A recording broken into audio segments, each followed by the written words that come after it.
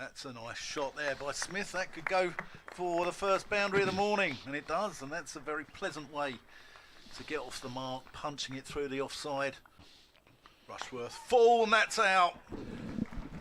Into short mid-wicket. Low catch there.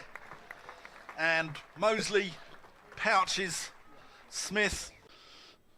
Trying to make it do something. It catches the outside edge over the top of slips. That's 4 for Leach.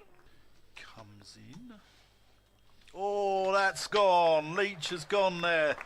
That's risen, taken the shoulder of the bat. Here's Rushworth into him, and he goes over to the offside and ramps that. Yeah. That's driven beautifully there by a holder. And he's going to get 4. That brings up the bonus point. 350 up. Short. Holder pulls handsomely. And that goes for 4 runs. It's an expensive over, this. Local derby. Michael Booth is in. This one is hit high in the air. It's a man underneath it, which is Danny Briggs, I think, and he's taken the catch. Holder's gone. Booth has got his second wicket. And Worcestershire are all out in the 108th over. They'll look back and think they missed those opportunities.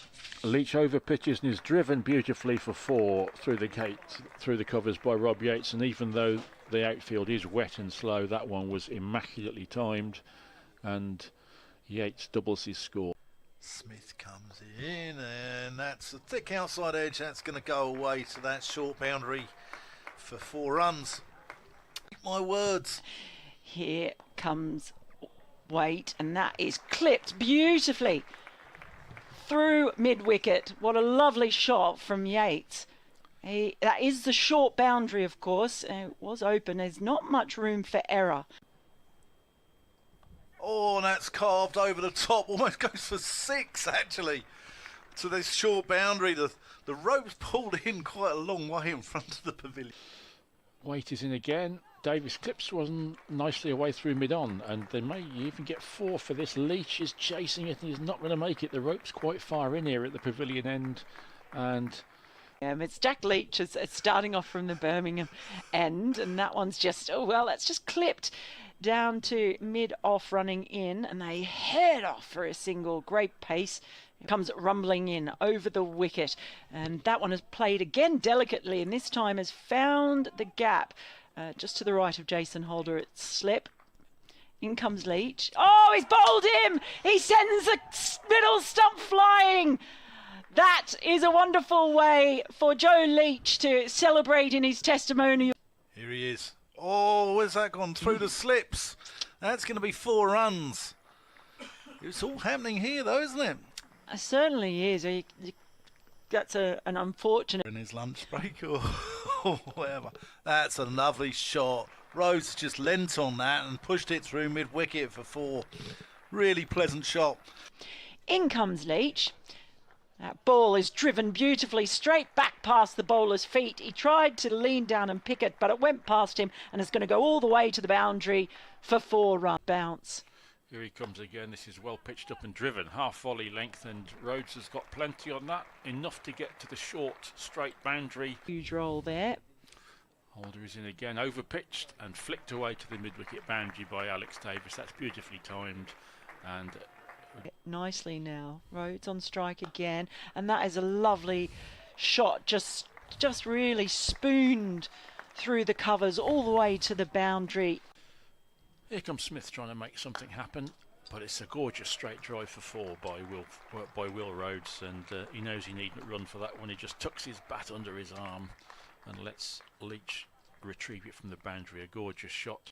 It's a lovely venue, and this one is nurdled beautifully for 4 more. Down to third man by Davis. Sorry, he was completely in control of that shot. It just went only narrowly to the...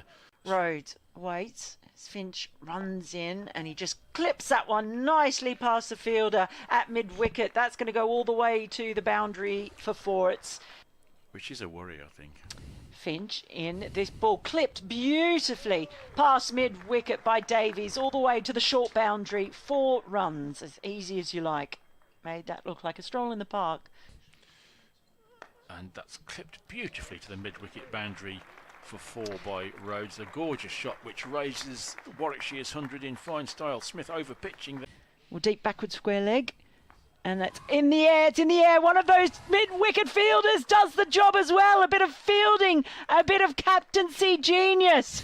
And it brings the wicket of Davies. He's into the right-hander. It's short again, but he does get hold of the pull. He really does. That's all the way over the short boundary. Fine for 6. Jason Holder, with his height, this one is tucked away nicely through through square leg, beautifully timed by Bernard, and away to the boundary. Holder is coming in, and that's carved away, cut, late backward of square, and goes away for 4 runs. Leach drops it short, and Bernard is quickly latching onto that one. Talking about it because it didn't come into operation, and Worcestershire will want another ball because that one's just been socked all the way to the cover boundary by Will Rhodes, and that's a gorgeous way to reach his half century. You're going to get punished mostly on this track as weight is in again, and this is wide and stroked through the covers for a handsome 4 by Ed Barnard, who has batted beautifully since he joined Warwickshire. Oh, that's a gorgeous shot. Punched off the back foot, through the covers. That's going to go away for 4. Pure timing.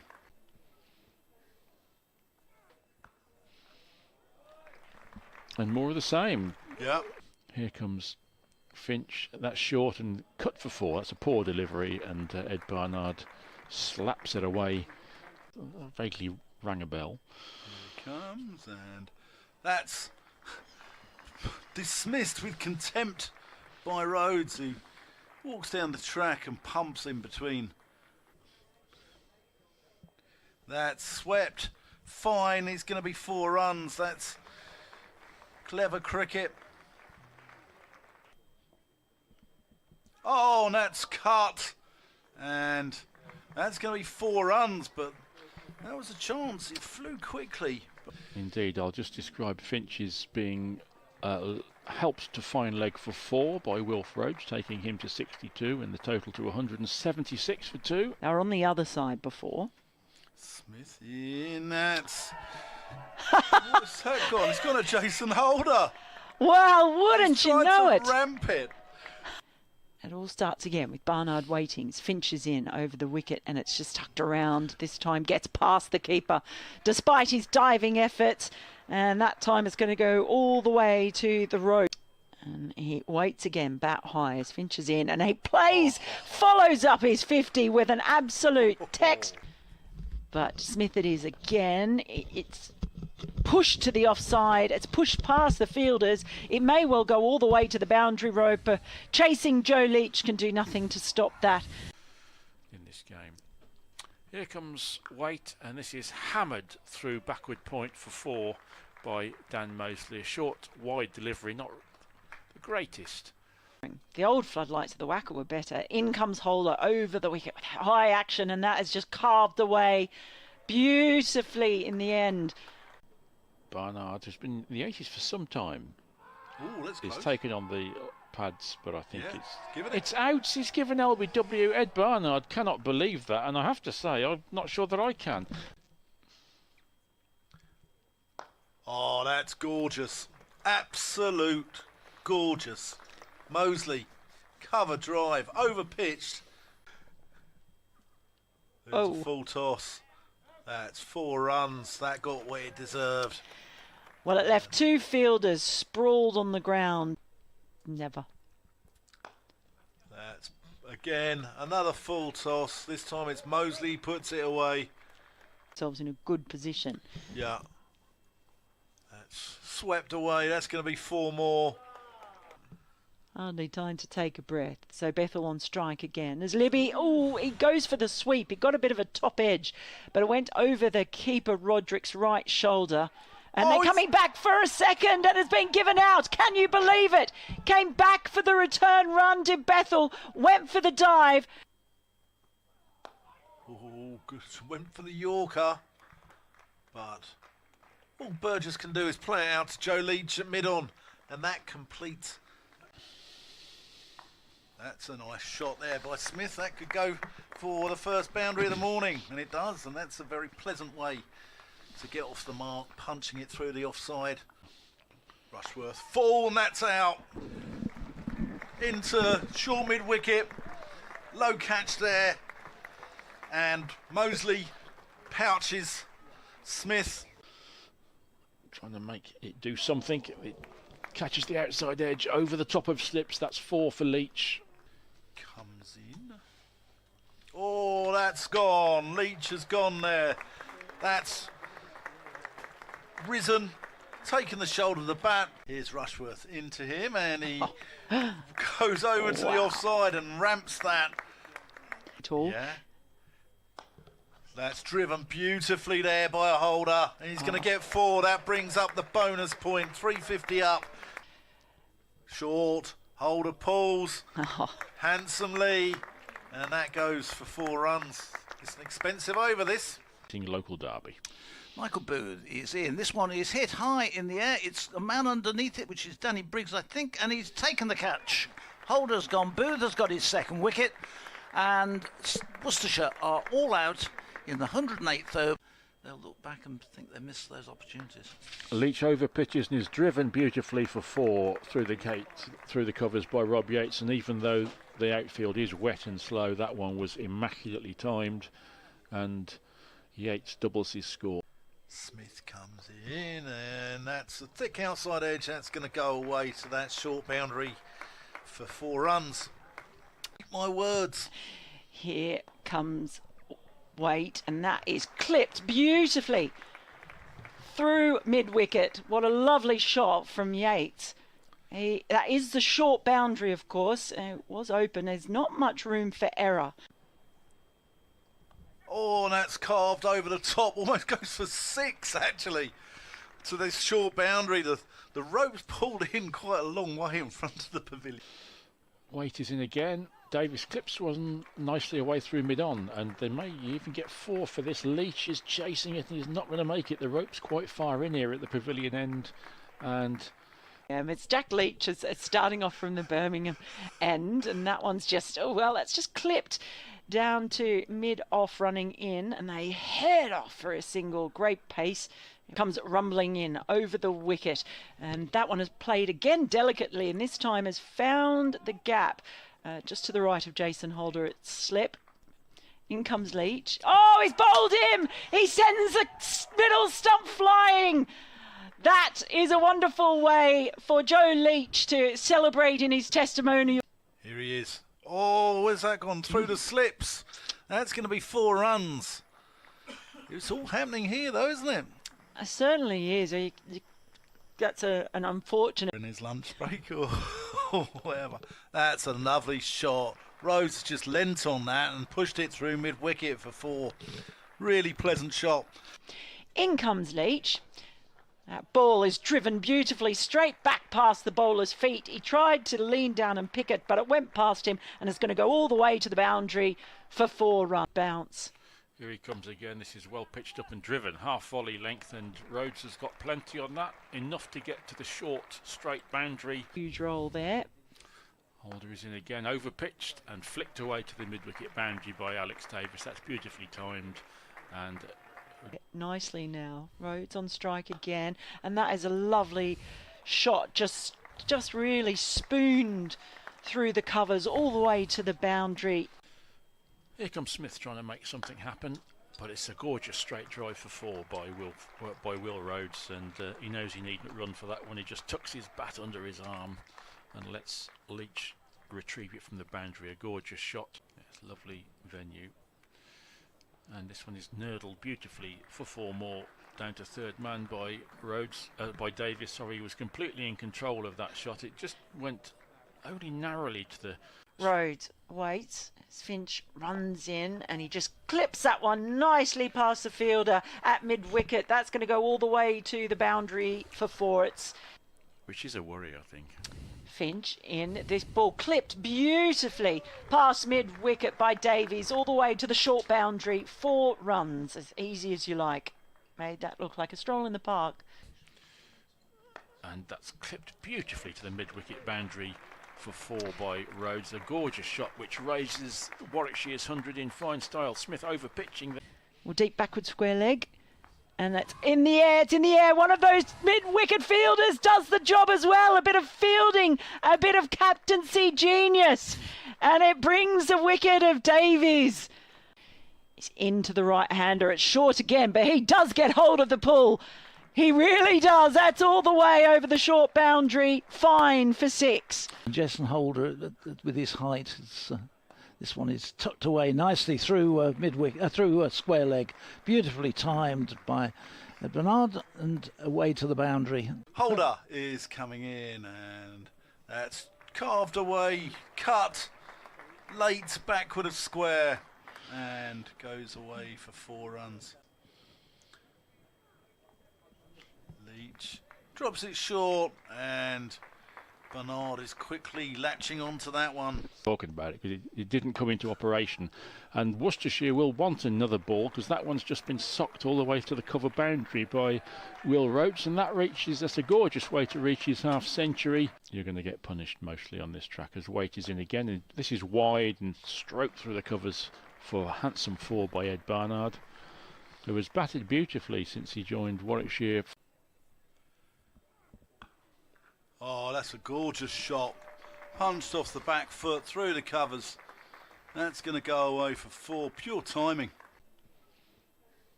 And more of the same. Yeah. Here comes Finch. That's short and cut for 4. That's a poor delivery, and Ed Barnard slaps it away. Vaguely rang a bell. Here it comes, and that's dismissed with contempt by Rhodes, who walks down the track and pumps in between. That's swept. Fine, it's going to be 4 runs. That's clever cricket. Oh, and that's cut. And that's going to be 4 runs, but that was a chance. It flew quickly. Indeed, I'll just describe Finch's being helped to fine leg for 4 by Wilf Rhodes, taking him to 62 and the total to 176 for 2. They were on the other side before. Smith in, that's... What's that gone? It's gone to Jason Holder. Well, wouldn't He's you tried know to it? ramp it. It all starts again with Barnard waiting. Finch is in over the wicket, and it's just tucked around. This time gets past the keeper despite his diving efforts, and that time it's going to go all the way to the road. And he waits again, bat high as Finch is in, and he follows up his 50 with an absolute text. But Smith it is again. It's pushed to the offside. It's pushed past the fielders. It may well go all the way to the boundary rope. Chasing Joe Leach can do nothing to stop that. In this game. Here comes Waite, and this is hammered through backward point for 4 by Dan Mosley. A short, wide delivery, not the greatest.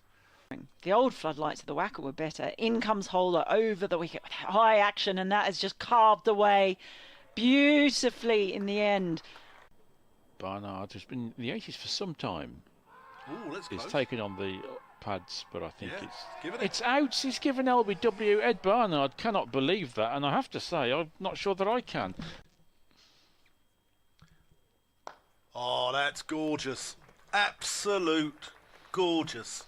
Mosley, cover drive, over pitched. There's a full toss. That's 4 runs. That got what it deserved. Well, it left 2 fielders sprawled on the ground. Never. That's, again, another full toss. This time it's Mosley puts it away. Themselves in a good position. Yeah.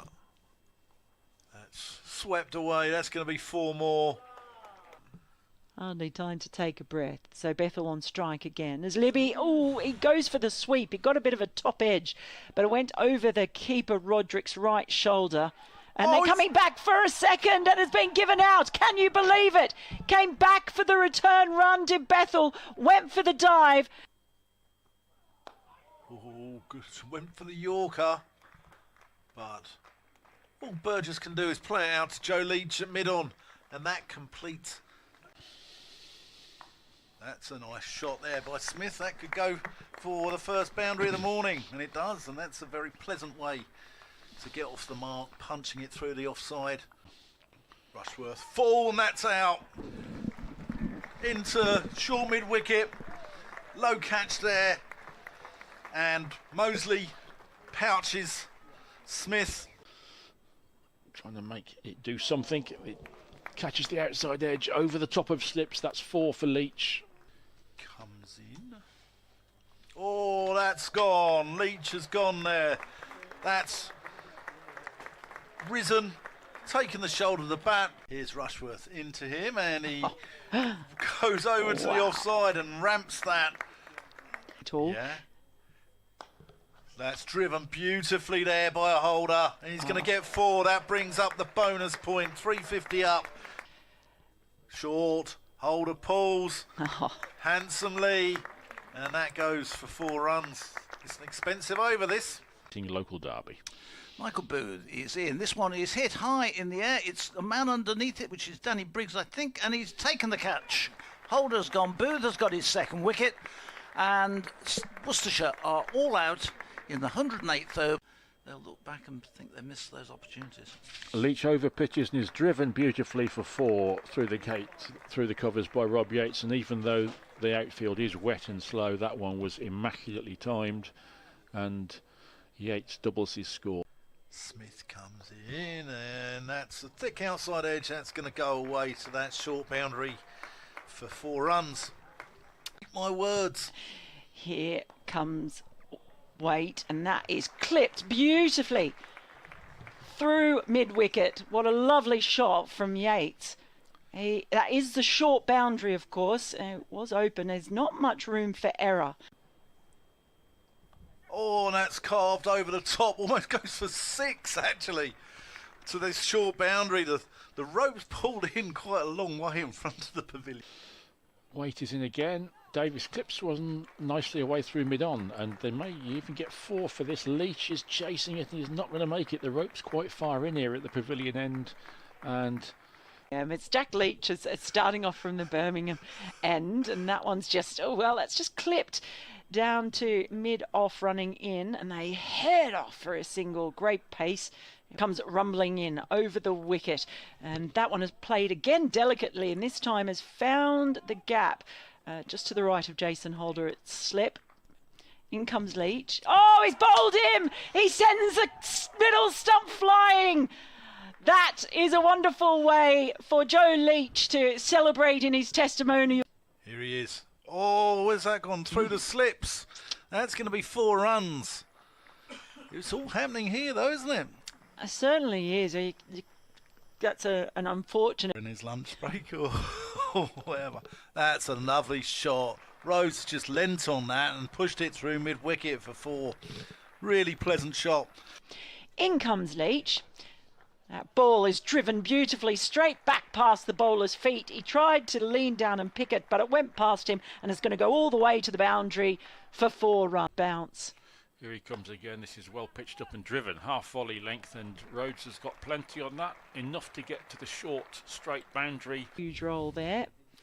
Holder is in again, over pitched and flicked away to the mid-wicket boundary by Alex Davis. That's beautifully timed and nicely now. Rhodes on strike again, and that is a lovely shot, just really spooned through the covers all the way to the boundary. Here comes Smith trying to make something happen, but it's a gorgeous straight drive for 4 by Will Rhodes, and he knows he needn't run for that one. He just tucks his bat under his arm and lets Leach retrieve it from the boundary. A gorgeous shot. It's a lovely venue. And this one is nurdled beautifully for 4 more, down to third man by Davis. Sorry, he was completely in control of that shot. It just went only narrowly to the... Rhodes waits, Finch runs in, and he just clips that one nicely past the fielder at mid-wicket. That's going to go all the way to the boundary for 4. Which is a worry, I think. Finch in. This ball clipped beautifully past mid-wicket by Davies all the way to the short boundary. 4 runs, as easy as you like. Made that look like a stroll in the park. And that's clipped beautifully to the mid-wicket boundary for 4 by Rhodes. A gorgeous shot which raises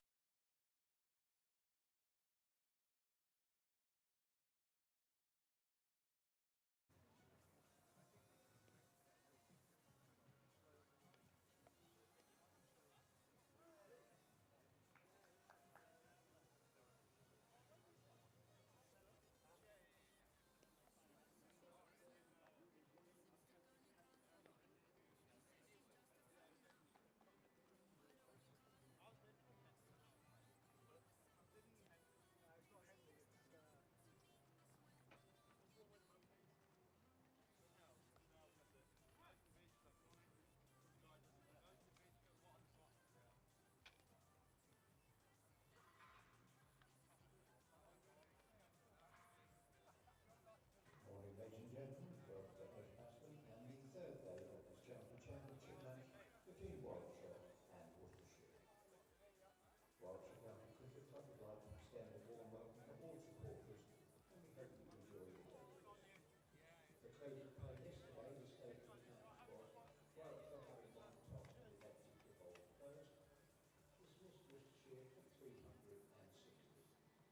In reply, Warwickshire closed on 292 for 5.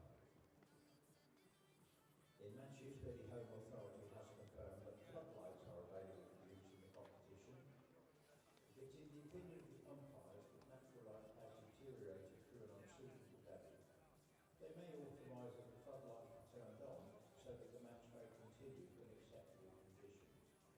However, if in the opinion of the umpires artificial light then exceeds natural light, making it difficult to see the red ball against surroundings, they may be suspended in order to maintain player and spectator safety.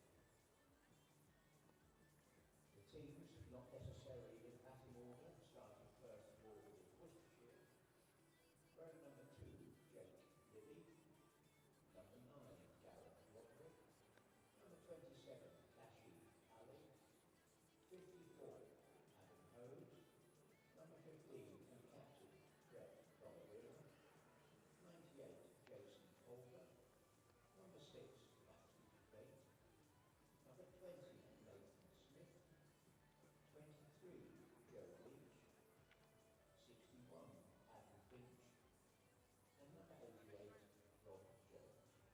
And for Warwickshire, wearing number 17, Rob Yates, number 71 and captain Alex Davis, 35 Will Rhodes, number 80 Dan Mosley, 13 Ed Barnard, 61 Michael Burgess, 14 Gary Briggs, 22 Chris Rushford, number 20 Ollie Goldie, number 2 Jacob Bethel, and number 27 Michael Food.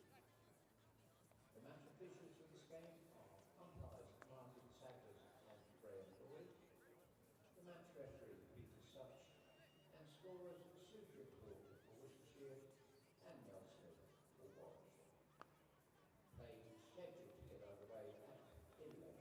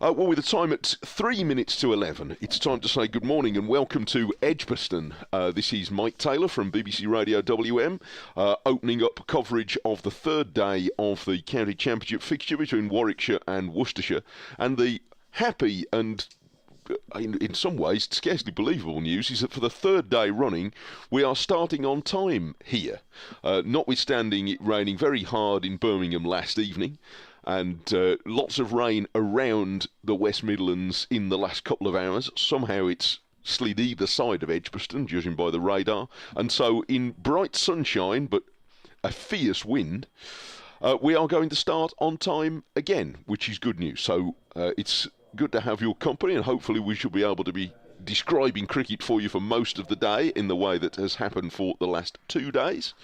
The game is going to resume just now with Warwickshire's overnight batters Dan Mosley and Michael Burgess making their way out at 292 for 5. That's 68 runs behind Worcestershire, who compiled 360 over the first day and a bit.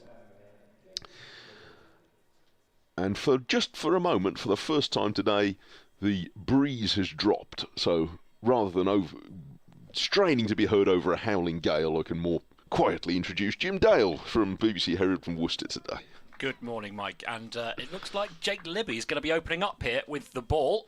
It's a customary spin before the new ball taken. But you can see his shirt billowing in the wind, along with the sight screen behind him, which is just large white sheeting that they tend to use now. And that's moving with some force because it is windy. It is windy out there. 79 overs of the first innings have gone by, so as Jim says, a new ball is not far away. So Libby is going to start from the Birmingham end, and Dan Mosley pats the first ball back to him. Mosley is 56, the third half-centurion of this Warwickshire effort so far. Yesterday, Ed Barnard made 89 and Will Rhodes 64, and Mosley gets a very full delivery and turns it to mid-wicket. But it's a sunny scene for the moment. There is cloud around, but it's moving very fast indeed. Carried across from our left, Libby bowls and Mosley eases onto the back foot and guides it into the covers. And there's no run. The umpires have been very keen to get us out there. Umpires Martin Saggers and Graham Lloyd, because it's still only a minute to 11 on the scoreboard clock. Libby goes wide of the crease and Mosley drives into the covers and does get a run. At 67 behind, with 5 wickets in hand and a new ball coming, it feels like the game is quite even at the moment, Jim. Yeah, the new ball looks like it's going to be key. Worcestershire want to make inroads this morning if they want to force a result. It hasn't been easy taking wickets, though, with this Kookaburra ball. No slips in place for Libby. Instead, they've got man either side on the drive. So that indicates there's not a great deal of spin out there. This feels like one of those sort of, overs that everybody's got to get out of the way without anything seriously happening before we can start the day's serious business. With respect to Jake Libby, who bowls over the wicket to the right-handed Burgess, pushes it firmly off the back foot into the covers. And Libby is briskly in again. Burgess checks a drive back to the bowler. So 1 run added at a quiet start to the day, and we've reached 80 overs, and presumably a new ball imminent. I think that there it is. So 293 for 5 Warwickshire, 67 behind. It is just after 11 o'clock. You'll be familiar through these local radio feeds, including this one, those of you who come this way regularly, that we nip off for a local radio update, which will happen probably during this over. And we'll drop into our usual pattern. Mel Farrelly's here. Oh, Phil Britt's here too. Hello, Phil. Joining us in the box. So we'll have lots of voices for you throughout the day. I hope that maybe you'll get in touch with us as well. You can get in touch with Mel on Twitter and social media. You can email me if you want. I'll give you that email in a moment. All the usual channels to send your thoughts, comments, opinions, or general heckles will be open. And with the new ball, this is going to be a significant moment. Nathan Smith, the New Zealander, newcomer to Worcestershire, He's going to bowl from the pavilion end. And the first ball is well down the leg side and very smartly taken indeed by Roderick, diving away to his left. 293 for 5. So the big first hour is a cliche. It's always handy to drop. It's nice to do that for the first time this season, but it does feel an important stage of the game if we're going to move towards a result one way or the other. Yeah, that's right, and everything about that first ball said loosener, didn't it? It was way down the leg side, but it's clear that Gareth Roderick's done his warm-ups. It's a good take by the gloves,man. And off goes Smith again, right arm over the wicket, and mostly plays this guardedly, a no ball, guiding it down to second slip on the bounce.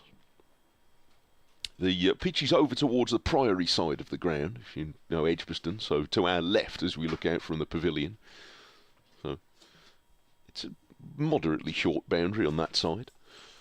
There is probably 30 yards of turf beyond the rope on the Holly stand side of the ground, but it's still a few people's favourite spot, and it is, so people will head over there at some point today. Notwithstanding how far away it is from the cricket, Smith bowls a ball outside the off stump, which doesn't interest Mosley all that much, and he allows it to pass. I'm eyeing the clock. It's my first of these local radio updates for the season. I don't want to be late on parade, you see. So 30 seconds, I'll repeated most of the things I've said so far, but hopefully slightly more concisely. 295 for 5 after the no ball from Smith. Mosley's 57.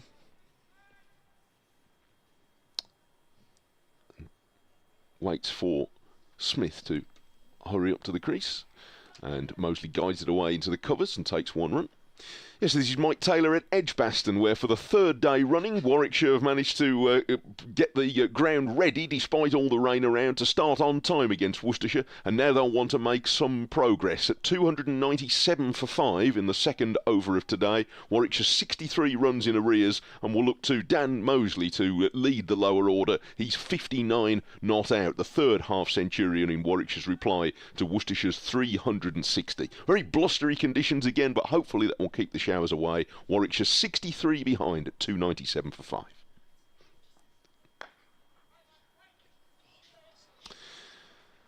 And Smith bowls a full delivery outside the off stump, which Mosley drives, and perhaps in a drier stage of the season that would have galloped away to the wide long off boundary. As it is, it pulls up just inside the rope, and Mosley has to be content with 3, which raises Warwickshire's 300. 300 for 5 in the 81st over, the 2nd today.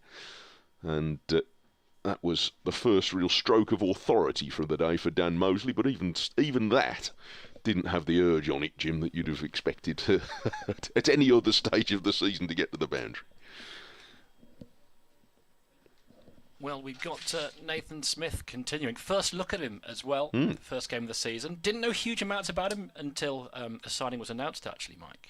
But he looks a very impressive cricketer. Here he comes with 2 to come in his first over today, and ball sits up outside the off stump, and Burgess elegantly stands up straight and forces it through the covers for 4 good runs. Of course, as soon as you say someone's impressive, they get clattered through the offside for 4. I'll apologise to Nathan Smith for giving him the commentator's curse in the 2nd over of the day. Important to start doing that early in the day. Sets a tone, I think. Set the tone early. Yeah, it was there to hit, wasn't it? It's a bit too short, a bit too wide. Burgess is 5. Smith won't want to be as short as that, I don't think. There's 2 slips, although there's rather a big space between each of them and the wicket-keeper. Smith bowls, and Burgess just places the bat in position outside off-stump and guides it backward of point, takes 1 run. 305 for 5, a busy start for Dan Mosley and Michael Burgess. And although we've had 2 full days, the forecast would suggest that we're somewhat fortunate to get another 2 full days, so there isn't really any time to waste. No, it'll be interesting to see the approach here. And you feel from a Warwickshire perspective as well that if, all 3 results are very possible, but you do feel, yes, that it's either going to have to be a flurry of wickets or these 2, and the Warwickshire tail getting runs relatively quickly. as Worcestershire's talisman. Leader of the attack, Joe Leach, is going to open up from the Birmingham end with the new ball. And he comes then. And it's straight, it's just tucked off the hips out to deep square leg. And a single is taken.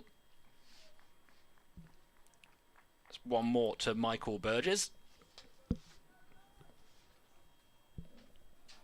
He's a good leader for the attack, isn't he, Leach? You need to have at least one opening bowler who's got a sort of visible personality, if you know what I mean.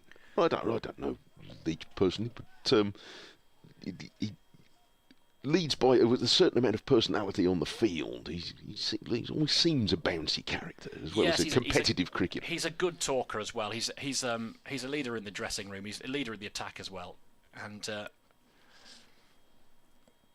he just has a knack, doesn't he? Not express pace, not the tallest in terms of bounce, but he gets it in the right areas. He comes round the wicket here, and it's just a little bit down the leg side, so Roderick takes, no run taken. Dan Mosley not interested in that. Dan Mosley's a very talented and interesting guy. I spoke to him at the Warwickshire press day a couple of weeks ago, and he's full of beans. He's at that stage that we all were once, where he's happy to be playing cricket 12 months of the year, and happily now you can, if you've got the gifts that he's got. In comes Leach again, and that's just pushed out to the offside. Fielded in close, and it's a no run. Yeah, impressive in all formats as well, isn't he? Yeah. Useful with the ball in hand, and he's got every shot, isn't he? Really, really impressive young man. Had, by his own testimony, a hugely educational winter. I think it's fair to say he was on with the Lions in India. Is that when people T20 now would call it character building? Well, I think he did a bit better than that, but. In come Leach again, round the wicket, and again pushed out into the offside, and there'll be no run taken. Fielded at mid-off. I think it's more about you see a bit of life as well as seeing lots of different flavours of cricket. Because, we're still talking about he's only 3 or 4 years out of school. So, he very obviously found it invigorating and inspiring. So he was full of beans for the new season. That's the sort of spirit. Well, it's Mosey to face as Leach comes in again. That's just chipped up in the air and he's gone. It was a straighter delivery and he mistimed it, Dan Mosley, and he's just chipped it to the man on the drive and the leg side, and he has to go. It's the early breakthrough that Worcestershire wanted. And it's 306 for 6. It was an odd stroke, really. It was as if the ball sort of stopped on him and poked up a catch to close in at mid-wicket. Handy fielding position. Well, again, good spot to place a guy there in Leach's first over. Well, Adam Finch said last night, didn't he, that there wasn't an awful lot of lateral movement out there. And the two fields on the drive in close. And a short cover and a short mid-wicket for that check drive. But it brings Danny Briggs to the wicket. And this has proven to be a good contest here. Two sides with plenty of batting, plenty of bowling options as well, isn't there? You look at these two lineups, and there are multi-talented cricketers on display for both sides.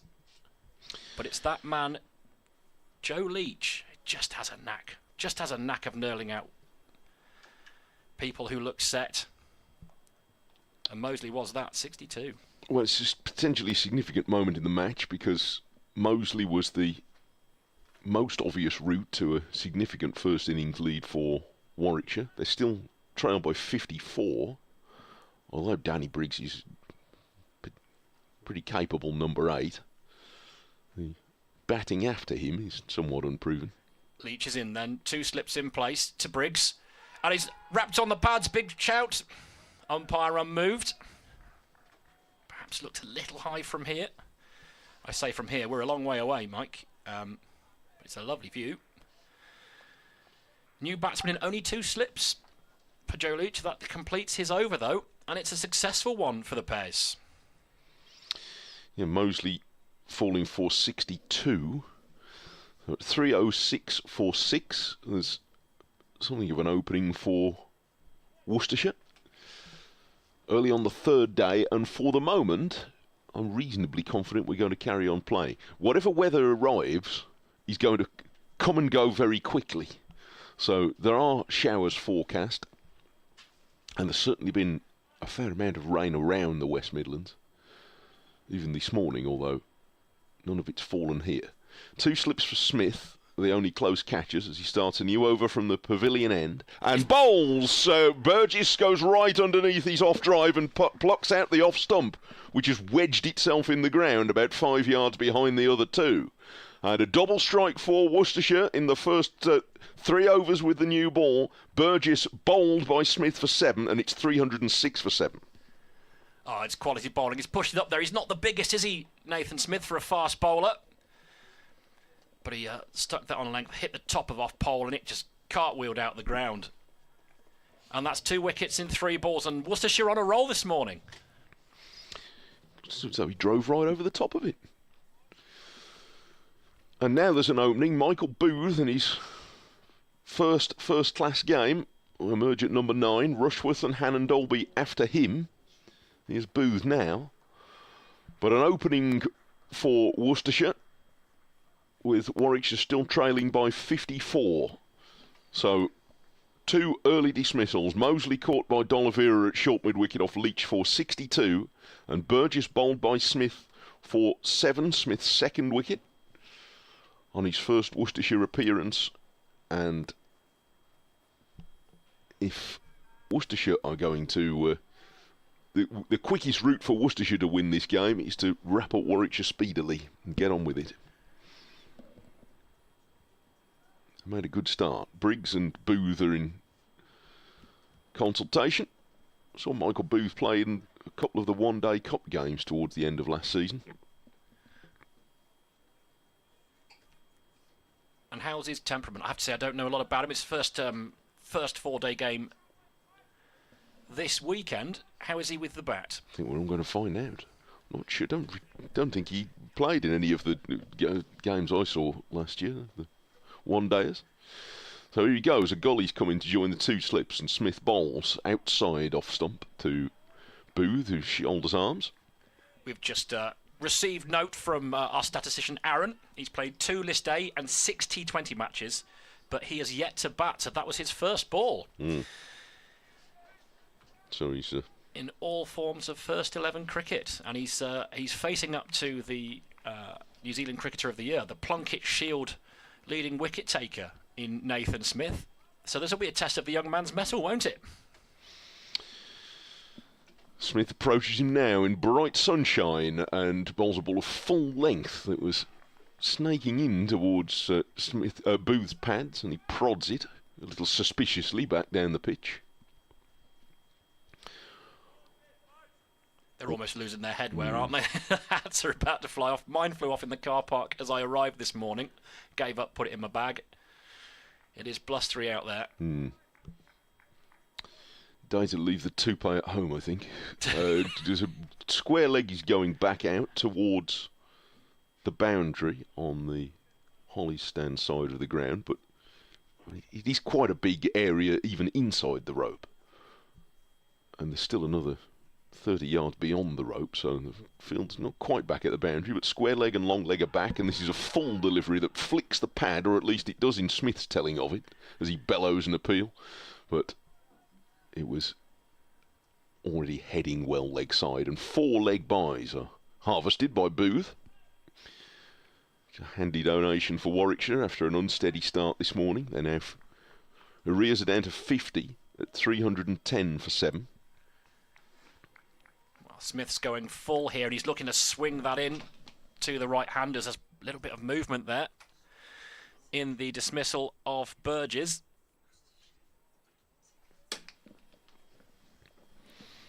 So in comes Smith again. And that's just cut away. And it's no real pace, not well timed. It's just picked up at backward point. There'll be no run. Mellors unearthed that Michael Booth scored 2 half-centuries for Warwickshire seconds against Worcester about a bit more than 18 months ago. So that's the only form we've got to go on, I think. So one or two of the Worcester players might have seen him before. 2 slips, gully, backward point, extra cover, mid-off, mid-on he's a little bit wide. Square leg and long leg are back most of the way to the rope.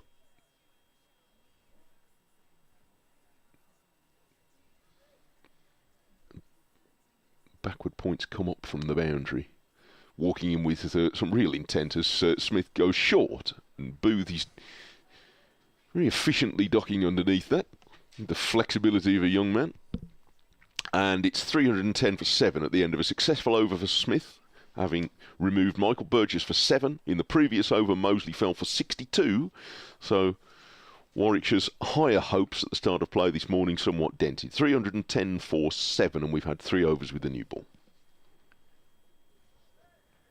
And it's going to be Joe Leach to continue then from the far end, the Birmingham end, as it's now called. Briggs on strike, just surveying. And in comes Leach.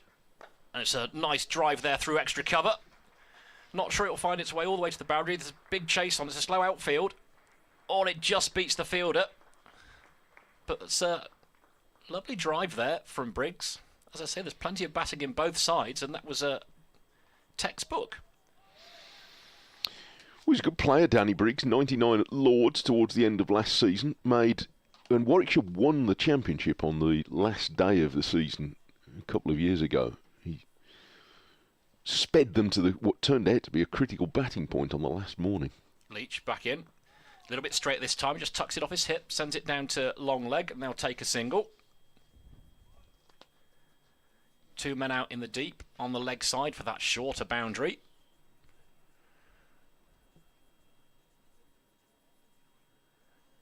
As Booth looks to take guard. 2 slips for him. Because of where the pitch is, the sight screen at the Birmingham end from where Leach is bowling is 2 enormous tarpaulins. In comes Leach then, bustling in. And that's just pushed out into the offside. But the tarpaulins catch my eye. Firstly, because they hit rippling, which perhaps you can't see as a batter. Dragged my attention, but I also note there are people sitting immediately either side of the tarpaulins. Now, it's all right if you're upwind, but there's a chap in a sort of blue coat that's 2 seats across from the edge of the tarpaulin, and I don't really mind up wearing it. Leach in again, ball pushed into the offside. There's no run taken. Fielded at point by Jake Libby.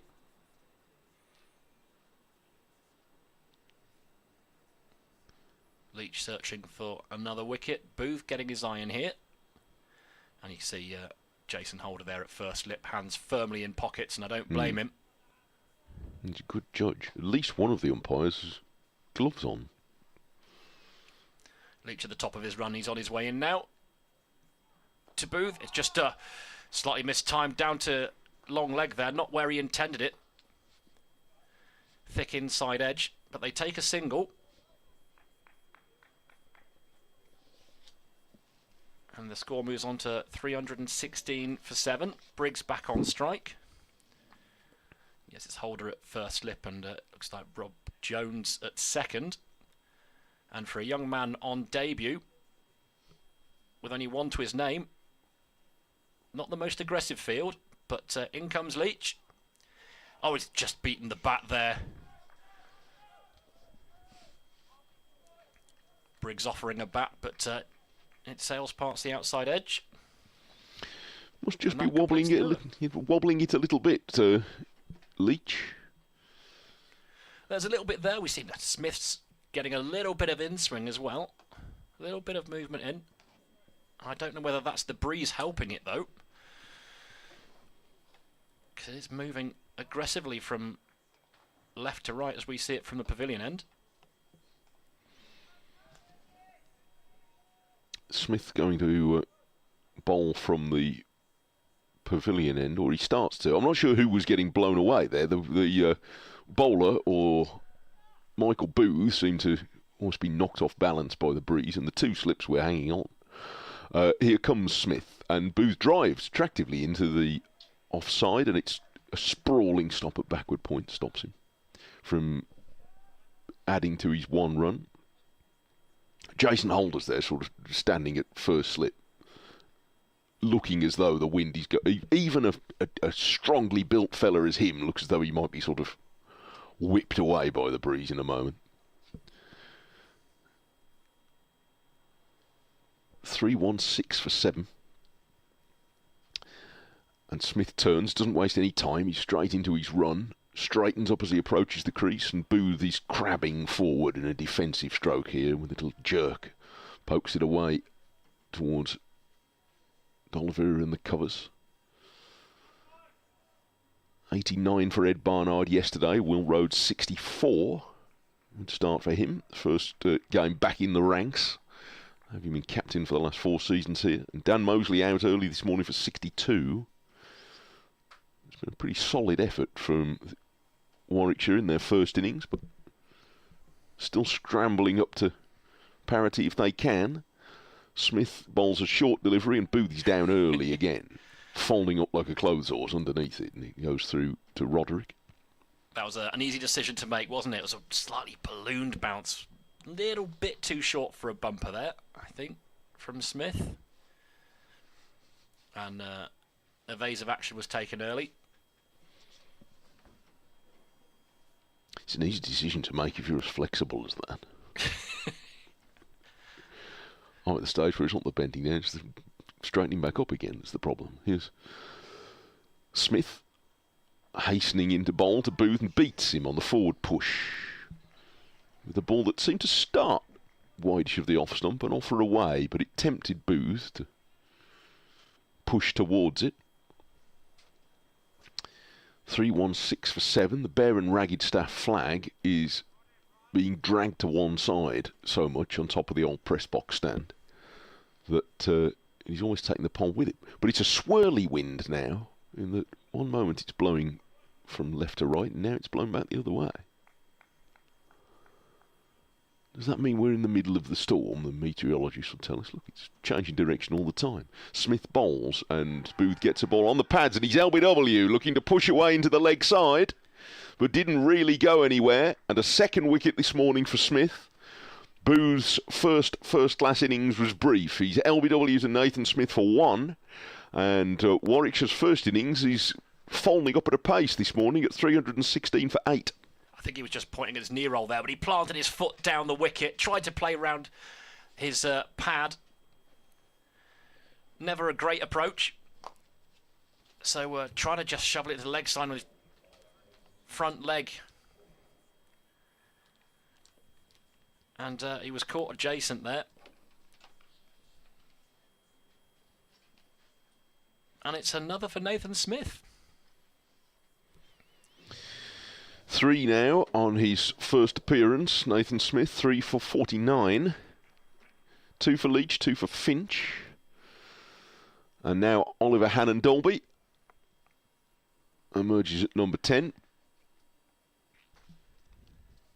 Like all good, increasingly seasoned tail-enders, there's been a great deal of pride about Ollie Hannon-Dolby's batting over the last couple of seasons.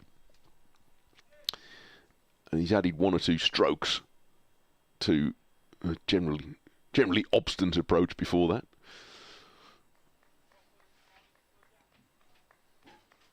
Goes into conference with Danny Briggs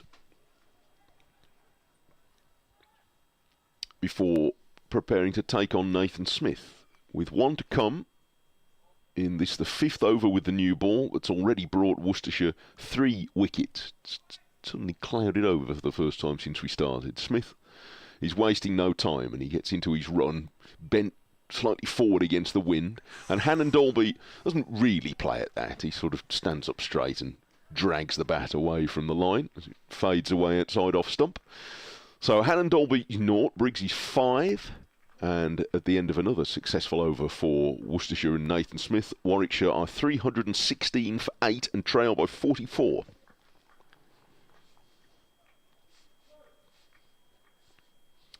Well, you feel like Worcestershire know they've got an opportunity here. Body language in the field's very positive. It's been positive all game, of course, but you see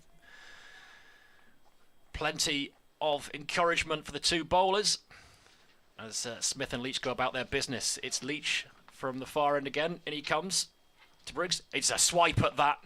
It was a bit short and a bit wide, and wasn't far away from the outside edge. In the end, taken by Gareth Roderick. Rather inelegant stroke there from Danny Briggs. Now these two batsmen in a slightly tricky position. Do they try and get the runs to bring parity? Or do they try and see off this new ball? Leach and Smith looking dangerous. Leach in again. A little bit straighter. It's just flicked past the pad and taken down the leg side by Gareth Roderick. I think Danny Briggs is a fairly positive player anyway, but he doesn't have the air of a chap who thinks there's much to be going by hanging about. Well, 2 slips for Briggs, 2 men out on the leg side, and we've got someone at backward point who's 3/4 of the way back to the boundary as Leach makes his way in again. That's just forward defensive there, and it drops into the leg side. Picked up at the man at short mid-wicket. And there's no run. I'm going to step aside during this over. Jim, Mel Farrell's going to come in and join you for a bit. Well, Leach at the top of his run. Plenty of chirping in the field from the Worcestershire players. In comes Leach again. Briggs on strike. And it's just dabbed down towards third man. The man at deep backward point. It runs round. Good bit of fielding and keeps them to a single. So 317 for 8. 2 balls left of the 86th over. And a very promising start for Worcestershire this morning. Good morning, Mel. Good morning, and it has been a good morning for Worcestershire. It's turned out perfectly. They managed to get that wicket of Dan Mosley, who was the batter who looked most likely, and then they've got a new ball and they've got tail-enders to play with. So it's Leach into Hannon Dolby, round the wicket to the left-hander. It's full, it's straight. Big appeal for LBW. Umpire unmoved. Yeah, it's just, we said that yesterday with the wicket falling late on the second day, and there's been a bit of a similarity between the two innings in that both have got to good scores with a couple of wickets down, both of these sides. And then there's been a little bit of a collapse suddenly, and 360 didn't look like perhaps it was a massive score on this particular wicket. It's all right at the moment. Leach comes in again, round the wicket to Hannon Dolby. He just balloons that up in the air. It's going to bisect 2 fielders, though. He's going to get away with it, the fast bowler. And they take a single. Kashif Ali comes in and fizzes the ball into Gareth Roderick's gloves. And it doesn't look overly comfortable out there, Hannon Dolby. But he's gotten away with one. Well, it's definitely not comfortable out there. The wind is unbelievable. I was outside for about 3 seconds, and that was enough to leave me looking like Cousin It. So it really is something else out there. You can see, as you look over the top of the stands, the tops of the trees just blowing from one side to the other. The Bear and Ragged Star flag, and I like saying that a lot because I like the sound of the Bear and Ragged Star flag. I've only just learnt that this week. It is going all around. Here is Nathan Smith. He is around the wicket to Hannon Dolby, who just leisurely leaves that one up and then turns and does a bit of foot tapping and shadow batting. Yeah, good leave. Left it on length, didn't he? It was a good leave, that. It's, yes, it is windy. It's not an overstatement. It takes the air out of your lungs. So respect to all of those who are, although it's bathed in sunshine, braving the elements. There's lots of overcoats out there in the stands this morning. As Smith continues. He turns and runs in, elbows wide on his run up, and it's just a ball that's right on the money, attacking the stumps, but defended solidly by Hannon Dolby. Yes, it's turning out to be, just had a feeling this game was going to be a cracker all the way through from the start, just with the competitive edge that accompanies this local derby, if you like, and not having been in the same division for a while, and it's turning out to be a very intriguing game. Well, yes, Worcestershire promoted, of course, and more than holding their own here. In a good position, the pairs. Hannon Dolby waits, in comes Smith, and he has a little half-hearted waft at that. I'm not sure that there was anything too much to it, really just kept inside the line of the ball. But there's so many different elements to this as well. The Kookaburra ball coming in, that has changed for an early April game. Well, yeah, it'd be 120 plays 133 with a Duke's ball. That's how it's supposed to be in April. I'm not saying I'm furious. This is better, but in comes Smith. Hannon Dolby does have a little fiddle at that one, and I think that's put down. Shelled by Jason Holder. Usually he's got big hands as Jason Holder, but on that occasion they were unable to keep the ball in them. He has had to put his hands in his pockets a lot during this game because obviously he's probably not that accustomed to this cold. I mean, it was low and to his left, but you feel that's got to be taken, really. A player of his quality. It's a long way to get down, admittedly, but it's a missed opportunity for Worcestershire. A very long way to get down as Hannon Dolby waits, and this time that ball just jagging away from him a little bit outside the off stump. Nice bounce to it, but he leaves that well alone. And we've got probably two of the tallest players, if not the two tallest players in the county championship, out there in front of us right now. Yeah, poor Rob Jones. Oh, in comparison to this 6'7" Jason Holder. So yeah. Well, so's Hannon Dolby, supposedly 6'8", although I've seen contrasting reports on whether he's 6'7" or 6'8". What does he say about it? That'll be telling, won't it? Yeah, I'm going to find out. He's on strike now and defends firmly as that ball's just angled into Hannon Dolby, and that is the last ball of Smith's over. Just a probing one, really, and one that should have resulted in a wicket, another wicket to his name, but the ball put down in the slips by Jason Holder. He's just jogged over to Nathan Smith and given a little pat on the back and said sorry. Well, he knows what that feels like. I think bowlers are the ones who feel guiltiest whenever they drop a catch. But Smith took it well, didn't he? He did. It's 318 for 8 with Briggs on 6. And Leach is back in, and Briggs just pushes it back down the ground to mid-on. There's no run taken. And we were saying a little bit earlier, Mike and I, that there needed to be a few wickets or for Warwickshire to get on with things this morning if either side were looking to force a result, because there isn't a lot of movement out there. But it's Worcester's morning so far as Leach is in again to Briggs, and there's forward defensive there, pushed back down the wicket and fielded by the bowler. Yeah, well, it's quite interesting talking to Adam Finch, who I keep wanting to call Aaron Finch. I have to check myself every time. But there's a Joe Leach, Jack Leach issue as well. Well, hey? Yeah, that too. There's a few like that. But it's very interesting talking to him about the Kookaburra ball. In comes Leach.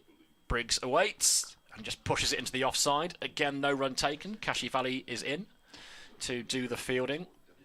And it was what we were saying yesterday when we were watching the game. There were all these little conferences going on between the bowlers and Oliveira as well, and had bring in 2 short mid wickets, which actually worked on a couple of occasions. It brought the wicket out, but they were trying everything with fielding, and it just looked like they were having to work very hard on strategizing for a wicket. Here comes Leach then. It's just guided down towards third man. It's a vacant fielding position, so it's I think Jake Libby who's just chased after that to restrict them to a single. It's an interesting one, isn't it? I mean, who'd be a bowler these days? Because you get carted all over the place in white ball stuff now, and they're even saying the time that you really get to shine with a Duke's ball in April when you can get 6 for nothing, they're saying, well, no, tough. Here's a Kookaburra, and we're going to try and make wickets as flat as possible. Well, I mean, I'm being a little bit facetious, but at the same time, I'm thinking, give them something. Everyone knows it's tough in April. That's the point. In comes Leach round the wicket. Hannon Dolby, who just tucks that off his hips. He'll take a single as Kashi Fally runs round and does the fielding from mid-wicket. And gives Gareth Roderick something to think about. It was a horrible throw, which bounced right in front of the South African ball keeper. For those who haven't been following, I mean, the reasoning for the Kookaburra ball coming in these early rounds is essentially to test the bowlers and see what they can do when they don't have the aid of an extravagantly swinging ball. In comes Leach then. And Briggs thinks about playing, but in the end, just shoulders arms, goes through to Gareth Roderick. And that ends the over, 320 for 8. The thing about it, it's an interesting one, but what they're saying is that we don't like those military medium nerdlers. We don't like you. We don't want anything for you. But that's English conditions. You don't see in India when the people are getting skittled out in 2 days because it's a dust bowl and it spins go, well, actually, the spinners are having it too easy. We won't let them. I kind of feel... Isn't it hard enough to do it in the height of summer? Well, there's a couple of things. One, England wants to produce more fast bowlers. The ultimate goal is winning Test matches, and it's that balance of the county championship as its own tournament with its own thing, and producing England players. And the feeling has been that it flatters the figures of bowlers who has. I just got back to Nathan Smith, who's just pulled out of his run up again with that wind. It perhaps just doesn't really sort out the players. Now, I'm not saying that it's one way or the other. I'm saying that's the reasoning. As Smith is in, and that's just quite sedately defended by Hannon Dolby. But when thinking about it, just what Finch was saying yesterday, afterwards, it was exactly what we were observing, and he said because there wasn't much lateral movement, they were really having to think about positions of fielders and strategizing about their bowling plans and where they were going to put them. I don't think it's a bad thing to test people in different ways. In comes Smith, that's just ducked under by Hannon Dolby, another one of those bounces he likes to throw in. Well, there's logic to it, certainly, and I think that Joe Root wanted flatter wickets, and they want to use the Kookaburra ball because what they want is England to be successful abroad and to learn how to find different ways to take wickets, and that's great. But if you want to encourage a new generation of fast bowlers, I'm not sure making it willfully more difficult for them with pitches and the ball is necessarily in the long term the best way to go. But I suppose the fun part's finding out. In comes Smith, and he's just straight in at the body of Hannon Dolby, who just wore that, flinched a little bit, but he's now just taking a little bit of a walk to square leg just to settle himself. He's a pretty tough character. I think he once batted for more than an hour with a broken arm. I mean, just his second appearance for Warwickshire. Wow. I mean, yeah, that's gutsy stuff, isn't it? Yeah. And he has worn one there. He made no attempt to get out of the way of it, did he? He just wore that. He said, come at me. He just gives a little shimmy of his shoulder as he waits at the crease. They've just sent deep square, very deep. In comes Smith again, and this time he's on top of that one, and it just dribbles out on the offside. All I'm saying is perhaps it is the fun is finding out, and it's one thing I've certainly learned in cricket is to be careful to rush to judgment, whether it's about a player or a team or their form or who's good or who's not. So for me, it's just been very interesting to see how the teams have coped. Warwickshire struggled with the new ball on the first day, albeit they had the wind to deal with as well. In comes Smith, and just a little waft there from Hannon Dolby, but straight through to the keeper. Worcestershire's bowlers have certainly coped with the new ball better. They were tidier with the first new ball, and they've been incisive with the second one. They have got a couple of bowlers here in Smith and in Holder who have bowled a lot more with the Kookaburra. So it's going to be interesting. It'll be a big talking point. But I don't mind seeing them tested. It's just interesting. Here comes Smith. Oh, and he jammed his bat down, tried to get out of the way. did Hannon Dolby, and in the end it's just gone through to the slips, and there's no run there. So stays on 320 for 8, trailing by 40 still. Warwickshire with the Briggs on 7 and Hannon Dolby on 2. Good little contest this between Smith and Hannon Dolby, isn't it? Yeah. He's been dropped already, Hannon Dolby, but he's sticking in there. He's worn one for his trouble, and keeping Smith at bay for now. Well, yes, that's it. It's an internationalist approach, isn't it? And that's what cricket is these days. So I can understand the logic with it. And I don't hate it as Leach comes in to Briggs, and Briggs again thinks about playing, but in the end just stays inside the line of that one, and the ball goes through, thuds into Roderick's gloves. But it's the nature of county cricket as well. They love a tinker. They've changed the point system again, because why not? Because why do the same thing 2 years in a row? So it's more points for a draw, which, I mean, to be honest, probably favours teams like Worcestershire. Leach is on his way back in. Briggs and just guides that to second slip. It bounces before it hits Jones. You can see what he was trying to do, but he got it far too fine. There's no third man here, so he's trying to find that gap between the two-man slip cordon and backward point, and it's prompted a change in the field, as we will now have quite a wide third man. It's almost a deep backward point. It's so wide, very wide. He was lucky he played that with soft hands. Well, not lucky he played it. He played it well with soft hands. Could have got the edge. In comes Leach again then, and it's just pushed into the offside. Good, planted his foot down the pitch there. Briggs just pushes it into short cover. Kashivali does the fielding. There's no run there. So there's a man on the drive on the leg side. There's a man on the drive on the offside. 2 slips. Men out in the deep. There's plenty of green grass for Briggs to hit. And he is a positive cricketer. As Leach is on his way in again. And it's sort of shoveled there into the offside. Seemed a bit straighter than he anticipated and didn't quite time that, so it's found its way to mid-off. There's no run. The score stays on 320 for 8. Leach has 2 wickets to his name. The other thing that was interesting that Adam Finch said was, asked him about Rob Key's comments about wanting fast bowlers and not being bothered about wickets so much. Leach in again then, and that's just dabbed into the offside, and it's behind square. It's brought that very wide third man into action, and it's a single taken to Briggs. It will give Hannon Dolby a ball to face. And he said it was quite exciting and encouraging to hear that kind of talk. And obviously there's a balance there that he pointed out. You still want to be taking wickets. You want to be helping your county win games. But I was interested to just hear what a fast bowler's reaction might be to hearing that from Rob Keys. Leach in around the wicket to the left-handed Hannon Dolby, and he's just a thick edge there, pass slip, and that's going to run away for 4. All along the deck, there wasn't really any danger. They played that well. Yeah. As I said, if you're going to flash hard, but the other alternative to that is play with soft hands. Yeah, and just put them back there. That's a short boundary down there as well. So we've seen a lot of runs scored in that part of the ground. So, I mean, going back to that discussion, Rob Key actually is.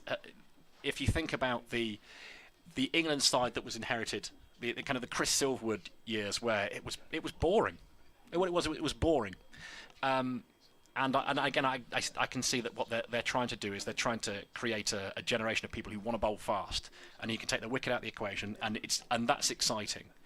And what they're trying to do with the run rate and the way they've stuck with people like Zach Crawley and said, you've got the talent, we accept that there's going to be hits and misses, but we'll take the hits because we're in the entertainment business, and that's fair enough. Smith in again. Yes, he's in. He's over the wicket and bangs that ball in hard, and Briggs just ducks under that one. So he's not particularly tall, Smith, but he seems to be quite skiddy, and he does get some good juice out of the pitch at times. Yeah, he's athletic in build, isn't he? But he's not big. There's a sort of wicket to wicket, little hint of Simon Jones maybe. He's certainly good in the outfield yesterday. Affected a run out right at the end of the day's play. So he made a good contribution. They have high hopes for him as well. In he comes again. His ball's just angled in and just basically pushed down towards mid-on by Briggs, so no run. Yeah, a few of them have said, watch out for him. They really rate him as a signing. Think he was a really good get, leading wicket taker in the Plunket Shield in New Zealand over the summer. But just expecting him to contribute in a number of areas and disciplines in the game. Good character as well. Same with Jason Holder. They've gone for people who are good dressing room guys. Well, I keep getting told that's the Worcestershire way, isn't it? Not always, but that's the idea. Smith is in, bowls over the wickets, bit short of a length, and this time the ball just squirts off the inside edge to the bat, to the same place the last ball did, out towards mid-on. Dwayne Bravo, it's Jason Holder's old teammate. He didn't shower himself in glory, really, when he was with us year before last, and Shoaib Akhtar as well a few years back wasn't hugely well received in terms of behaviours. Oh, Jason Holder is an absolute gem. When you think the responsibility he took on at the age of 18, captaining West Indies, and I do feel that it's going to be interesting to watch him in these early rounds, because he really does have something to prove, to force his way back into that test side as Smith is in, bowls, it's shorter one, and there's a wide swoosh. That one by Briggs completely misses it. He's practiced the shot about 3 times since. Yeah, not a great ball and a very ugly shot, and resulted in nothing at all. But that's okay. I mean, Jason Holder, I think, is a fabulous cricketer. He was Wisden cricketer, one of the top 5 Wisden cricketers of the year in 2021, when he brought the West Indies side over during COVID, and he won a lot of fans for that as well. Really good guy. Hits the bat hard with the ball, hits the ball hard with the bat. He is a really great character as well. Smith in, and this is just outside the off stump, but this time fuller. It goes for an expansive drive. Briggs, again, doesn't make contact. So he's flirting with a bit of danger here. At some point he might get an edge on one of those. Smith's offering a bit of width, isn't he? And his eyes and lighting up, because the scoreboard isn't moving along too quickly here. No, it's just a very tight contest. You don't feel like there's much either way at all. As Smith bustles in, bowls a good length ball, and this time he goes for the forward press and misses. So a few of those balls whizzing past the bat, none of them have connected, none of them scored, and it's 325 for 8, with Briggs on 8 and Hannon Dolby on 6, and it's going to be Joe Leach again from the City End. You're a Worcester local, aren't you? I am a Worcester local. Yes, I've lived all over the place, but I am like most people do, particularly in England. I got smacked in the face by middle age and came home with the family a couple of years ago. Oh, I thought had a little girl and. I thought you were going to talk about facial injuries for a second. Glad you finished that sentence. No, I just did what a lot of people tend to do. Go back to your hometown when you've got a family to bring back. In comes Joe Leach, round the wicket to Hannon Dolby, and he just pushes that, times it really nicely to cover points, and that short boundary, take a single. Ball escorted by D'Oliveira towards that boundary. But yes, that's been... going to New Road, was first a member, I think, in 1991, something like that. Wow. Well, you can tell me, maybe answer this question that I was asking the others, because we have had a very Birmingham heavy crew for various reasons this time. In comes Leach to Briggs, and Briggs just drops that into the leg side. There's a man there to do the fielding. There'll be no run taken. I feel like there's a fair bit of friendly feeling in this match, especially with Worcester having been promoted, having Warwickshire first up. Yeah. It's not just the local derby bit. There's so much intertwining of these two when it comes to personnel. Oh, Warwickshire are obsessed with Worcestershire. They pretend that we're not important, but they are obsessed. The social media will give that away. More on that in a moment. In comes Joe Leach. And that's carved away. Don't even bother running for that. Smashed away through the offside. Too short, too wide. And Danny Briggs indulged him there. and that's... The ball's found its way into the covers just in front of the Hollis stand. It's easy find. Yeah, they're obsessed with us. They pretend that we're not important, but they sign our players. And Aaron, the statistician behind us, is a big Bears fan. And he probably won't agree with me. But then it goes the other way because your coaching staffs and a lot of them have come from Warwickshire. Yes, that's true. Leachin again. How can he respond? It's a better ball this time, and it's just beat the bat as well. Briggs just looking to prod forward, and it's gone straight through to Roderick. Well, look, we've signed Adam Hose from Warwickshire, Ed Pollock from Warwickshire, and just Ethan Brooks as well. He's a good young all-rounder. Yeah, so but see, of course, it's not one-way traffic. Moeen originally is from this part of the world, and but he's gone back to Warwickshire, well, to Birmingham Bears, as they're called, Ed Barnard as well. Oh, of course, it's the nature of county cricket, and it's all good fun. It's all banter. In comes Leach again. Straighter this time, wrapped on the pads. A half appeal there. And they realised halfway through their hours that it was going down leg side. So appeal aborted, and we'll continue as we are. 330 for 8. One ball left then in this Leach over. You feel like Smith and Leach might be not too far away from a bowling change here. They've been decent with the new ball, though. They have been very good. The lights have come on, by the way, here at Edgbaston. Magnificent E lights. Phil tried to convince me someone had to climb up the tube to change a bulb when it was out. And I'm very, very gullible, and I did believe him for a bit, but realised it would have to be a very, very small No, they person. use hand gliders. He was joking. He was mucking about. In comes Leach then. Last ball of the over. Possibly his spell as well. Brooks, stand and deliver stance. And it's just a forward defensive there. Prodded back down the pitch. Fielded it at mid-on. And that will complete the over. 330 for 8. It remains. Briggs on 12 not out. Hannon Dolby sticking in there. Doing his job for the team here, giving Briggs an opportunity to get them up there, and it feels ever increasingly, Mel, that this is going to be a one-innings match, and that's when it gets saucy. Oh boy, doesn't it ever. Oh, Jason Holder, who we were just talking about a moment ago, he is coming in to bowl. So a change at the members' end. But yeah, I do just feel that, well, I was looking around at other counties, and it is county cricket, but there just seems to be something a little bit special about these two sides, and the close relationship when you go through and look at histories of the players. Now, my other question is, Go on. you see if you can answer this one, because nobody's been able to answer it. If you're out there listening, please feel free to tweet me at I hope my Melinda friend Farrell. Peter de Sonberg's listening, because he is... He's a ninja for this sort of stuff. Come on, what are we saying? What came first, the Bears or the Pears as a nickname? As Jason Holder turns and commences his rumbling run-up, he's over the wicket to Hannon Dolby, who, you know, just with the in the most, I don't know, dismissive way, just defended that Just ball. making away. It was just like, oh Just yeah, Jason Holder, no it's problem only at all. Jason Holder. I'm as tall as you, mate. The honest answer, I've no idea. There. I've no idea. Come on. But it's cute, isn't it? There's definitely a love-hate relationship there, and I think there's to have a strong rivalry in any sport always adds something for the fans, doesn't it?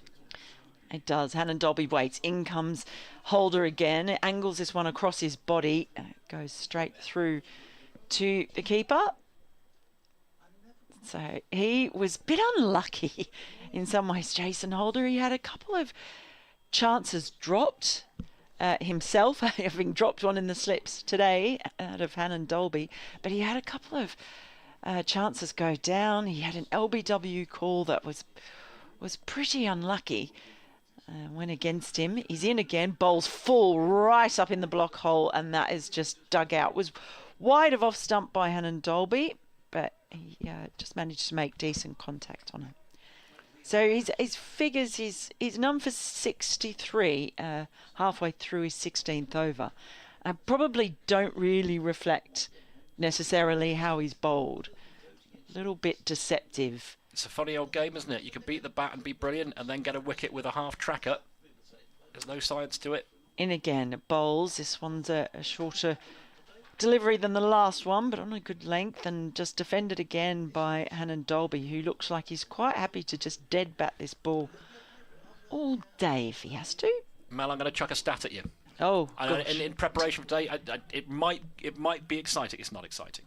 But Jason Holder, in his first class career, his bowling average and his batting average are almost exactly identical. Give or take 0.1%. 25 apiece with the bat and the ball.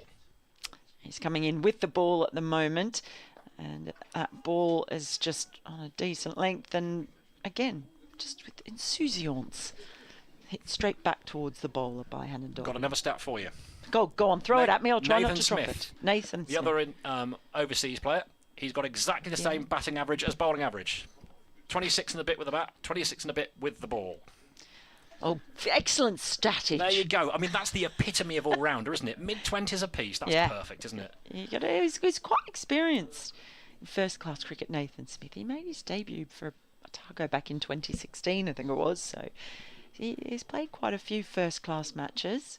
Yeah, good place to get your Merlot and your Pinot Noir as well, if you're into that sort of thing. And I am into that sort of thing. Very much so. Holder, he's in. He's over the wicket. It's a slightly quicker delivery, angled across Hannon Dolby, who is not even tempted in the slightest. Even if that was a nice glass of Merlot, he'd have left that alone. It's the end of the over, 330 for 8, so 30 in arrears. Warwickshire of Worcestershire's first innings score. Briggs on 12, Hannon Dolby on 7, who was just out there looking as though it's the easiest thing in the world to defend. And Adam Finch has his taken his sweater off.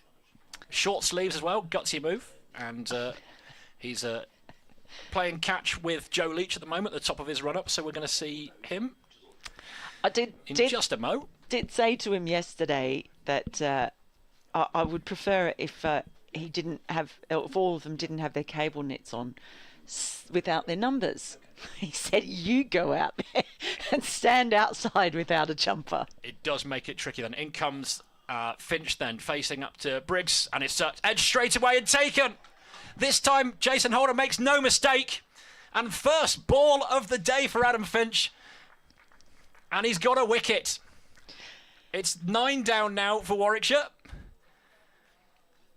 Well, terrific bowling change there from D'Oliveira, bringing in Finch, who is full of beans.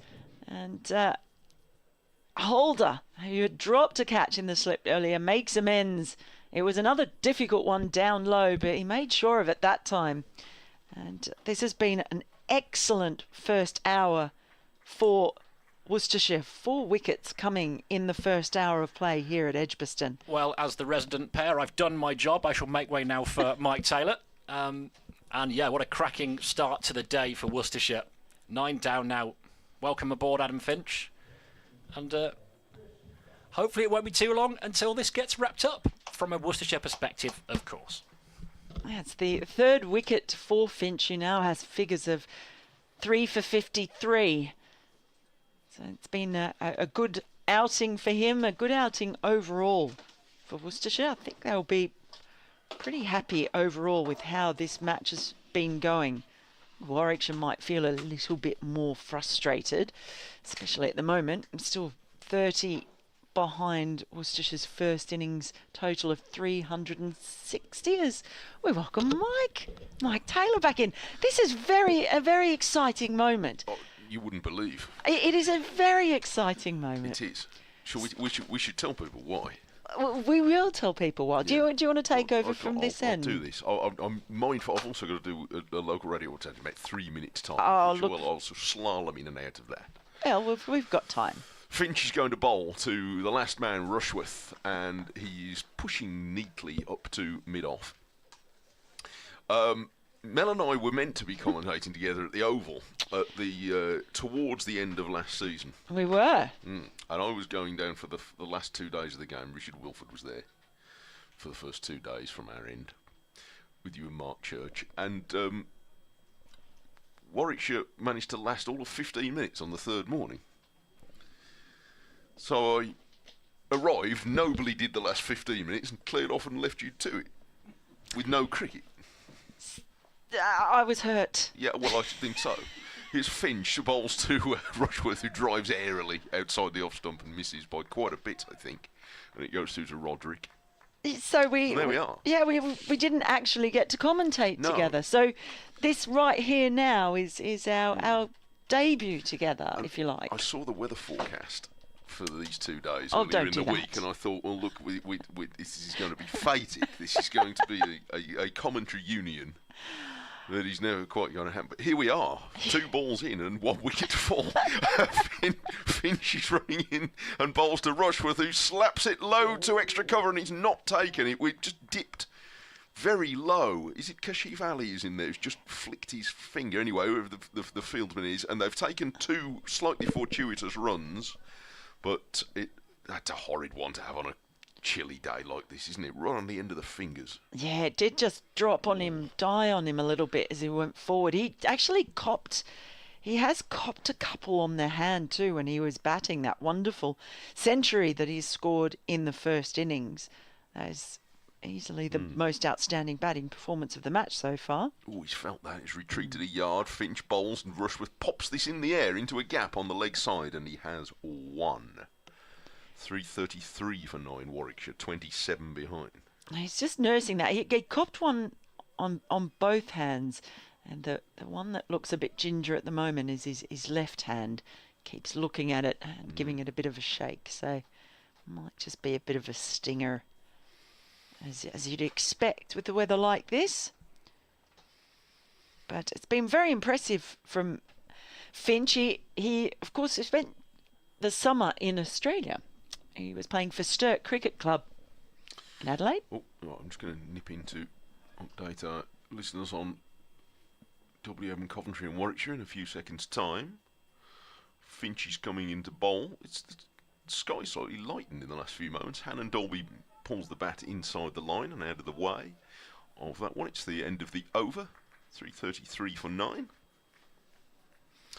This is Mike Taylor at Edgbaston, where on the 3rd morning of the County Championship opening fixture of the season, Warwickshire have advanced rather awkwardly to 333 for 9. They've lost 4 wickets in the first hour today against the new ball. Dan Mosley straight away poking up a catch to mid-wicket off Leach for 62. And in short order, Burgess and Booth followed to Nathan Smith. And just now, Danny Briggs caught low down off Adam Finch, his first ball today by Jason Holder at slip.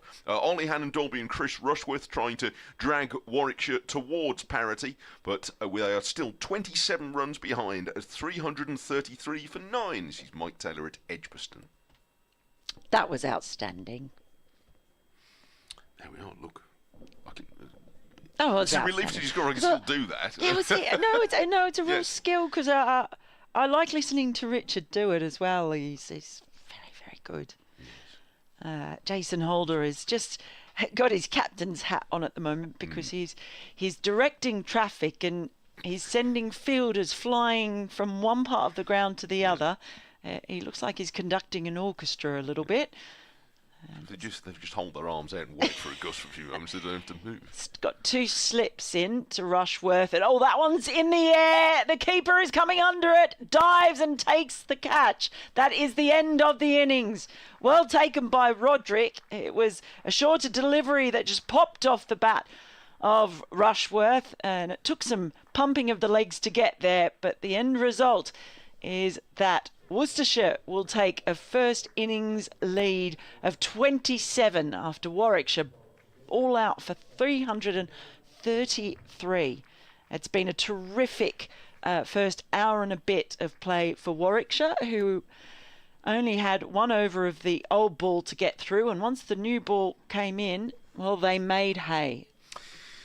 Yeah, I mean, that's the team's almost level, 27 between them.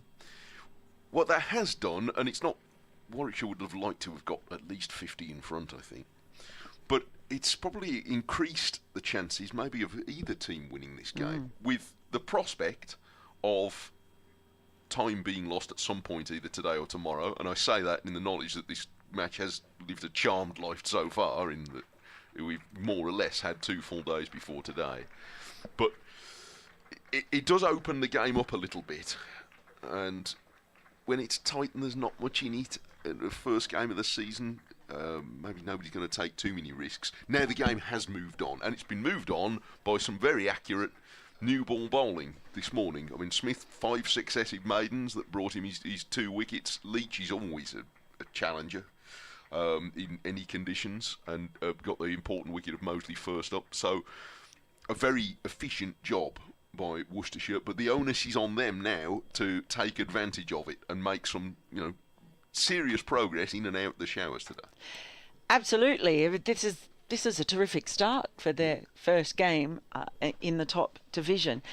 Definitely a difference. Warwickshire bowled well in patches.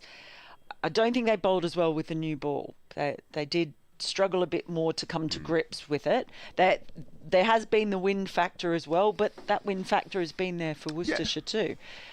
So I just think Worcestershire have adapted better, and as I mentioned earlier, they do have a couple of bowlers in there who are much more used to bowling with the Kookaburra, so that might be helping them a little bit. But we've seen both sides really try and work on funky fields and different ways to try and get wickets. You would have to say the way it's gone, Worcestershire have come out slightly ahead on that front.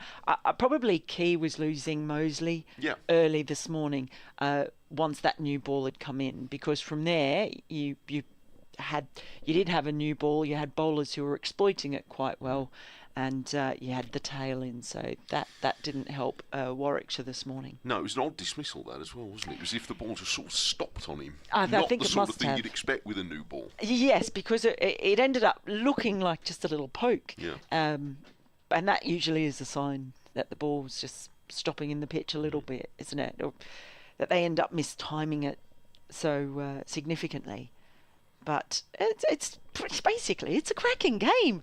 It is First game of the season. We're at Edgbaston, where the weather gods have been incredibly kind, where all around the country there have been a lot of people sitting looking outside at the rain falling. So it's an intriguing match so far. There's not much in it at all, and it's going to take one good session to put someone in front, and then it could be another session where it brings it all back. So anything's possible here. What a wonderful way to start the season. I'm astounded, Mel. And you're like me, you live not too far from here. I'm absolutely astounded that we've had 2 full days. And I know that they can work magic now, the ground staff, or it seems it, especially at the bigger grounds where the facilities are better. I know there's been work done on drainage here and all the rest of it.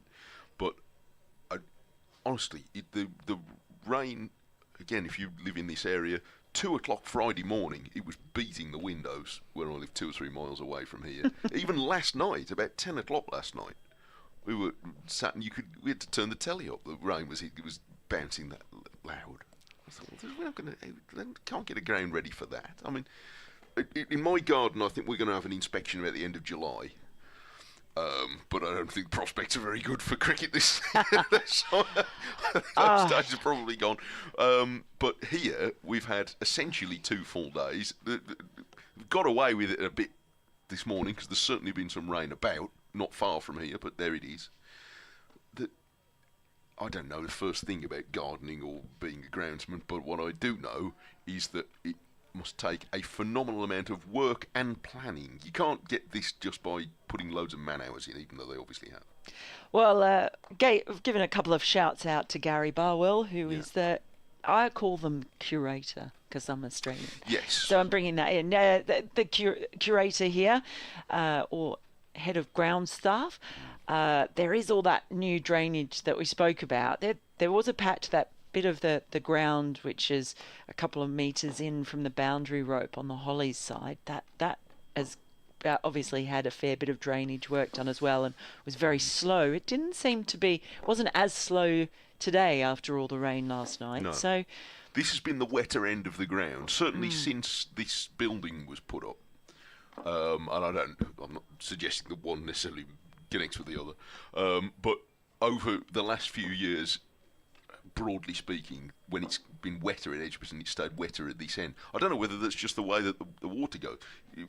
At any time of year, if you get a lot of rain round here, the road behind us that runs outside Cannonall Park is quite often flooded. So I don't know whether it's just the lie of the land. But yeah, there's sort of straight lines scarring the outfield actually outside the playing area as it is for this game. So the rope is pulled in a bit on the straight edge. But that'll all get, the look of it will improve as we go through the year, no doubt. And they've had the heat lamp on.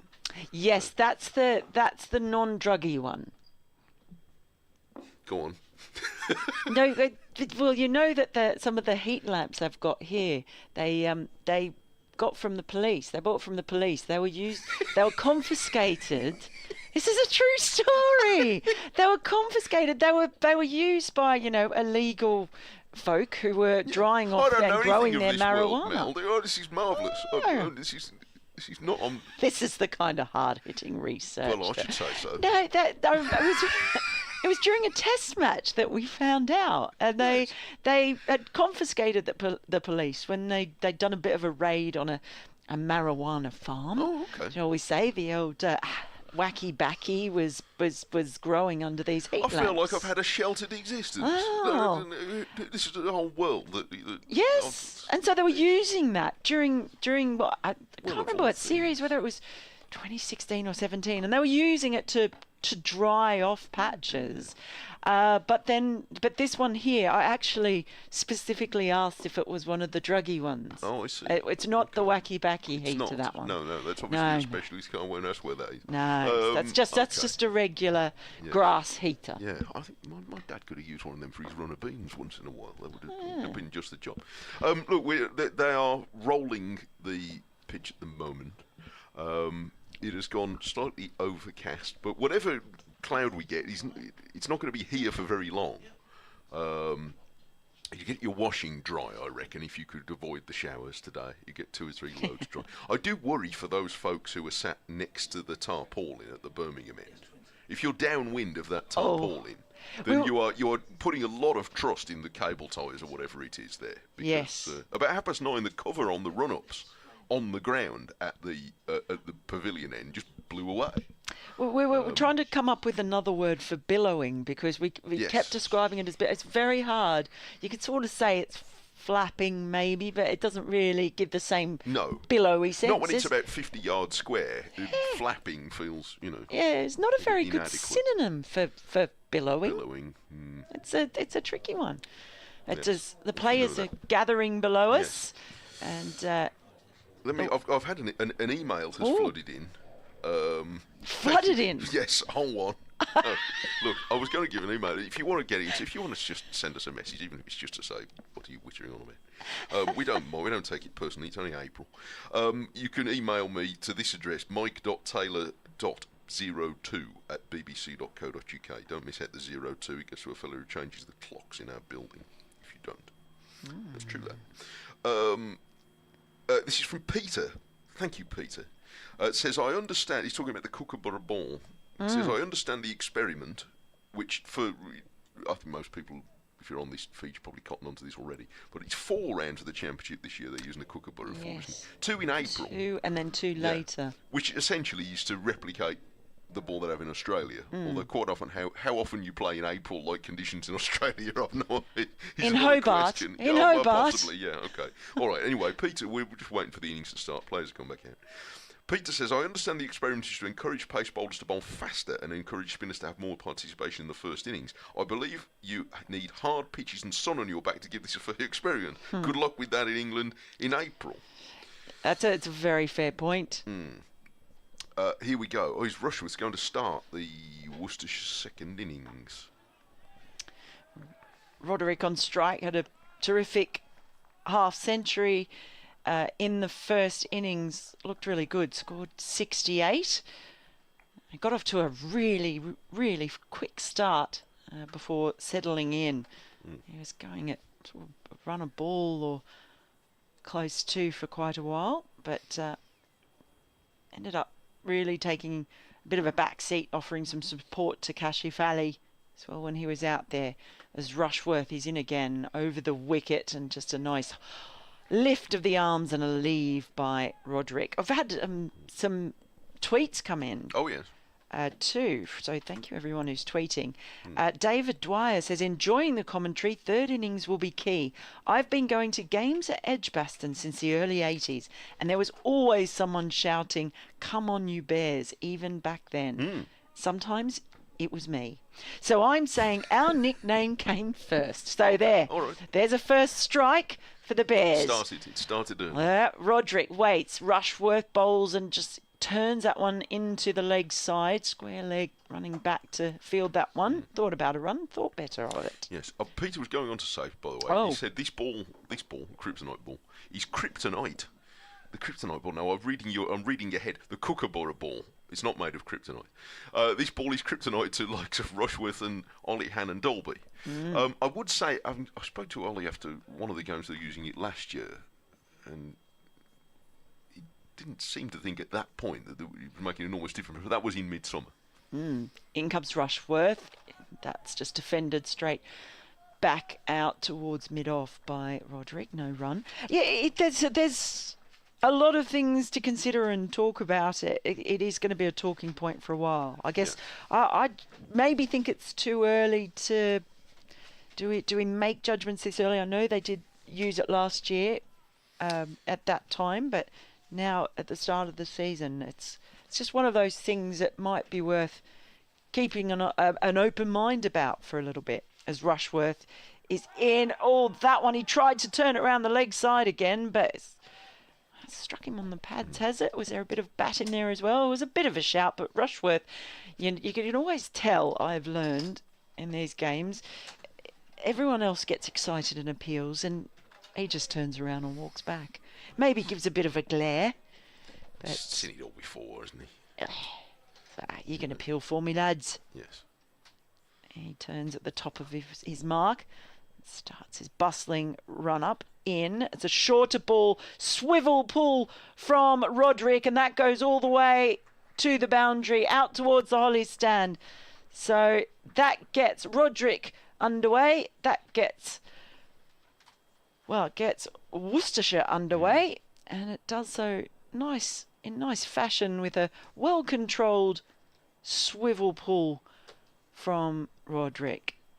Mel, I want to get Phil Britt on before lunch because he's away before lunch. So, Phil, do you want to come in for me and so with Mel? No, Mel, are you going to stand on. Okay, Yeah, all right. you go on with Phil. It was a joy. It was worth waiting 6 months for. It was everything I dreamed it would be. Oh, gosh. It's going to be a long 2 days, this is. Mel Farrell. Oh, dear. Where are we? 4 for none. Phil Britt's here. And... you see, you don't have to dream of working with me, Phil. You'd be sick of it. Yeah, I'm not sure I can cope with that, Mike. No, I'm going to move one bit further away, I think. Yeah, I should. Ollie Hannon Dolby is had. Well, he struggled. I'm going to say he struggled with the wind. Go on, let's say it now, and you can all have a good laugh at home. I'm sure you did that gag on Friday, if I know Richard. Yeah. I think because of his height, he really found it difficult running in. But this morning, it's probably the strongest we've had of the 3 days. So, not quite sure what's going to happen to him.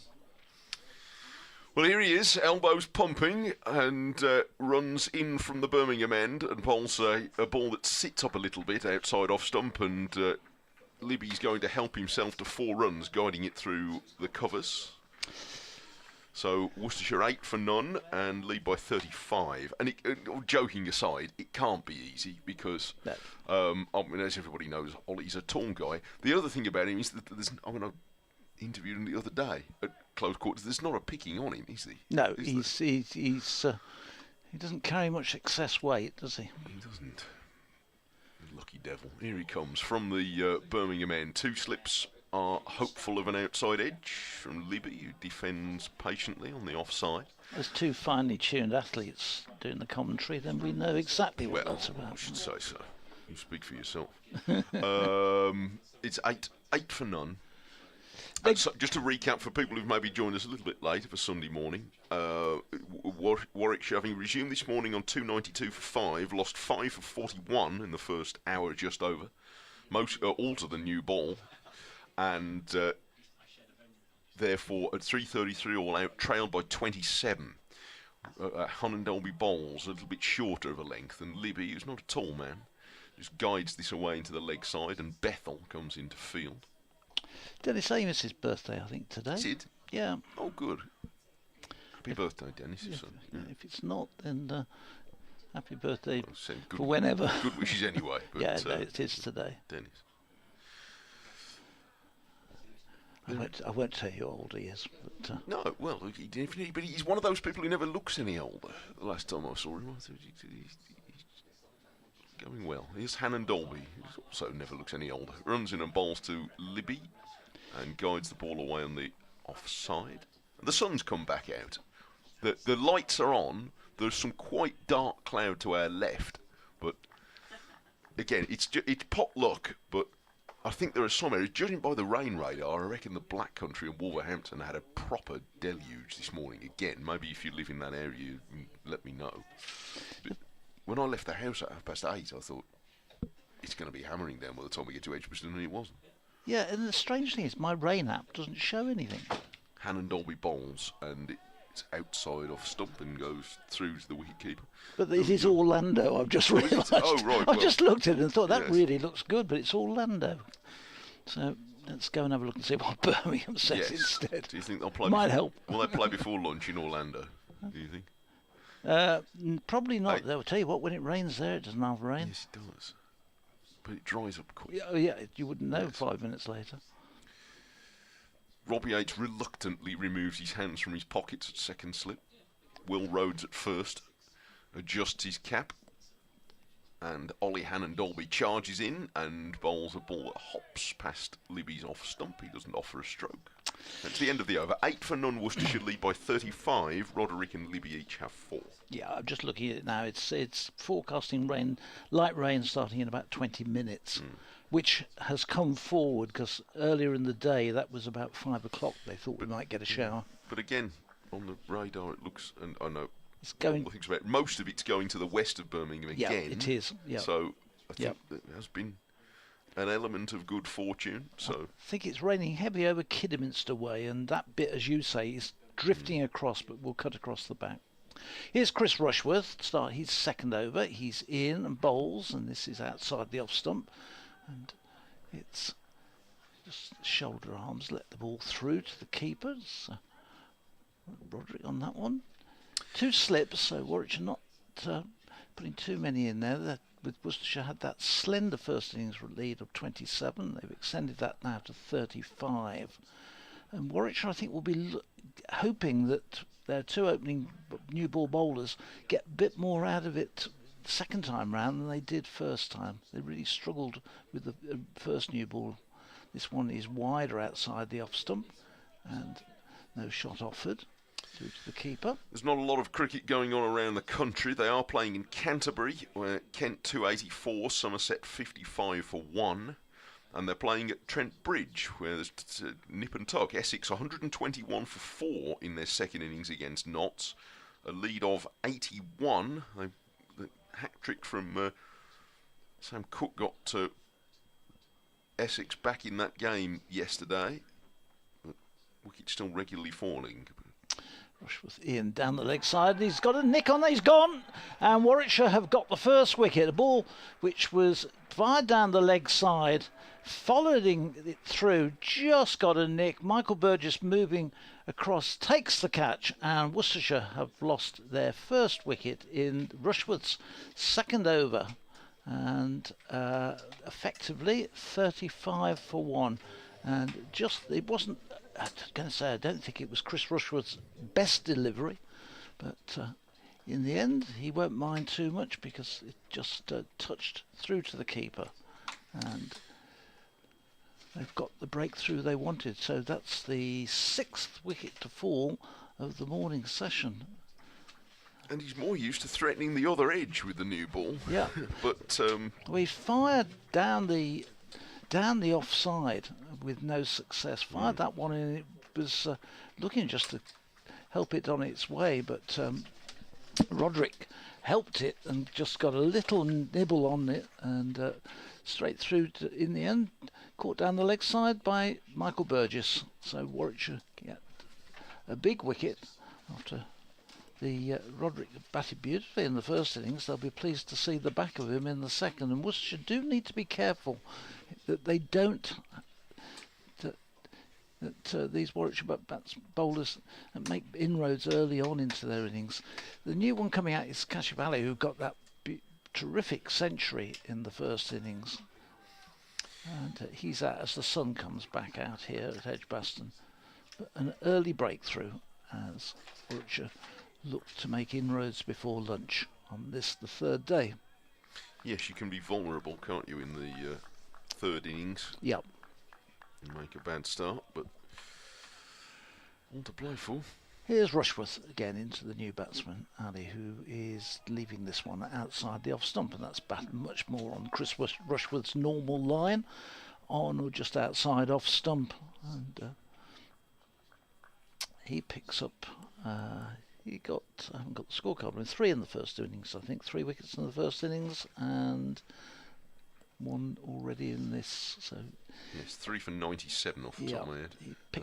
That's right, he got some on the just at the end of the innings, but so 4 wickets already for him on the opening match. He comes in and bowls, and that's a beautiful shot, played away, magnificent cover drive to get Kashivali on the way. He moves up straight away to 4, and Worcestershire 12 for 1. Beautiful timed cover drive.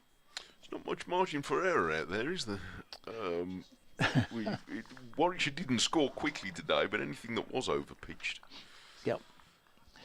was picked off. Anything that's been a bit short has sort of sat up nicely.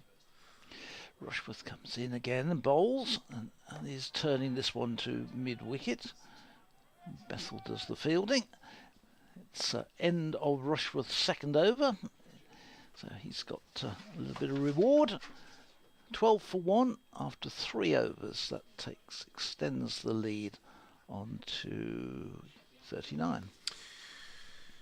I noticed there was a fair bit of very welcome chat after Kashif Ali's century on Friday about him being one of the graduates from the SACA, SACA, which has been a tremendous programme, which it's great.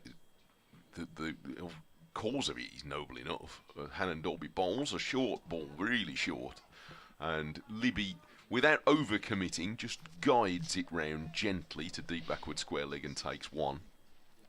But the fact that it's now producing really talented cricketers that can compete and justify and hold down first team places in county sides and prosper is entirely justifies the enterprise, and good for them and good for the work that's been done with it, and good for Kashif Ali. Well, a terrific ambassador for that programme was the way he went about his job. Also, Hannon Dolby bowls, and Kashif Ali's forward very carefully here to nudge this away into the leg side. He's one of those young batters who is always on the move. He's twiddling the bat, even there, and playing a fairly routine defensive stroke. He was very carefully forward and watchfully almost steered it out to Bethel, who's moderately close in at mid-wicket. His maiden century on Friday, and terrific knock.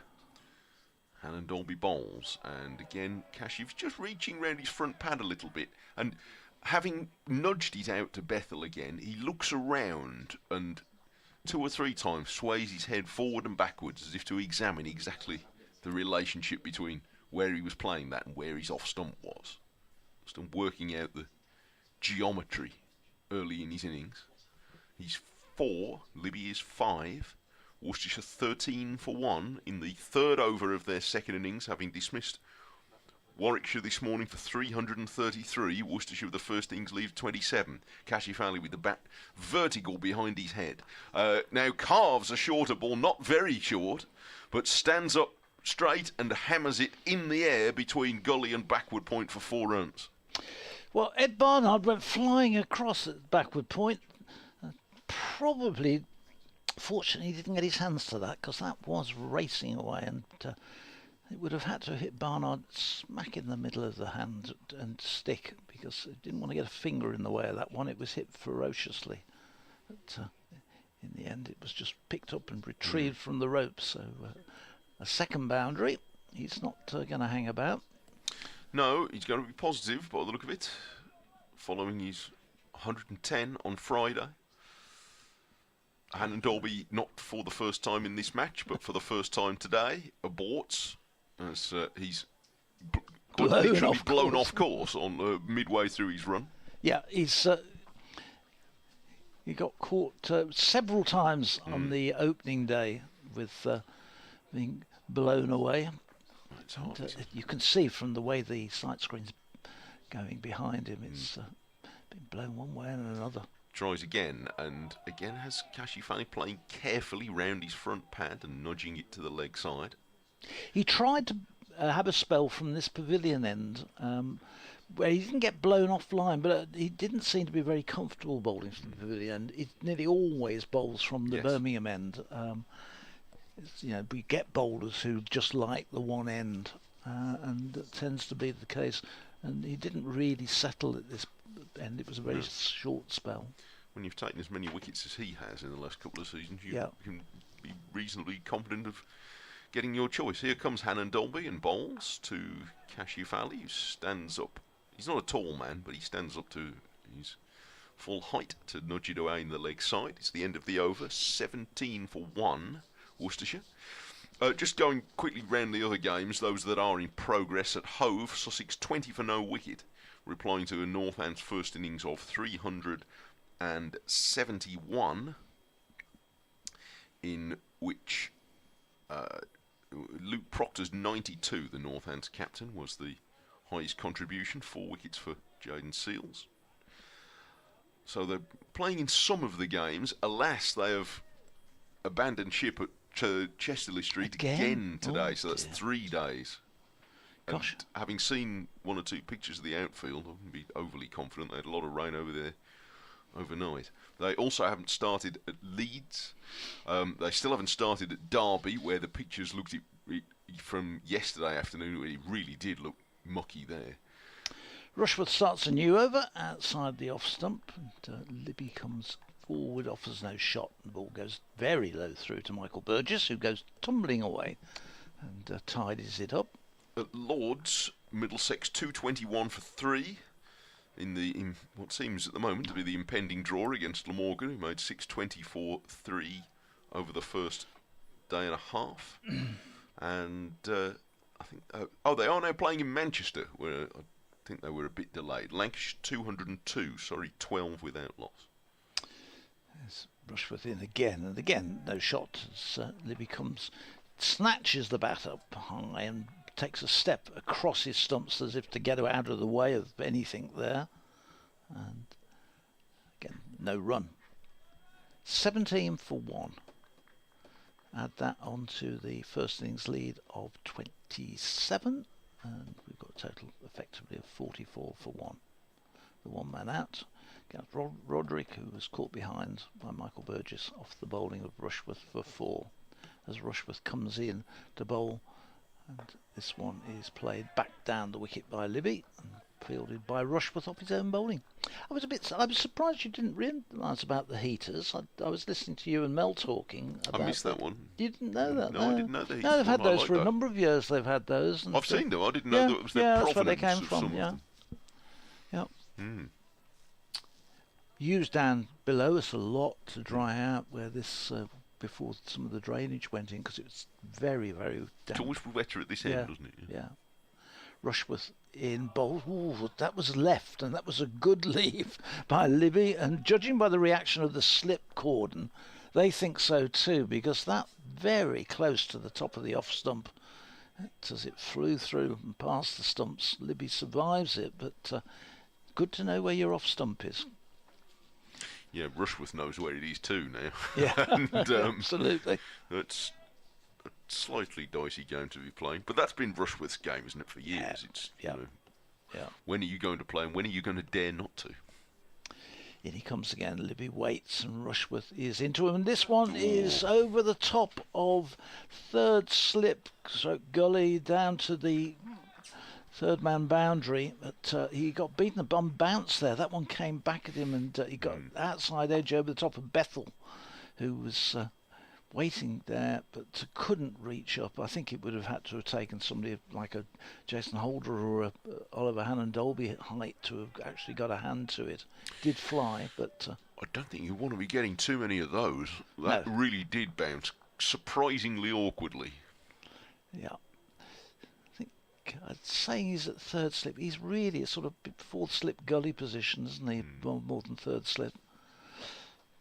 Rushworth in again. And, this one is cut away to deep backward point, where they will get just a single off the final ball of the over. So Livy will keep the strike. He moves on to 10. It's 22 for 1. With Cashy Valley is on 8, and the one man out, Gareth Roderick, was out for 4. Yeah, it has moved the game on a little bit, hasn't it? Warwickshire being bowled out this morning. I think it has. I think it's we're virtually not much over halfway through in terms of playing time. So yeah, it gives, so long as the weather holds, and we don't lose too much time, I think it gives a real opportunity for a positive result one way or the other. Hannon Dolby and under suddenly darkening sky, bowls full of length to Libby, who's 10 and defends back on the onside of straight for no run. That I don't want to be the harbinger of doom, but it did actually indicate that rain, and I'm sure you'll see the ground start. They're sitting on the hover cover as if in expectation. Yes. But it was due sort of any time. It is the cricketing equivalent of cows lying down in a field, isn't it? Well, same as when they stand up, or I can't remember. He's Libby defending on his toes, back to Hannon Dolby. The floodlights have been on for a bit. Sun shining brightly over in the city centre. It is. Unfortunately, we're not playing in the city centre, so it is a bit gloomy here. But by contrast, we had the situation yesterday where we were playing, but you could see over the city they were getting some rain. So it was it's just one of those April type weather, isn't it? Libby, like Cashy Valley, as his bat pointing almost vertically, and this is fired full down the leg side by Ollie Hannon Dolby. And Libby's not too close to that. 21 for 1, Worcestershire.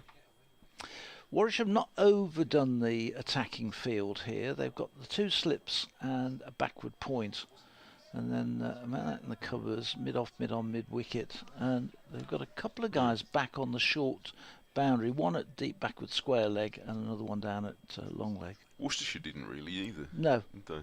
No. Hannon Dolby tries again, and he bowls a ball that lollops past outside the off stump. And there's no run.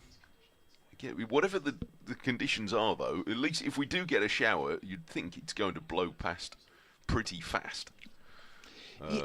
And it does give them the option, if it rains now, they can go and take an early lunch. Yeah. And possibly, we had that yesterday. They came off, took tea, and so there was no... sorry, not yesterday, on the first day, and so little time was lost, and it's a good way to do it. Hannon Dolby, his son's come back out, and he bowls outside Libby's off stump, and he doesn't play a stroke. Well, that black cloud seems to have all gone. Yeah. The one thing is the clouds, because of the wind, the clouds are moving, racing across, so that you look at the sky, and a minute later it's completely changed because the wind is pushing it through rapidly. I think any rain we do get will be just a passing shower. Yeah. Let's hope we don't get any. We'll soon see. Because It's a shame, 'cause it's quite a good game building up.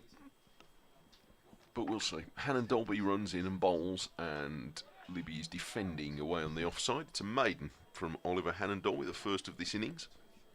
21 for 1, Worcestershire, with Libby 9. Roderick is... Roderick's out. Libby's 10. Cashew Valley is 8. It's 22 for 1. Let's get it right. And we've had 6 overs of Worcestershire's second innings, which means they lead by 49.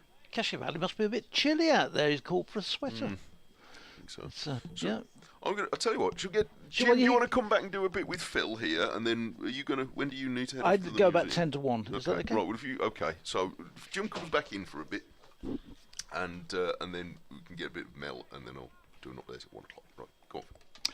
Thank you, Mike. As Chris Rushworth begins another over, his fourth from the end, goes past the outside edge of Cashevali's bat and through to the keeper.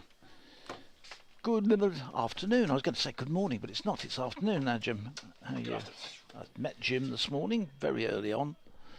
So, trying to find your way into the... Yeah, trying to keep upright in the wind. And trying to keep upright in the wind, Phil. It was and, a bit blowy, find my way wasn't it? across. Yeah. Just a bit blowy out there. But if the weather holds, we're in for a cracking game of cricket here. Well, I think so. I think it's really building up. It looks that way. Rushworth in, bowls, have run away into the offside. There's no run. Warwickshire got that one wicket, which was slightly fortuitous. He was fired down the leg side, and Roderick just trying to work it on, got a little nick, and in the end, a very comfortable catch for Michael Burgess behind the stumps. But apart from that, there's been not too many scares. Gareth Broderick, the epitome of a team player there, keeping wicket and, of course, opening the batting as well. Batted beautifully in the first innings. Rushworth in. This is crashed away. It's given some width and thrashed away down to the third man boundary at full open face. Worcestershire move on to 26 for 1. Yeah, there to be hit, wasn't it? Short, wide, help yourself, and he just freed his arms there. And, sent it to the boundary, got what it deserved. On to 12 now, Cash. Yeah, it was, I have to say, it was there for the taking. And there's a big gap as well, which Cash played into, and there's a big gap between second slip and backward point, and he found that beautifully. Here's Rushworth again. Comes in, bowls, and forward comes Cash, and blows it up to mid-on, and there's no run. Michael Booth runs round. Yeah, it is Michael Booth, and I'm not used to that number. Yeah, who does that? He's warming up, I think. He might well be into the attack for lunch. That sight screen behind the wicket keeper at the far end is really being tugged at. I think they probably have to put some extra holds on it. It's being pulled so much by the wind. This one goes past the outside edge of Cashevali's bat as he leans forward and plays forward to it, and at the last minute takes the bat just inside. But that's the line Rushworth wants. Lovely line, yeah. Bob on length as well.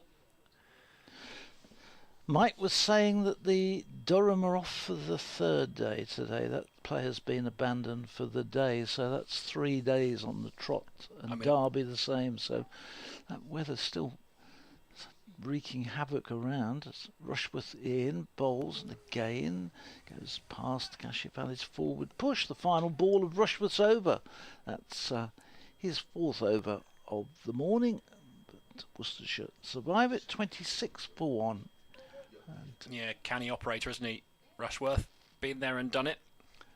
Mainly at Durham, the aforementioned. At what point at Chester Street do you just call it quits? Well, you're not getting a 4-dayer in one day. It doesn't make it much sense, does it? Almost. You ought to have that thing that by the looks of the pictures as well. That I think it's unlikely they're going to get on that pitch. It's the closest you'll get to working from home in the world of cricket, isn't it? That. Yeah. It looks like it's going to be Booth to have a bowl. It is Michael Booth.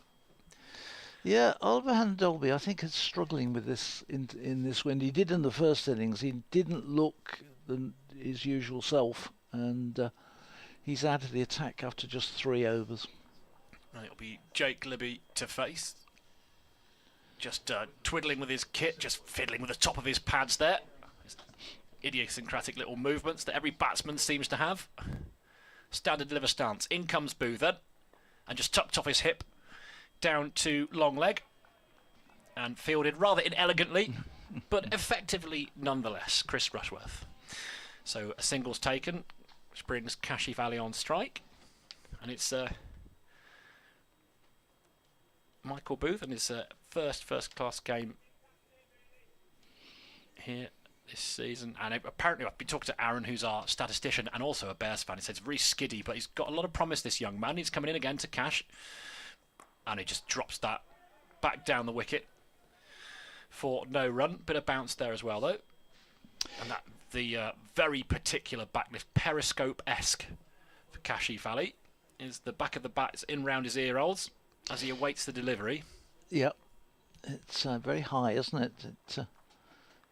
You almost think, how's he going to get that from that position back into position? But he does. He gets it, brings it all the way through the 180 degrees. In comes Booth again. It's quick, actually, and it's pushed back down the wicket, and he's fielded his own bowling there. The young quick. No run taken. And he's bowling to 2 slips. And again, what we saw with the Worcestershire innings is a man on the drive in mid-wicket, or is he pushing out a little bit? I don't think Not much of an attacking field. No, I was going to say I don't think this field is as attacking as Worcestershire had. Boothen again, and just pushed off the back foot into the offside. Fielded by Ed Barnard. Dollery kept a couple of men in for that, just where they pushed and got the ball, like the one this morning which got Mosley, which popped on him a little bit, and he played it and couldn't control the shot off his hip. There's nobody in really for that mistake. Most of the Warwickshire fielders are out in what I would call more orthodox sort of positions rather than semi-attacking one. That's right. I thought initially they were moving in, but they returned to conventional placings as Booth comes in again, and it's just tucked off the hip again to deep square leg. Simple bit of feeling, simple single, and the tally ticks over to 29 for 1. End of this over, I'm going to make way for Mel, who is going to take over till lunchtime. She'll go over to the other side of the ground. I've been trying to find an answer to her question a little bit earlier on regarding the nicknames of the respective sides. Booth comes in for the last delivery, his first over in this innings, and he just turned around the corner there. Timed it beautifully. It's a good diving stop out in the deep there. Danny Briggs out there. And kept it to 2. It was a short ball from Booth. He just rotated on it beautifully there. And a smart bit of fielding out towards that shorter boundary in mid-wicket. 2 runs to the total. I miscounted the delivery before for my sins, so it's now 30 for 1. With Kashif Ali and Libby on 13 apiece. Mel, welcome back. Thank you very much. I'm excited because you've got an answer for me, have you? Well, don't get too excited. I mentioned my good friend Peter de Sonberg, who is a font of knowledge in these matters, and he said that Worcestershire were founded earlier, but Warwickshire have been associated with the bear longer. It is inconclusive as far as his research has discovered as to who was a bear or a pair first. So he is suggesting rather diplomatically, what about a score draw? I'll have to think about that, if that is on. And Rushworth is in and pushed forward by Kashif Ali. I'm sorry, I wasn't sure who was doing which end. Which end would you like me to do? I would take Chris Rushworth. That's you fine with take me. Chris Rushworth. Why wouldn't you? The follically challenged Chris Rushworth, who's just a stellar county career.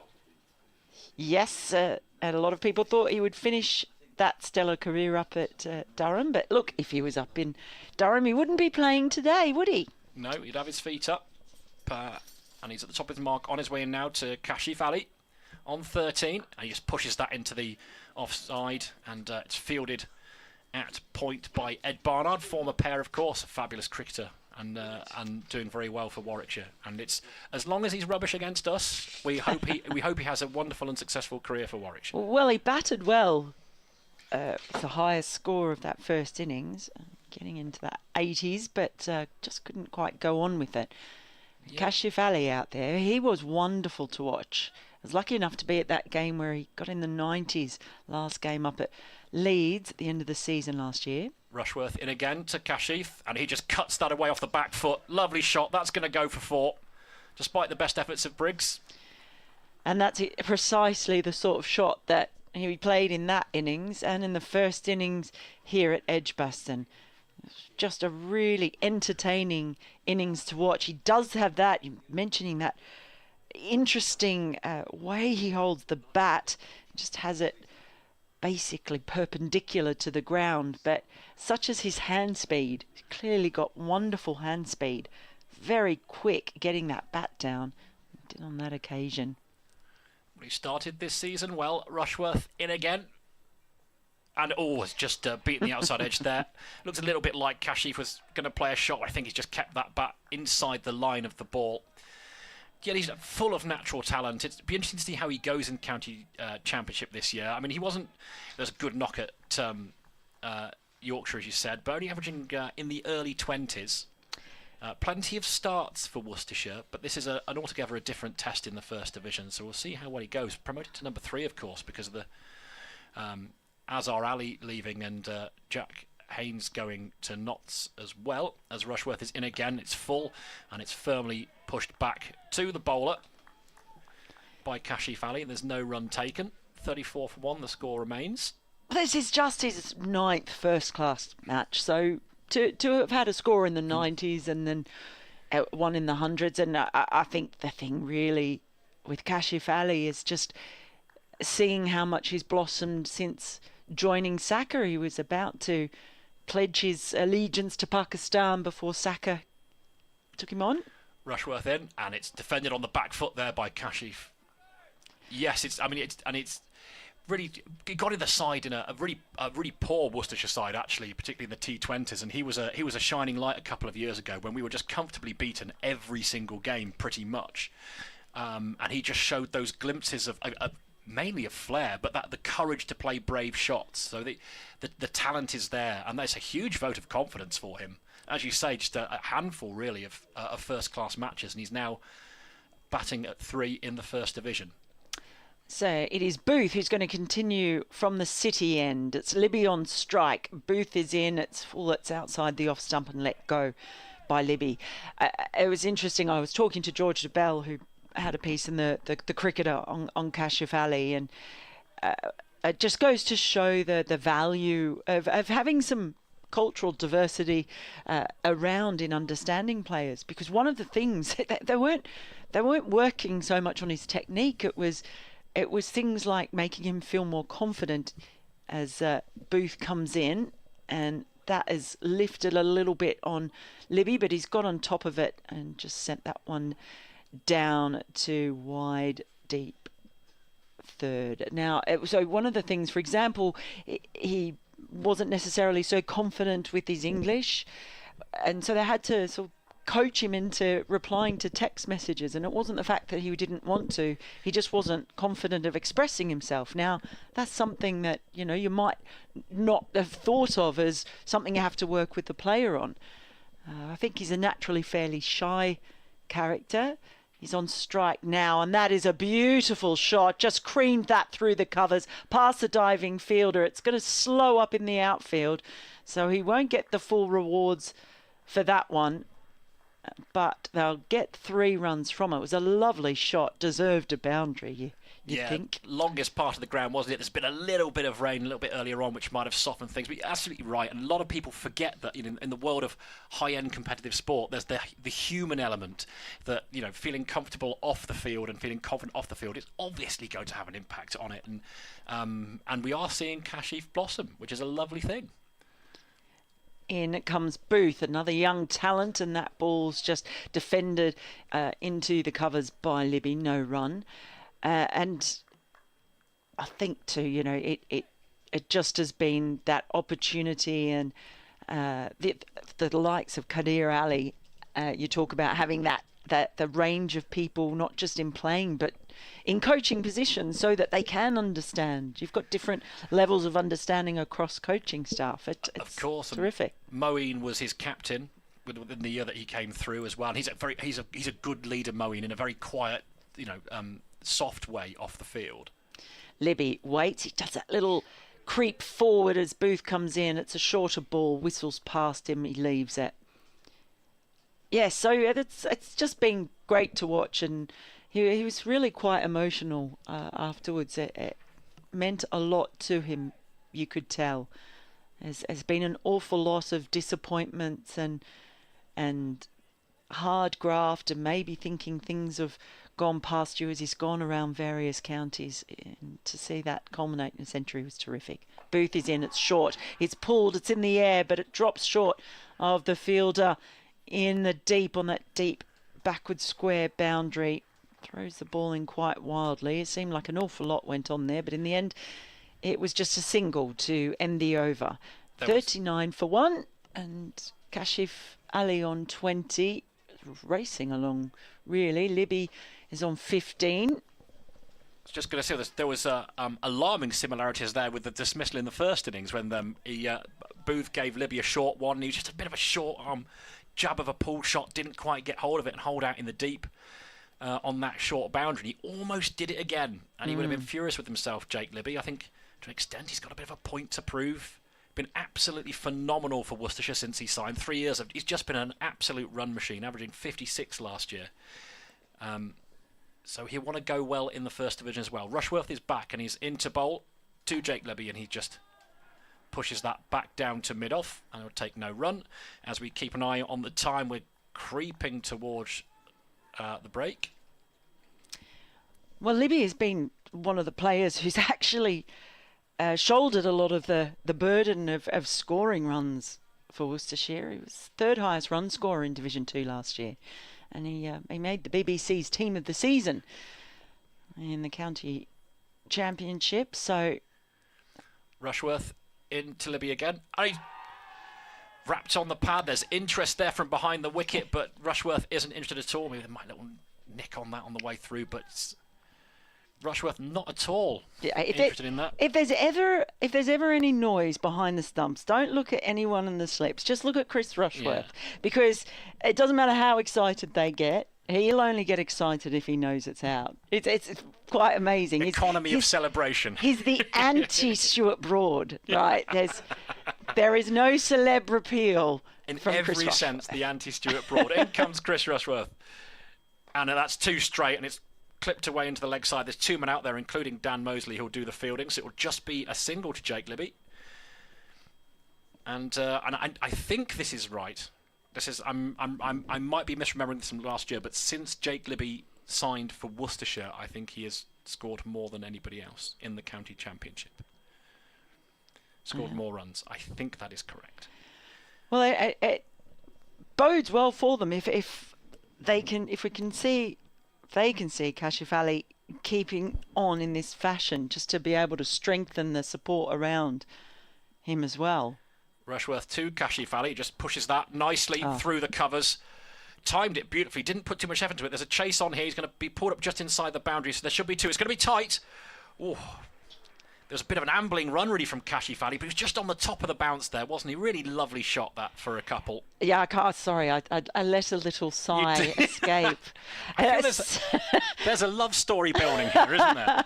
Well, it's weird in cricket. One of the strangest things is how some shots just produce that involuntary little sigh. I don't want to say moan, because that sounds weird. He just presented the bat, didn't it? And it just pinged. Rushworth in again to Kashif Ali. Full this time, but too full, and it's just pushed away. Timed beautifully again. That's going to find the boundary.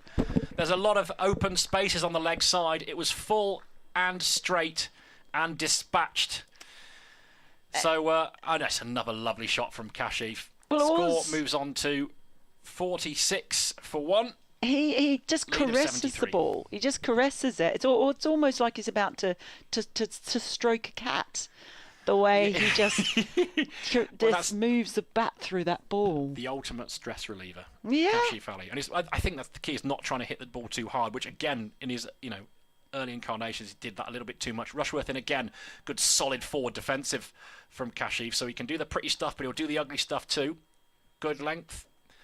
Good line from Rushworth, and Kashif has kept it out. And that is going to take us to the interval. And we didn't get our customary over of spin before the lunch break. Rushworth had a go, but he was dispatched twice there. Kashif Ali playing beautifully. Worcestershire on 46 for 1. Kashif 26 not out. Jake Libby a more circumspect 16 not out. And it means that the lead for Worcestershire is 73 on the third day of this intriguing county championship encounter.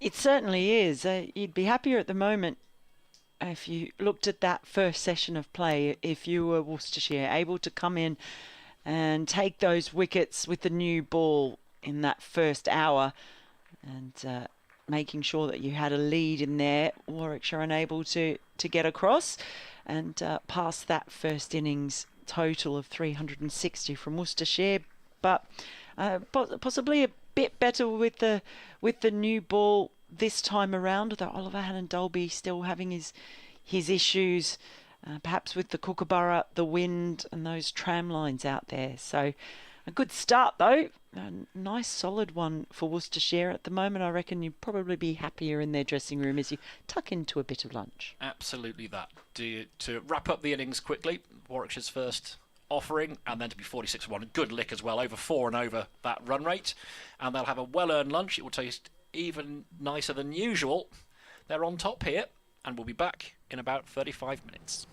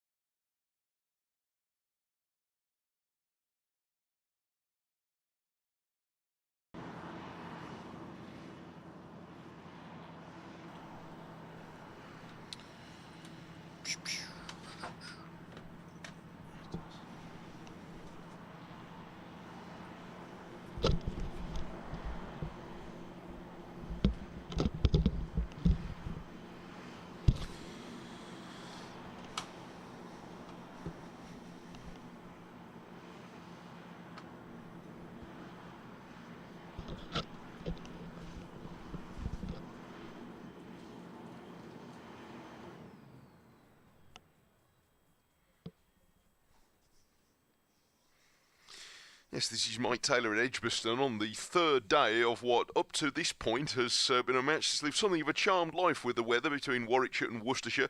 One of the promised blustery showers has just arrived, the first one of today, but only just after the players left at lunch. With Worcestershire slightly ahead in the game at 46-1 in their second innings. They bowled out Warwickshire in an hour this morning, taking the 5 remaining wickets with the new ball. Dan Mosley didn't add much to his overnight score, was out for 62, and they folded up quickly after that. Worcestershire adding to a first innings lead of 27, an early wicket for Chris Rushworth, but at lunch with rain now falling, Worcestershire 46-1, lead by 73. This is Mike Taylor at Edgbaston.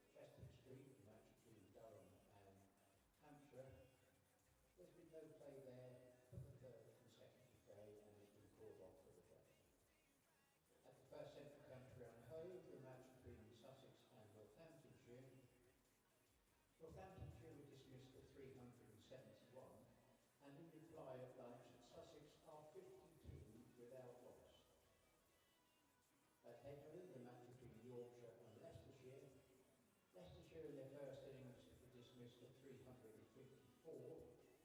Yorkshire in reply 72 for 2.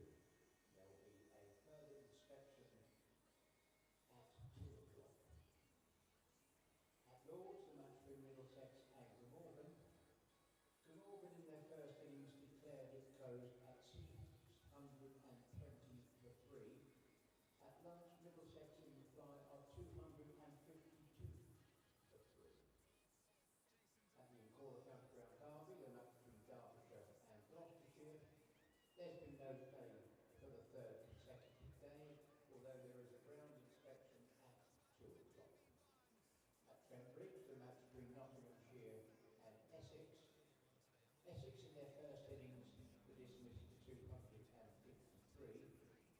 In reply, Nottinghamshire were then dismissed to 293. In their second innings, Essex at lunch were 139 for 5, a lead of 99. At Old Trafford, the match between Lancashire and Surrey. This has been a somewhat rain-affected morning. Lancashire in their first innings were dismissed for 202, and Surrey in reply after 8.3 overs, half 15 without loss. And finally, at the Spitfire Ground, Canterbury, the match between Kent and Somerset. In their first innings, Kent was dismissed at 284, and at lunch, Somerset in reply are 108 for 1. Use our online sliders to help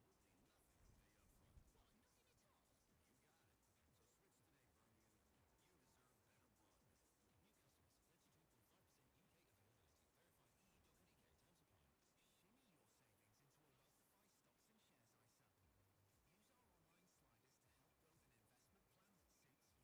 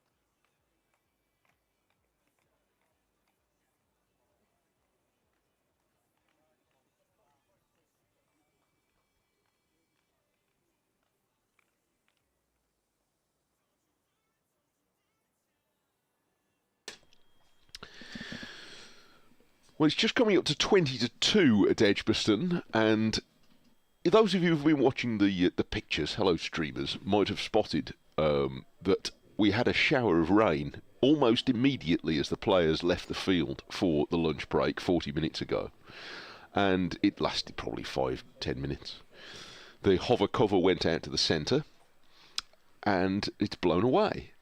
And the charmed existence of this particular fixture seems to continue because we've still only lost 3 overs of cricket on the first day. There is still a rain scattered all over the radar like a Jackson Pollock painting. And yet here we are with cricketers going out to the middle again.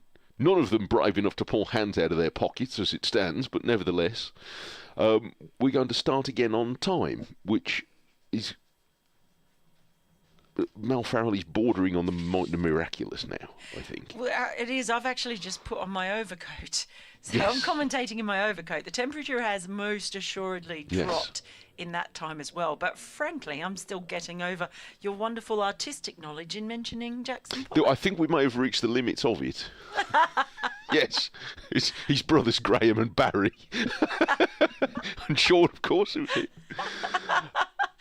Well, of course, that was he was quite well known in Australia because it was almost a national scandal, and the National Gallery bought his blue poles Oh, for a yes. huge amount of money back in the, I don't know, the 70s or the 80s, and so that was always a thing. So well done, you.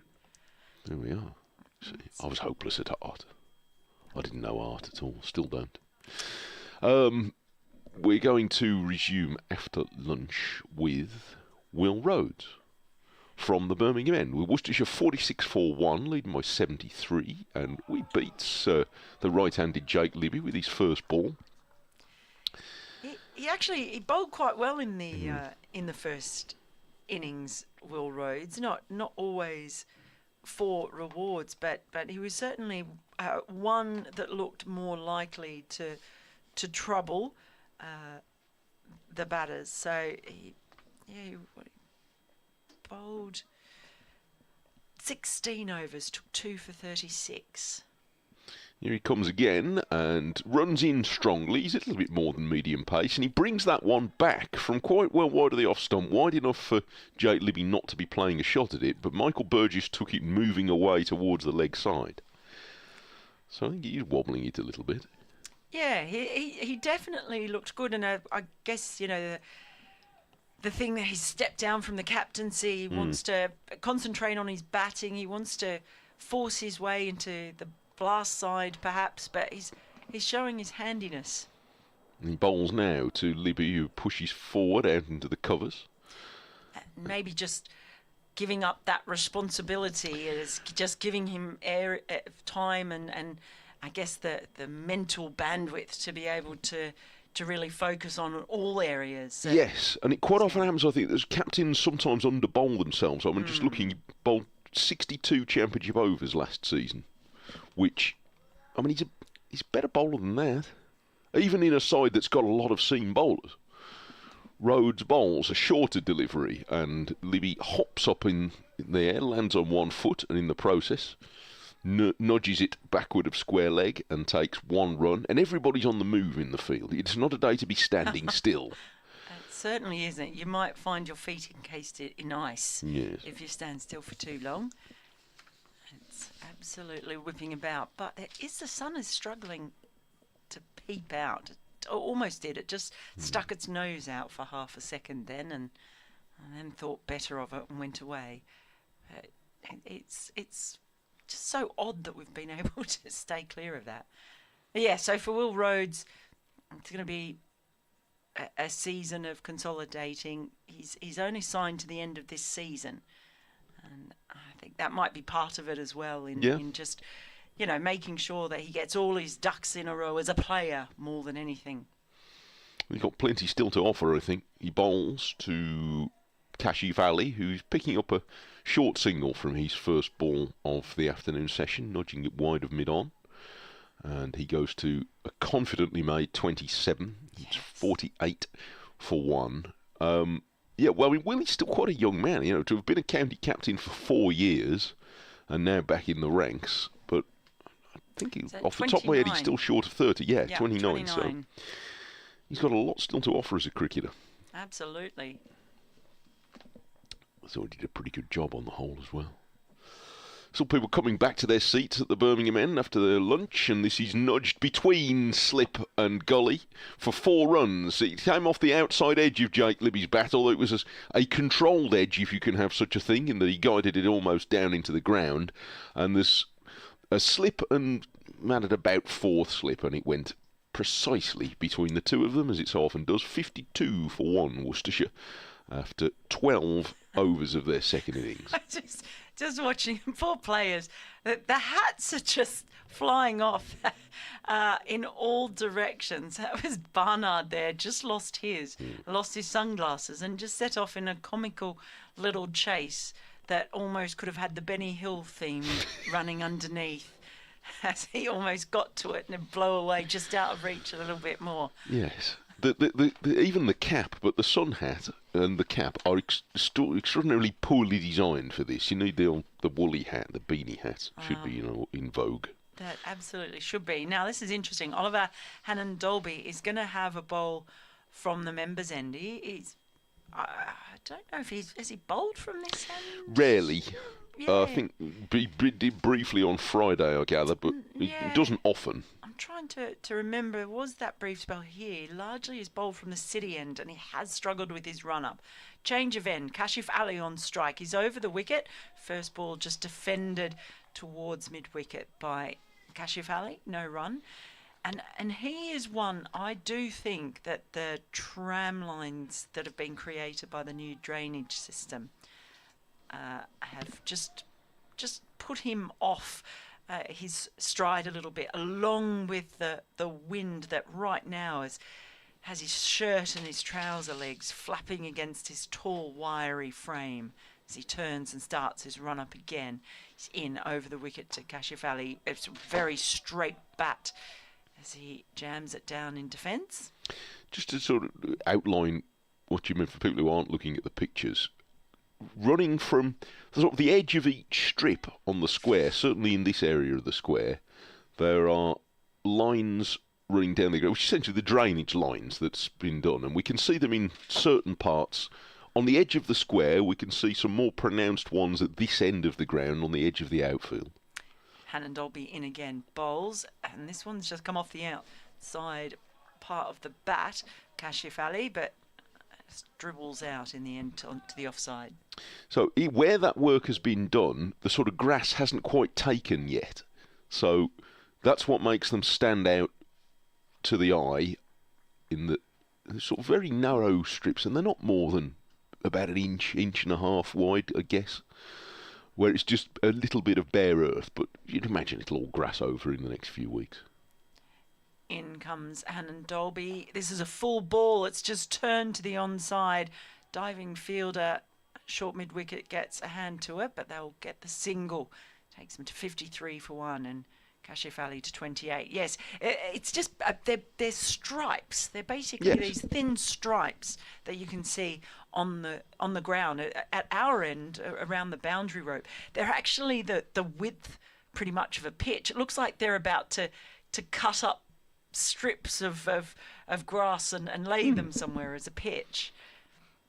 As Hannon-Dolby in again with that distinctive run up. It's a short of a length ball, but defended strongly by Libby, and yeah, they're just a few little spots around, but you can see footmarks, particularly actually from the city end where Hannon-Dolby has been bowling, and they basically run along that tram line. Yeah.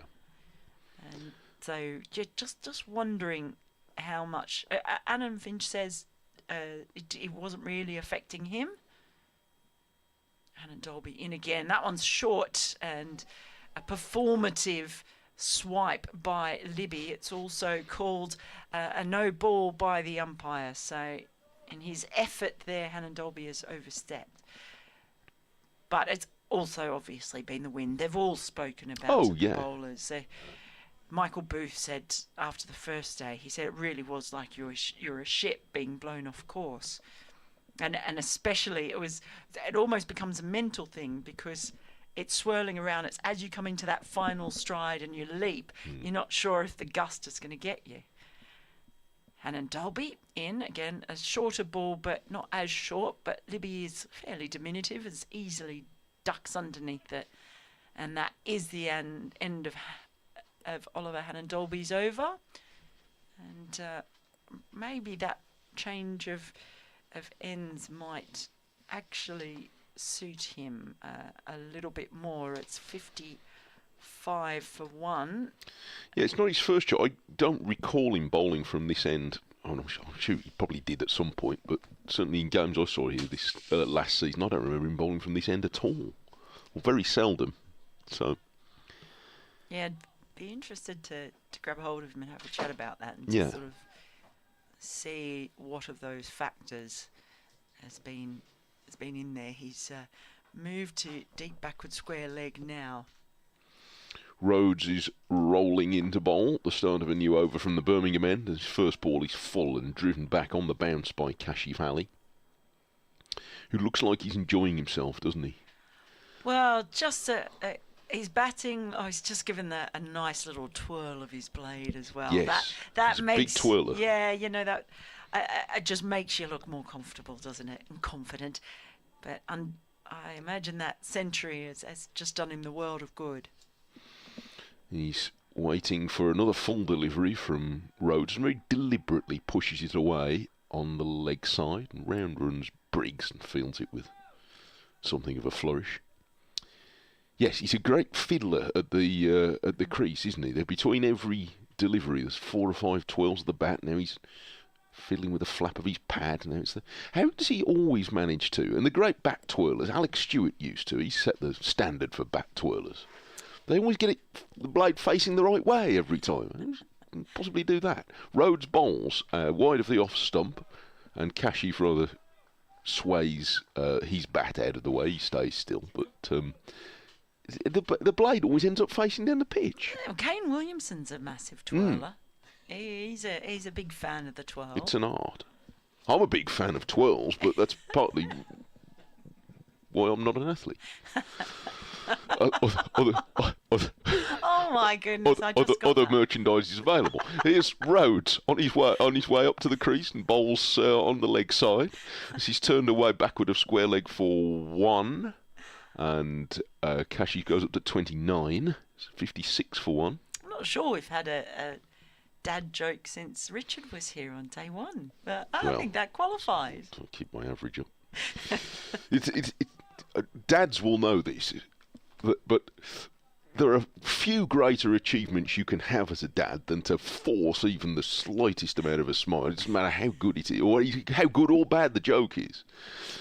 Rhodes bowls very full, and Libby aborts a single, and he's a good judge as well because he hits it straight to Rushworth at mid-on, and it is the end of the over, 57 for 1.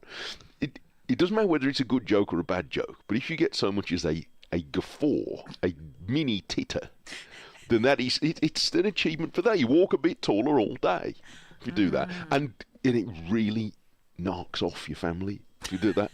I can see my kids going, you know, you can see them looking at each other. Why did you do that? It only encourages him.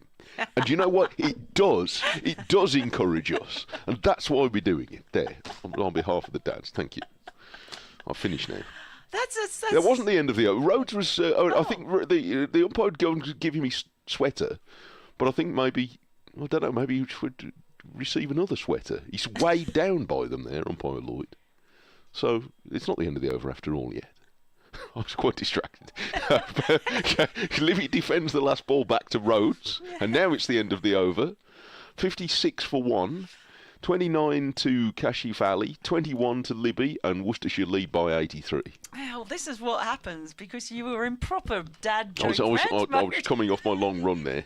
You certainly were. In defence of it's been a long time.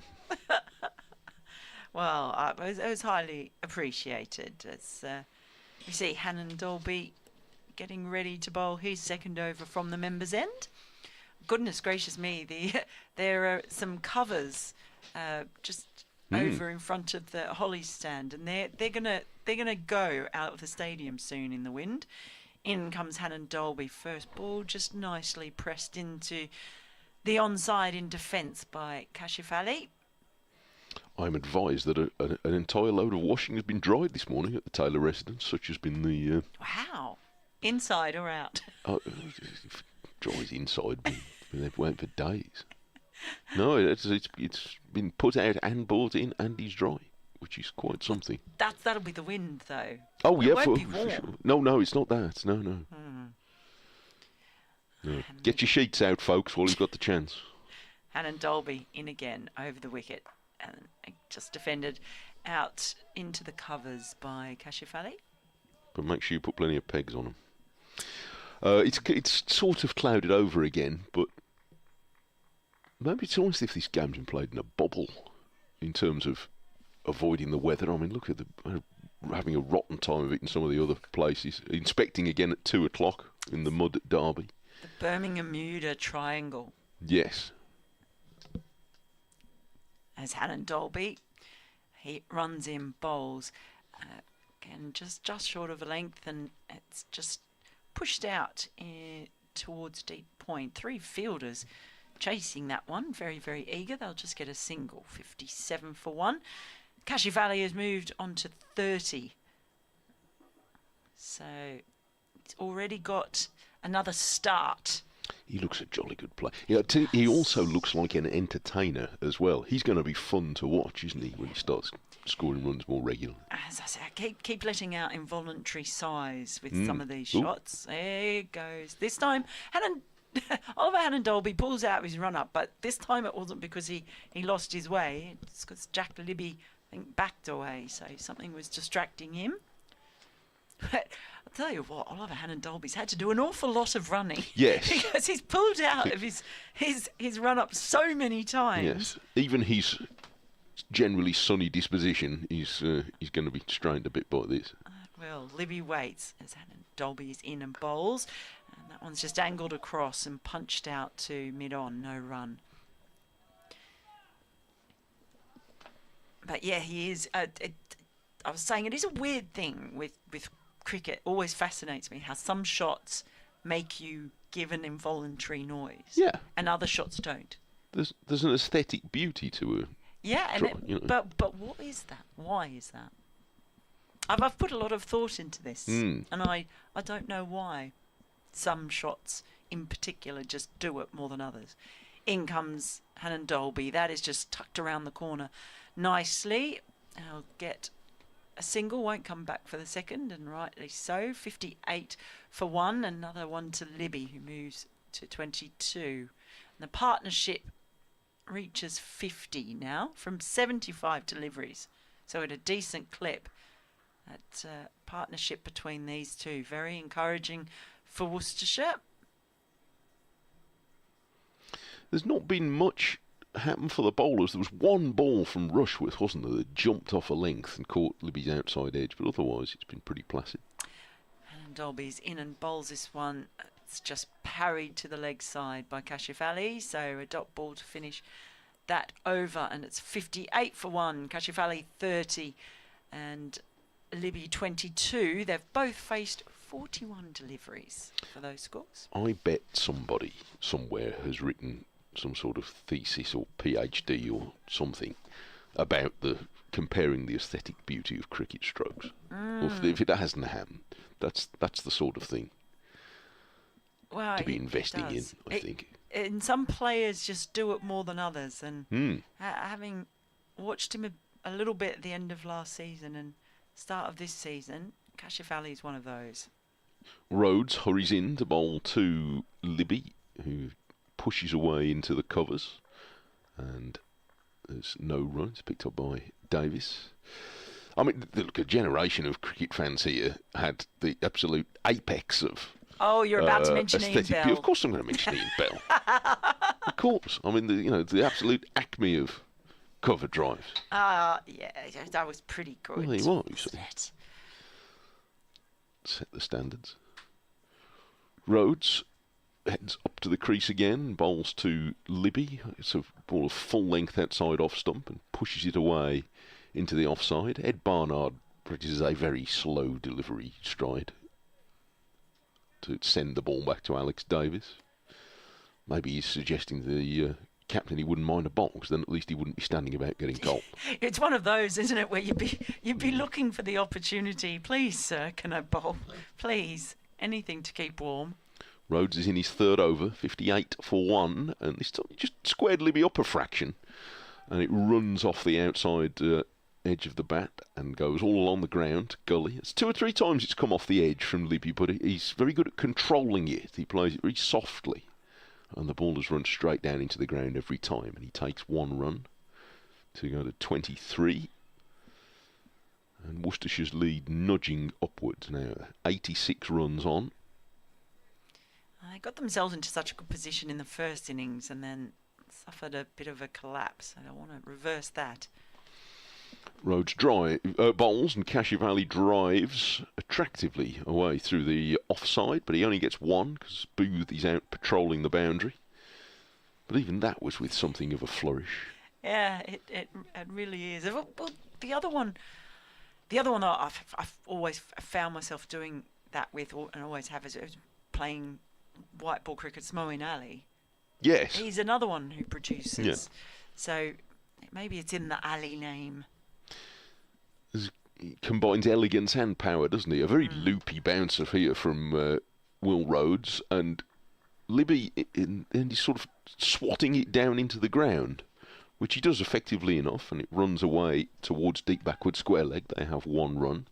Well, he was out attacking that short boundary in the first innings, so it brought a few players undone that short boundary.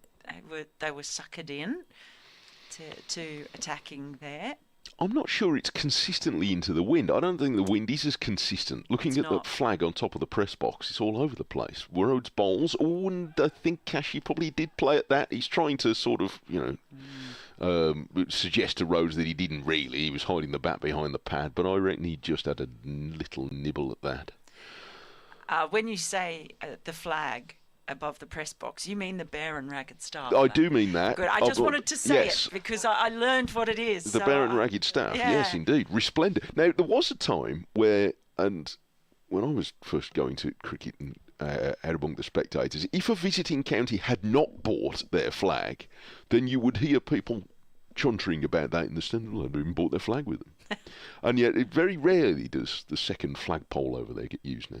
Oliver Hannon-Dolby is in, and first ball just defended on the front foot by Libby, who almost falls over in the follow-through from that forward press. I think that used to be considered a bit of a faux pas if the flag hadn't been brought to be hoisted, if you're the visiting team. Well, there's no flag. There's no flag there, and there often isn't now these days. It seems to have gone out of fashion. Oh, where's Worcestershire's flag? There should be a Worcestershire flag. I think, if you've got a Worcestershire flag, then bring it tomorrow and we'll run it up the flagpole. Surely someone's got a bit of cloth with 3 pairs on it somewhere. In comes Hannon-Dolby. And again, just defended straight back to the bowler, who languidly leans down, scoops it up with that very long arm of his. Yeah, that is a 3 pairs, surely. That's the flag for... Yeah, I've no doubt there is one. But, yes, there ought to be some sort of flag. I think the Bear and Ragged Staff sounds like a fable from a children's book that teaches life lessons in a violent way.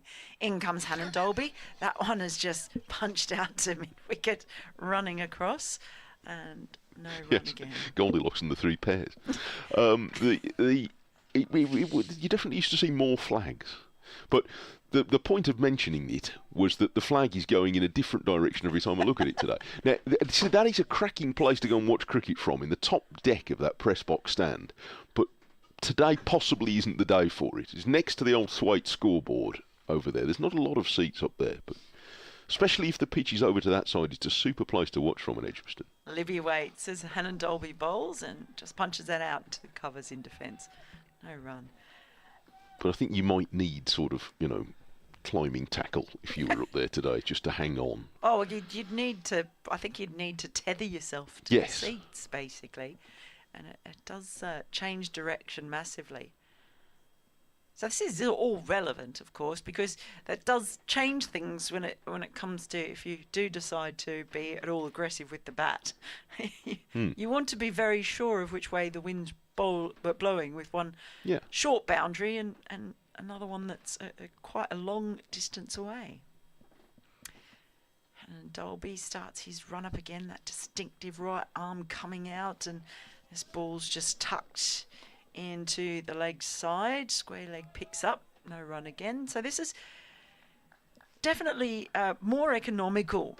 It is from Oliver Hannon Dolby. So he'll be coming to grips with everything from the wind to the new ball to tram lines, everything that's happening. There's plenty for the bowlers to think about and adjust to in this first match of the season.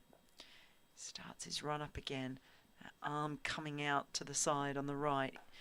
That one's just angled, targeting the stumps. Defended forward solidly by Kashif Ali. It's the end of the over, 61 for 1. Kashif Ali on 31, and Libby 24. Yeah, it's try and dry up the scoring a little bit. Be the first step to making something happen, perhaps here for Warwickshire, because they haven't really looked like creating a moment of danger since lunch.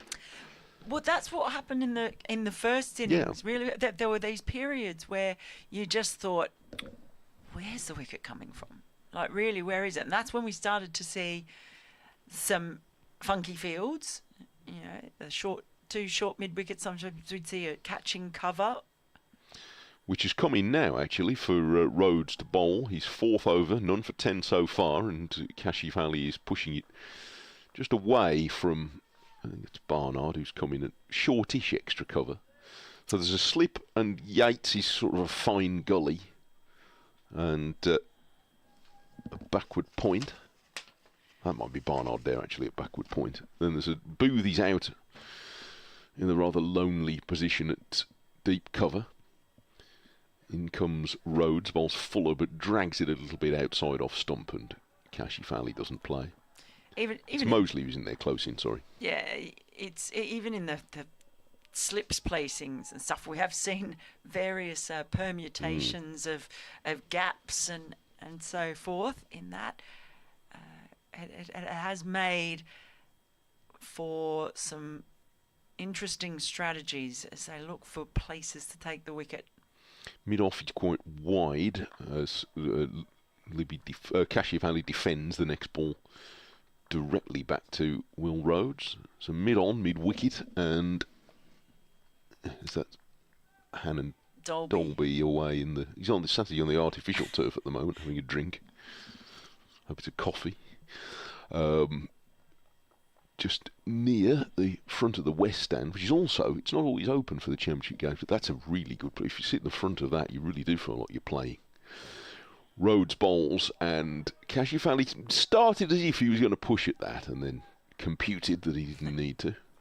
Yeah, just withdrew his bat. So, Joe, it's really weird because I've sat here in the press box. I'm usually in the press box here every time. Yes. And although during the first Ashes test, when Steve Smith, Dave Warner and Cameron Bancroft made their comeback after Sandpapergate, I went and sat in the Hollies on the first morning. Lively. Just a bit. Rhodes bowls, and there's a run off his pads here for Kashif Ali, just turning it away to deep backward square. Yes, that's one. That was research purposes for a piece I was writing. We'll see.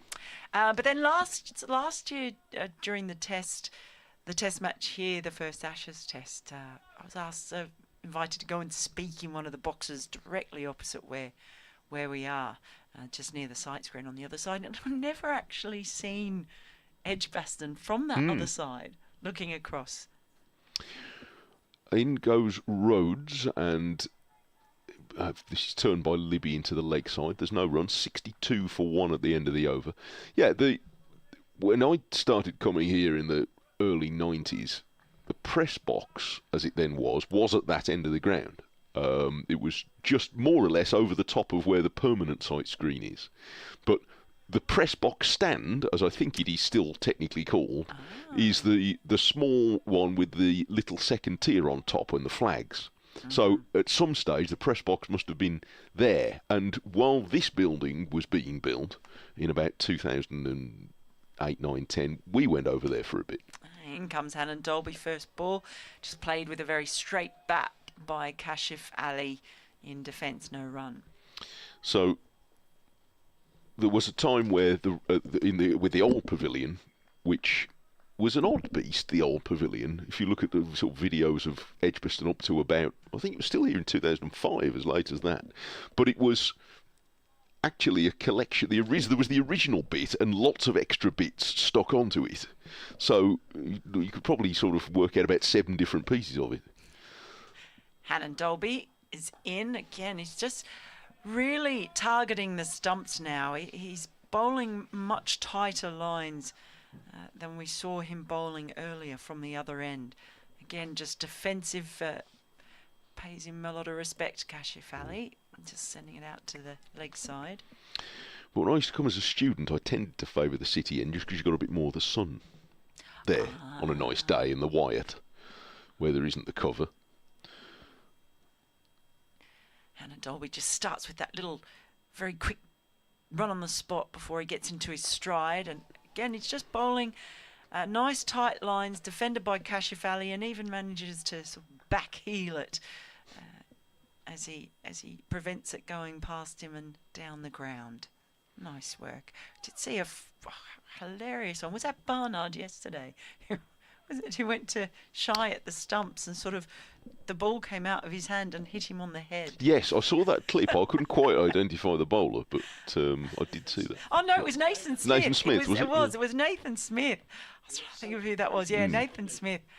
It made us laugh at the time. Kashif Ali waits. Hannon Dolby bowls. That one has a little bit of a slower ball, I think. It floated to him a bit, manages to drive it straight and gets a single.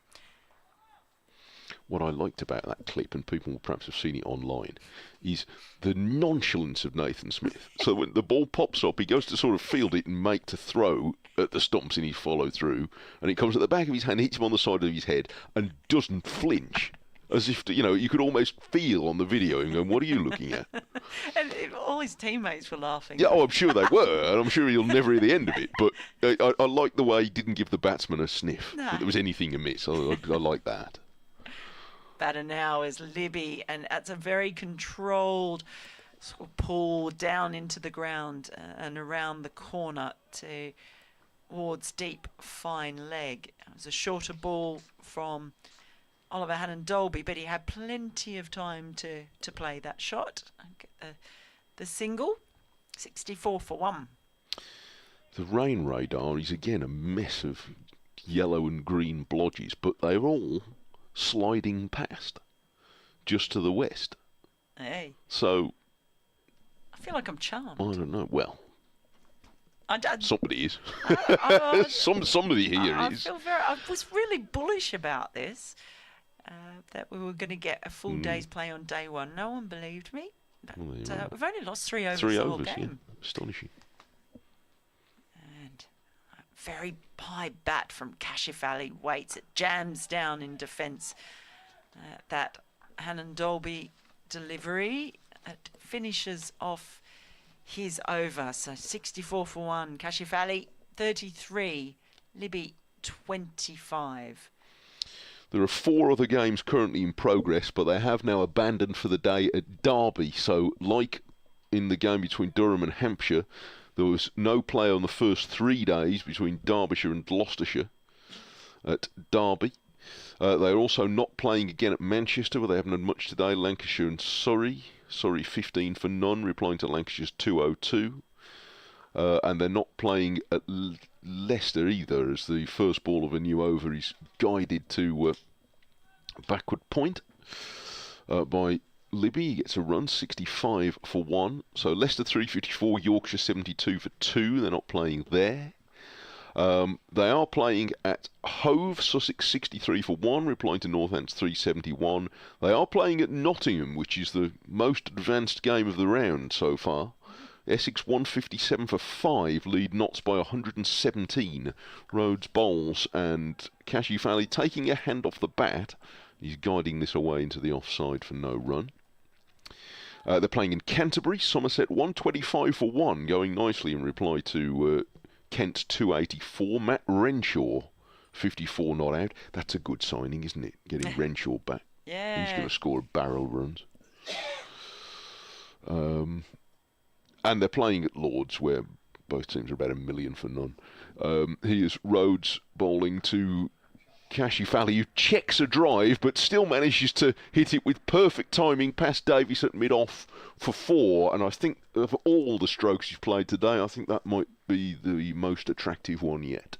Well, that was another glorious shot. He really is very attractive to watch when he bats like that. It was interesting by Davies. He took an almighty leap in the air and a somersault over it. And as you watch the ball go over the rope, he actually punched the ground. So He thought he could have stopped it. yeah. Wicket keeper in some of the games, obviously, as well. Rhodes bowls outside off stump. No stroke from Kashif. Well, it was actually more of a wicket-keeper's dive than a outfielder's dive. Oh, I see what you mean. Yeah.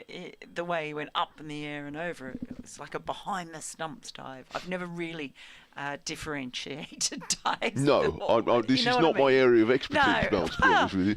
nothing's my area of expertise, but that doesn't stop me. Well, quite. Middlesex 277 for 4, applying to Glamorgan 620 for 3, by the way. Rhodes bowls and Cashy-Valley defends. So Jim, shall we have a double change in a minute, actually, shall we? Jim and Phil. Oh, yeah, Phil's back. Phil's warming up. He's always ready, born ready. He is. Okay, he's very secretive. He won't tell me what's in his museum. Oh, we should go and look. It's lovely. I asked him go. what I No, should you come should and go. look No, at. The most I got out of him was postcards. No, he doesn't. Well, he wanted to be a surprise. No, it is good. Go and see the Edgbaston Museum if you're here. Is Rhodes is running into bowl, and Cashy-Valley is defending back down the pitch, and it's the end of the over. 69 for 1. Look at the scoreboard. That's what it's for. Cashy-Valley has got 37. Libby has got 26. They've been together since Roderick was caught down the leg side for 4. That was when the total was 8. And given how relatively straightforward it has appeared since then, Jim Dale, I bet there's a little bit of Gareth Roderick. He wouldn't be human if he wasn't thinking, they're scoring my runs out there. I'll let Phil Britt come in and join you. You muse on that. Well, any top order batsman wants to be greedy, don't they? And it's Hannon Dobby who's coming in then from the pavilion end. And it's good line, good length, and it's just pushed into the offside by Jake Libby, who's there on 26 not out. He's playing the junior role here to Cashy-Valley, who has looked very impressive indeed. And the lead now 96 runs. And it's just a case of making good decisions with these two out in the middle. There's plenty of time to accelerate later if they want. But looking good for the pairs at the moment. And there's a bit of directing traffic there. Yeah, I think you're absolutely right, Jim. I think they lost that early wicket. It could have been a tumble, but these two have done remarkably well. Hannon Dobby then, in again. And that's just pushed into the offside. Not time, but they'll take a quick single. There's a bit of a fumble in the field as well, which means they get through perfectly safely. Moves the score on to 70 for 1.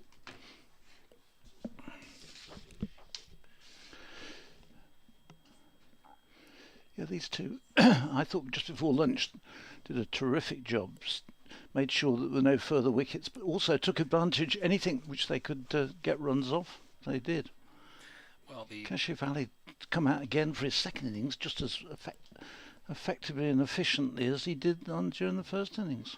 Well, after Roderick went, there were a few that just fizzed past the outside edge of the bat, and you felt maybe this was going to be a really tricky period for the batting side, but that's proven not to be the case. Hannon Dobby on his way back in. Cashy-Valley, bat raised in anticipation, just soft hands, rolls that out to deep backward point, picks up a single, rotates the strike. And the body language always important. You saw there that Burgess, and I think it's Yates as well at first slip, both had their arms folded. And now there's a team looking and searching for a wicket. They're sending fielders all over the place, changing the field. more coming into the leg side here, interestingly. That's 1, 2, 3, 4, 5 fielders on the leg side. They worked this leg side theory in the first innings. In comes Hannon Dolby then. And it's on a length, and again it's just pushed into the offside. Big vacant area between first slip and cover, so it goes to deep backward point, another simple single. It does mean that if you go for this leg side theory and bowl outside the off stump, it's pretty easy pickings for the batsman, isn't it? It's not brilliant thinking, if we're honest, but there we are. That's obviously not what his intention was, but there's always a natural, predilection, I suppose, to avoid bowling too straight to a top quality batsman, especially two that are set. Yeah. Again, there's changes in the field for Kashif, who's remarking his guard, and we go back to a slightly more conventional 5-4 offside field. Big gap down towards third man, though, right through that vacant gully area. Burgess up to the stumps. In comes Hannon Dolby, short and pulled away, and he's going to bisect those two fielders, but it's just plugged a little bit in that fresh green grass, the little rainfall we had at the lunch break. But a good connection, longest part of the ground as well, though. So fielding complete. Cash gets down the other end. It was played like a golf ball into the middle of a well-softened green, wasn't it? Just stopped dead once it had pitched in. It was in the air for a while, that one, but perfectly safe. The old bluff there, bring the keeper up and then bang one in short. So Jake Libby back on strike. Not afraid to take it on, though, Kashif Valley. And that single has brought up the 100-run lead for Worcestershire. A little milestone they'll be pleased with as Hannon Dolby comes in to finish his over on a length and just solidly pushed back into the offside for no run. Jake Libby's technique there, flawless. Another over complete, and those little moments just after lunch, a few overs where you felt like they're keeping things tight. Rhodes kept a nice line and length. Yep. They try to squeeze them a little bit, but that's just kept the scoreboard ticking, giving those easy singles really on the offside. One or two people came in the museum at lunchtime and were just a bit concerned, I think, about what they'd seen during the morning, the way that Warwickshire had lost what was going into the start of the play in a fairly strong position, seen that disappear, and then seen Worcestershire fairly comfortably against the new ball in that hour before lunch. Well, Mel made a really good point, actually, didn't she, that both Jason Holder and Nathan Smith are used to using that Kookaburra ball. Yeah. That may well be a factor. It's a new over started, and Rhodes continuing from the Birmingham end. This one is played away past backward point for a couple more runs. I think Ed Barnard's disappointed there. That might well have carried. He's frustrated, Ed Barnard. He's slapping the ground. I think that might just have carried. Difficult chance diving down to his right. It was in the air a while, but judging by his reaction, yes, I think you're absolutely right there, Jim. I think that Barnard's got that down, that he should have had that. He might well be thinking about bowling. I'm surprised we haven't seen him. I thought he was very good first innings. Yeah. I thought it was difficult to get away, and he definitely did strangle the Worcestershire batsman. We're going to have a change in the field. One, Jacob Bessett's come out of slip and has gone to cover point. So we've got a cover point and a backward point. As Rhodes in again and bowls, and he's just defending this one up to mid-on. There's no run. Yeah, Barnard's still he's castigating himself, isn't he? Well, it would have been a big wicket, an important wicket. However, not to be, and he's not the first in this match to have missed a chance. There's been plenty in this match which have been put down on both sides. Here's again is Rhodes in, bowls, and he leaves outside the off stump, goes through to Burgess. No shot offered. So one slip then, but there's the point's quite close there. And they've got a man on the drive on the offside, man on the drive leg side.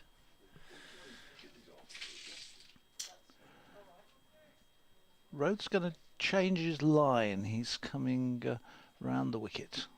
So to Cashivalli, and the mid wicket has now been pushed back to the fence. So plenty of space on the onside if he just drops the ball into it. He doesn't. He's just Great played shot. it very beautifully on the coming to it and just playing it on the up and away through mid wicket down to the fence for 4. Nobody was going to get close to that one. There's a man, Chris Rushworth, at mid on, and the man back on the mid wicket boundary, but the ball dissected the two beautifully and was away and through very quickly. Tell you what, Phil, I knew that was a Yorker, and I was up here. Sent a man back, coming round the wicket. Cash knew that was going to be a Yorker. He waited for it and just smeared it through the onside. Didn't last long, the attack round the wicket. He's come back over the wicket, and in he comes. And this is in the air, but it's going to be 4 more runs, cut away through backward point. It's running away. It's going to get and cross the rope now. Again, uppish, but perfectly safe. And Cashivalli moves on to 40 with that shot. 83 for 1, Worcestershire. The lead goes up to 110. Yeah. That is Kashif Ali's 5th first-class half-century in just his 9th match, and that's going some. No, he hasn't got there yet. It will be if he Oh, he's gets not. it. I tell you what, I've been done a cropper here by Aaron. He's a Warwickshire fan. If he gets there, it will be. He's on 49. You better not get out now, Aaron, or there'll be a poke in the eye for you, sir.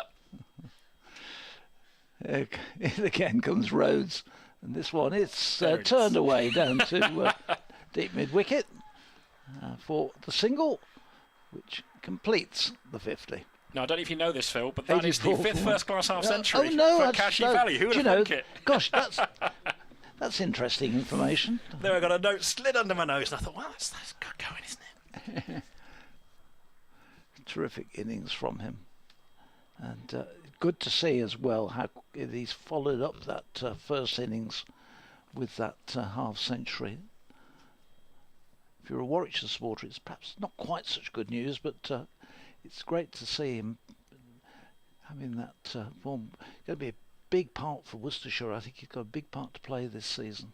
Well, that's it. With Azhar Ali not returning, Jack Haynes going elsewhere, Yeah. Gareth Roderick staying at the top of the order there. There's slight concerns, I think, among the fan base a little bit in terms of the top order and the potential vulnerability for Worcestershire there. But they've instilled their confidence in Kashif Ali and said bat at 3.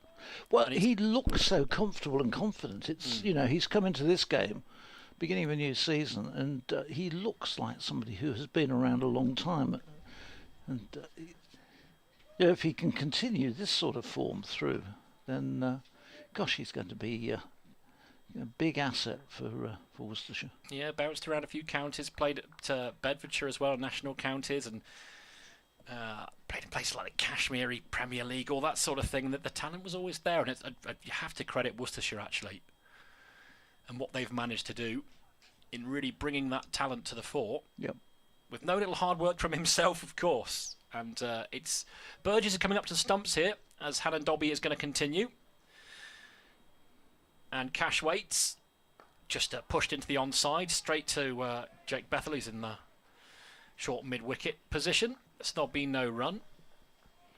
But the lead's 111. And Worcestershire looking comfortable at the moment, and there's been plenty of field changes. They're trying to bring the keeper up to the stumps. They're trying everything they can, really, Warwickshire, aren't they? It's Yep. it's proving rather tricky, though. As Hannon Dolby makes his way in, running away from us here. And it's right on his toes there, Cash, and he times it quite nicely. Straight to the fielder at cover, though. Yeah, came out the middle about nice sound as he played that one out, but as you say, straight into the covers. And Dolby still doesn't look comfortable in this this crosswind. No, he's not struck me as a bowler who is confident of his approach. And he's just been having a natter there with Davies, who's at mid-off. A few words of encouragement from Chris Rushworth as well, who's at mid-on. But they're a man out at deep backward point. We've got a man out at just in front of square on the leg side and at long leg as well. The only catcher really, there's a gully in place and a first slip as well. Hannon Dolby on his way in then to Kashif. That's a little straight, and again he's just pushed that into the onside, and it's a simple piece of fielding for Jake Bethel. Close in on the leg side, and no run is taken.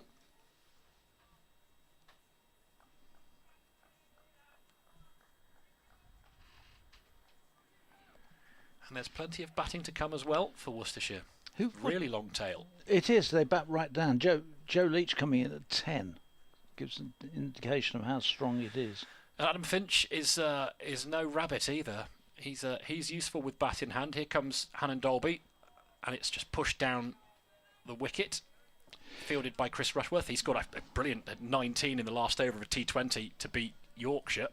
Again, they should have won comfortably, then gave away, and then managed to wrestle back, thanks exclusively to some very impressive straight hitting from Adam Finch. So he's useful too. The likes of Tom Taylor to come back into this side as well. So they've obviously clearly thought about signing cricketers who can contribute in as many ways as possible. Good in the field. They can pretty much all bat and bowl as well. Hannon Dolby in again. Burge up to stump. It's short, pulled away, and there's no stopping that. That's timed beautifully. Crunched to the mid-wicket boundary. Not a fielder moved. No, it just make you think there that there's not enough pace in this to really trouble the batsman. He got quickly into position and beautifully timed shot, hammered away. Oliver Hannon Dolby. Just wonder whether that is actually going to be a weapon which is going to be successful. Well, it's a slight tennis ball bounce, isn't it? Yeah. Just hits the surface and just sits up. We found that particularly when you're bowling from the Birmingham end, it sits up quite high and people struggle to reach it, almost got caught in the deep, but that was there for the taking. Can Hannon Dolby respond? In he comes, short again, and it gets the same treatment. Not quite as well timed, but there should be just about enough on it, or it's just stopping just short of the rope. So they will make do with 3.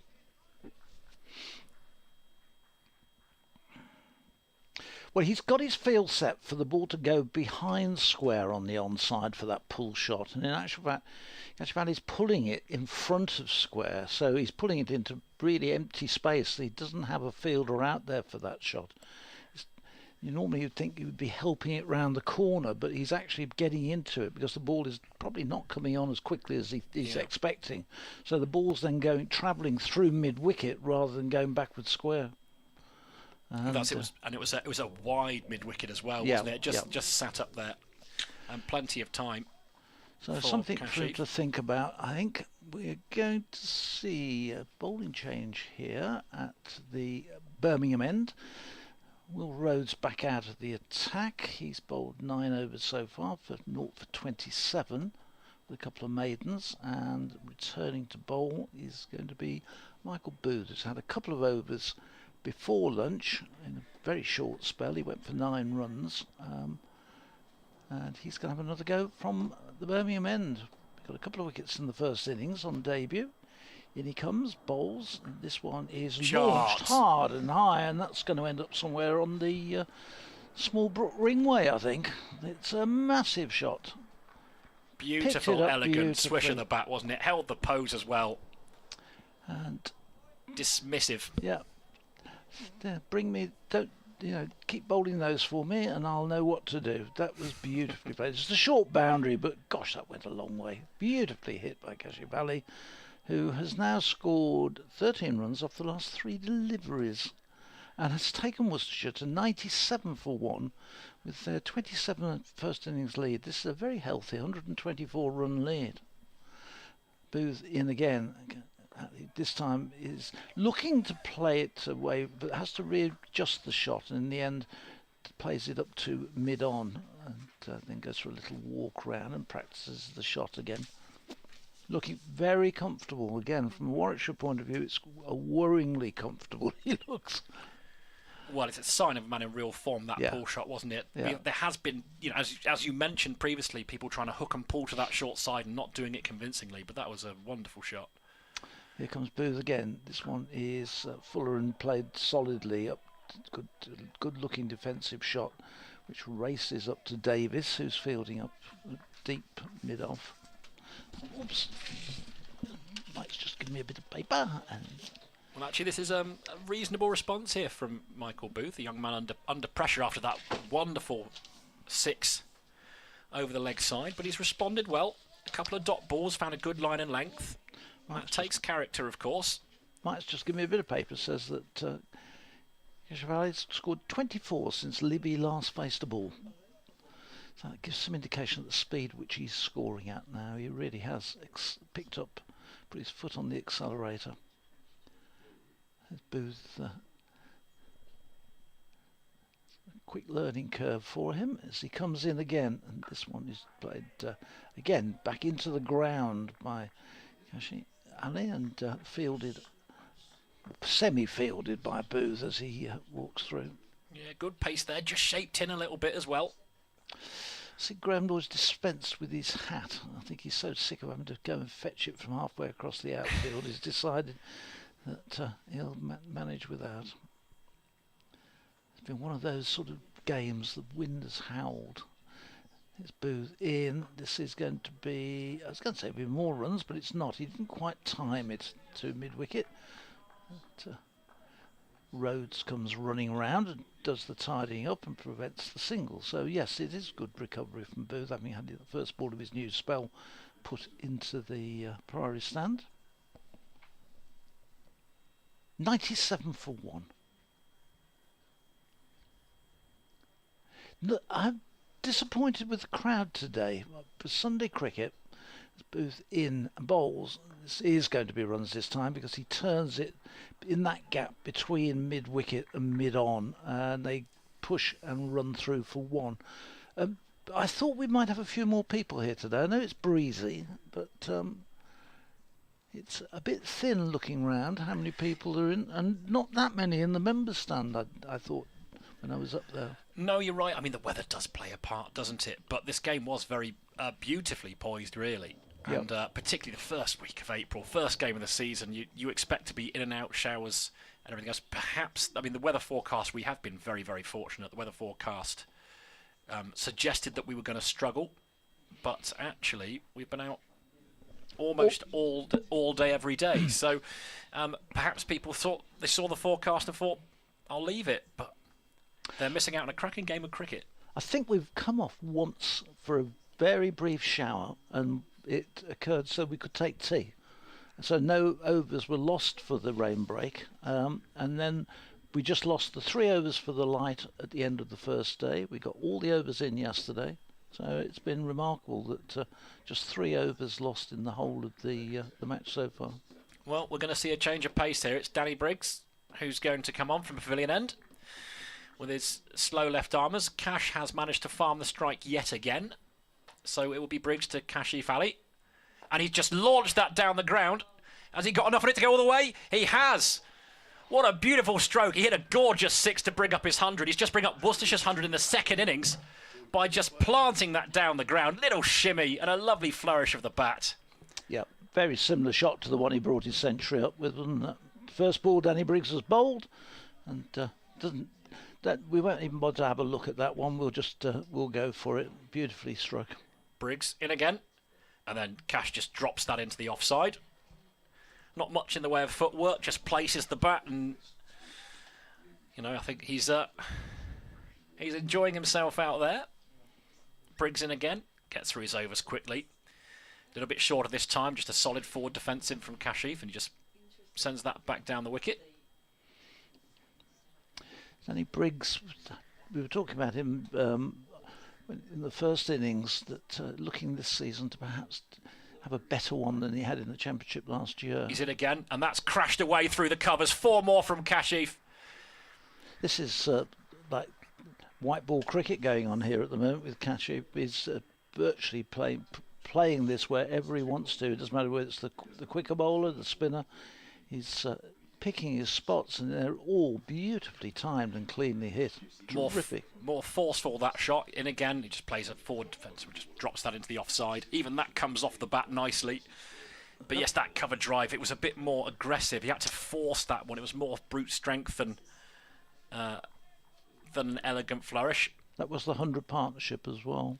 In comes Briggs again. Again pushed straight at the man at cover, though. So Yates will do the fielding. But another very productive over for Worcestershire. 10 coming from it. A sumptuous straight drive for 6, and then bludgeon through the covers again. Kashif Ali is having himself another day out in the field. 74 for him now. Jake Libby stays on 28, but he'll be a very happy spectator down the other end.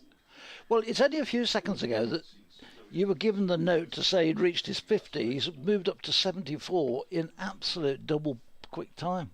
Racing along here. Yeah, and as an aside, I have a theory about attractive shots. What makes an attractive cricket shot, what doesn't. As to what Mel was talking about earlier on, but we'll get to that in due course, because we're being treated as something special here from Kashif Ali.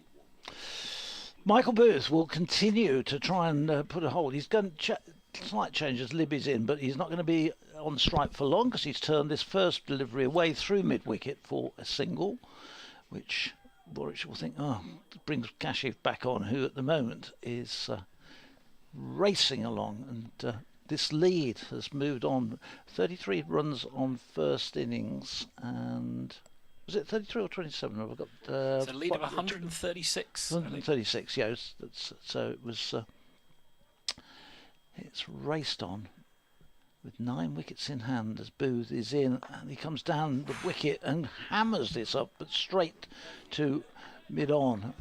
But he's looking to really power everything at the moment. He's seeing the ball like a football. Yeah, it's just one of those things where a batsman, they just know they're in the groove, and he's looking to be aggressive here, and why not? And he knows, with great respect to Michael Booth, that Michael Booth is not that experienced a bowler, and he might well be able to hit him straight off his length. This is... It's signalled as a no... was it signalled? No ball, yeah. There was an appeal from behind. It was short. He went to swing at it, and it bounced away over his head through to the keeper, who then appealed for...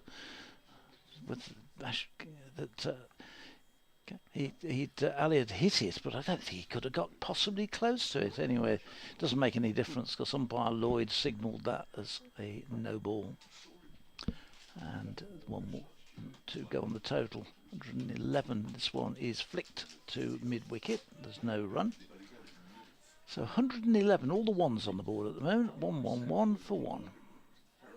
Somewhere David Shepherd is standing on one leg, isn't he? Possibly. He always used to do that, didn't he, when it was on Nelson? Yes, he did. He used to hop round and stand on one leg. He did on anything like that, or 2-2-2, or 3-3-3. He became a little bit of a legend in his own life with that one. Both in. This is Ali looking again. I think he's just got to be perhaps a little careful here. He went again for the big swing to hit it away over through mid-wicket. Got a little bit of a bottom edge, which in the end was safe enough, but it went just between him and the stumps. But seeing those go back onto, and there's actually at the moment, there is no need for him to play quite as expansively as that one. He was trying to hit the casing off the ball there, and he lost his shape, and really, when he's at his best, he's keeping his shape, and he's timing it, and he's tried to just smack the ball as hard as he can. And I think Libby, with his experience, might just have a little word there. Booth in bowls, and this one is turned into the onside by Libby, and there's no run. Bright sunshine here. It looks. We've still got the floodlights on, because all around us the clouds are moving along fairly quickly, but are quite dark, and the floodlights not needed as we speak, because the ground is bathed in bright, beautiful sunshine. The wind, though, you can see from the Warwickshire flag over on the press box stand at the far end, or the other side of the press box stand, is blowing away with this strong cross-wind breeze. Booth in. This is going to be runs. Will it be down to long leg for a single? He will retain the strike. It's 113 for 1. Kashif Ali is on 75. Libby's on 30, and these two came together when that first wicket fell when Broderick was out for 4. They have added now 105 runs for this second wicket. Well, it looks like Danny Briggs is going to continue. And there's a bit of a committee meeting as to what they're going to do about the field here. The slip stays in place. There's a backward point. There's a square leg, a backward square leg. Man on the drive on the onside, and the deep mid-wicket's coming into mid-wicket here as well. 4 men on the leg side. Briggs comes in, and it's a solid forward defensive there from Jake Libby.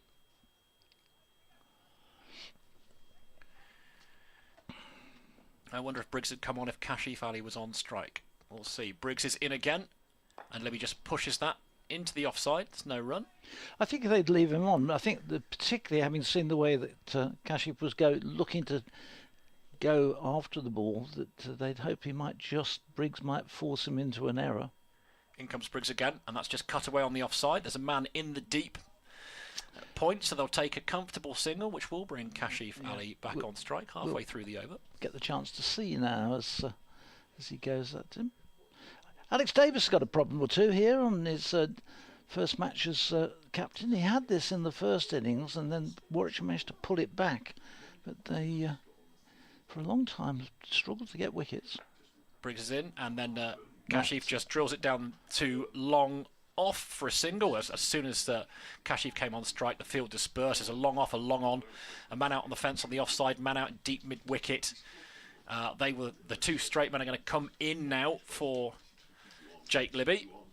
And Briggs is coming in. It's full, and it's just worked into the leg side where that man at deep mid-wicket is. It's Dan Mosey. They're thinking about 2. Libby fancied it, but Mosey's a good fielder, as well as being a useful bowler and an exceptional young batsman. But they thought better of it, so it will remain 1 more to the total, and 1 more to Libby specifically. Kashif Ali will face the last ball of this over. The men go back out to long off and long on. Davis is about 3/4 of the way back at long on. Will Cash take him on? No, he'll just push that down the ground for another easy single. They'll milk it, these 2, as well they might. 117 for 1 now the total. Well, they've played themselves into a position where Warwickshire are sort of defending against him, but in the same token, it's easy pickings for the singles, isn't it? Well, it's with 9 wickets in hand, it's giving away singles. I'm not sure if Warwickshire need to take wickets here, don't they? Yep. Worcestershire they're going to have to bat again at some point, but they need to take wickets. Worcestershire scoring quickly now as well, and putting themselves into a strong position to be able to push on through the remainder of the day. Perhaps there's also with one eye on the fact that to get a positive result they need to score quickly, because they might have some time taken out with the weather. Well, they might fancy a little dart tonight, you know. Well, possibly. Here comes Booth again. He continues in this spell, in his 3rd over of this spell, as he's short and up on his toes.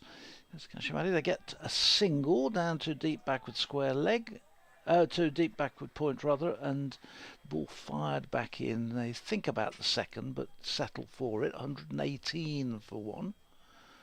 Kashif on to 78 now, 32 to Libby. So Booth runs very straight run in as he comes in, as the sun goes in. Libby is back and turns this to mid-wicket, and there's no run. He's bowling from that Birmingham end, which today you can pretty much count the spectators down there without too much difficulty. I don't think it would take too long to count the number of people down there. It's blowy, it's chilly, but not the day. There's quite a lot, I think, sitting in the David Heath suite behind the glass, watching in the warm as Booth comes in, and this one is driven away nicely. They well fielded. Libby takes the run, stops because he thought that ball had beaten the infield, and in the end it was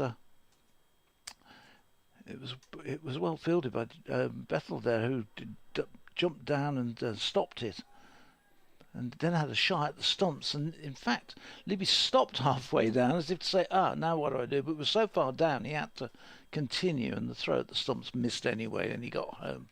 Here's Booth in. This is short, and Chevalier leaves it. He thinks about it, but then bends the knees and just gets out of the way and lets it go harmlessly through to Burgess. 119 for 1.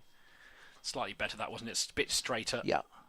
No chance for Kashif to free his arms on that one. No, he didn't. It didn't get the same bounce as some of the earlier ones, and Kashif really sort of quite sensibly decided that was not one to take on. Still 2 men out deep on the leg side, though. Booth into him, and he just turns this one away past a diving Will Rhodes at mid-wicket. There's a man out there on the cover on the mid-wicket boundary who does the fielding, gets a good throw back to Burgess, and they settle for the single. 120 for 1.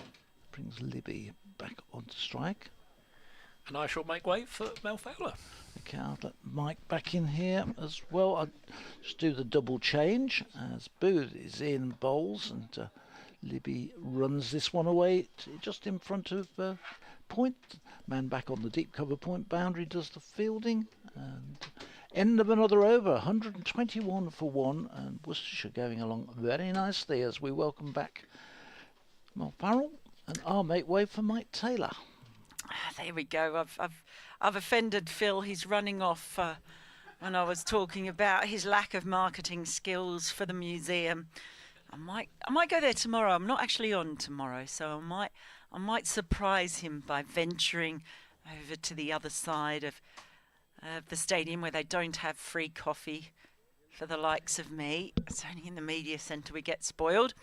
Well, what a session this is at the moment. Danny Briggs first up round the wicket to Libby. Just squeezes that one out to deep point, and they get a single, and that brings Kashif Ali on to the strike. And well, I'm now joined by Mike Taylor, and we've been very much enjoying watching this young man bat. He's on strike now and plays a typically languid drive through the covers, but just as far as deep cover running in. On the evidence of today, or this match perhaps more widely, as Briggs is in, floats this one up, but met on the full by Libby, and he just taps that down to deep mid-wicket. Ball flew down there, slows up in the outfield. They're going to run 3, so brings Kashif Ali back onto strike. 126 for 1, yes. on the evidence of what we've seen, he's not going to be just a good run maker. He's going to be a maker of good runs, if you know what I mean. In that you'd want to watch this fella bat. He's on strike now. Libby tosses one up outside the off stump, and that's just pushed down to deep cover point. I get another single. We were suggesting at one point he looked like he was just maybe taking a few too many risks in trying to take on Michael Booth. And we were both mentally shouting out to Jake Libby to just have a chat with him. Libby is on strike now. Big stride forward and a push, and he almost falls over sometimes when he plays that defensive shot. There was a slight danger of him gorging himself a couple of overs ago.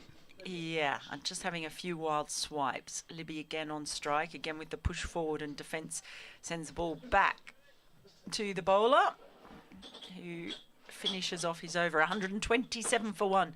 Kashif Ali, absolutely glorious to watch today in this session.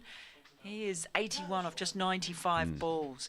Jake Libby is on 38. He's sort of been a bystander and supporter for much of this. Yes, but that's a perfectly noble role to be playing at the moment, and some drink has gone out. Hard to believe there hasn't been a little bit of advice gone out with it. But the message you'd want to be sending from the dressing room to Kashif Ali, and to Jake Libby for that matter, is to keep going. I mean, this is a terrific starting position for Worcestershire in their second innings. What are we now, more or less halfway through the third day, to be 150 runs on, and with plenty of power to add. And with the weather seemingly brightening up as well, he says, throwing a hostage to fortune, there is every reason to make it really count here, both personally and for the team, for Kashif Ali in particular. Yeah, well, the leader's up to 154 now. with just the one wicket having fallen, they did get themselves into a very good position like this as well in the first innings before having a mini collapse. So, but yeah, the way this is going, there's still plenty of cricket to be played today if this weather holds up. It's bright sunshine at the moment. So. It is. Rhodes is going to bowl. Oh, and he hits. Well, that was quite a quick, short delivery. And he hits Kashif. And that was Booth, I beg his pardon, not Rhodes. It was a quick ball. And that hit Kashif on the side of the head, I think, as he went to pull. And he's now down on one knee. And he's getting attention both from the umpires and the fielders and Michael Booth himself. And this is going to be time for a pause, I think. Firstly, to make sure that Kashif Ali is all right and okay to carry on, which is the first important thing to consider. And then I think the umpires will just give him a few moments, if he is okay, to continue, just to compose himself after that, because that was nasty. Well, it clearly rattled him. He was just... Still is. He's got his hand to the side of the head. So they'll go through the concussion protocols as they do now, and rightfully so. That did come onto him quickly. And the bowler himself just showing a bit of concern straight away as well. I'd heard that Michael Booth was quite sharp. And I was just saying to you off air, I saw him in one of the 50-over games last year at Neath. On a rather unusual day on a very, very wet ground, when he bowled a few overs and everybody went for some runs in that game on a very small boundary. Very enjoyable day. But he looked quite sharp then, as if he was probably the quickest of the bowlers on display in that game. And I think he may well be, well, I'm certain he's the quickest of the bowlers that Warwickshire have got going in this game. So he's going to be an interest. If he can retain a place in the team, and we don't know, when at some point Liam Norwell's going to come back into the reckoning. Miles has gone out on loan, but if they can develop him, you can see why they're trying to develop him, can't you? You definitely can. Sharp is a good word as any to describe him, but he has stood out with that just a little bit of extra pace. Sometimes don't you wish you could have a speed gun at your convenience? Yeah. I'd just love to be able to have my own personal speed gun that I could whip out at any moment, that I wanted to just check and see how quickly someone is bowling. But it definitely something there now. It looks like Kashif Ali is okay. Yes, he's standing up. He took his time, and he's right to take his time. And the physio, and I mean, umpires have, I don't say they've ever not been understanding, but they're much more understanding of the issues at play now. And it's worth going through all these protocols, because it might be only one time in 1,000 where there is a problem, but it doesn't matter. You'll be ready for that time. Well, game's learned so much, of course, hasn't it? I mean, even recently, could not believe that Will Pukowski has had another concussion. The Victorian, of course, he had to pull out of his contract with Leicestershire. I think he was going to play for this season, but still recovering from his latest concussion. He's had some ridiculous number. Yes. Somewhere around a dozen now, but a number of them have had nothing to do with technique or whatever. He hit his head on a door once. Another time he was hit in the nets, but by a ball from another net. Freak things. No, it is. I mean, there's been a slightly troubling case to read, that of Pukowski's. He's obviously a very, very good player. Here's Michael Booth then going to bowl. He bowls a short ball and Kashif pulls out from that one. He set himself as if he was going to pull, and he would have had to fetch it from outside off stump, and that was a wise call, I think, to pull out of it. Well, they've got 4 fielders out on the boundary, Birmingham, basically going from deep mid-wicket to a very fine leg. So 4 fielders evenly spaced out there, just waiting. So perhaps he just realised that they were all ready for the ball. Booth is motoring and gets a shortish ball, and Kashif Ali with a short arm pull has hit him for 4 runs, much straighter than any of those 4 boundary fielders.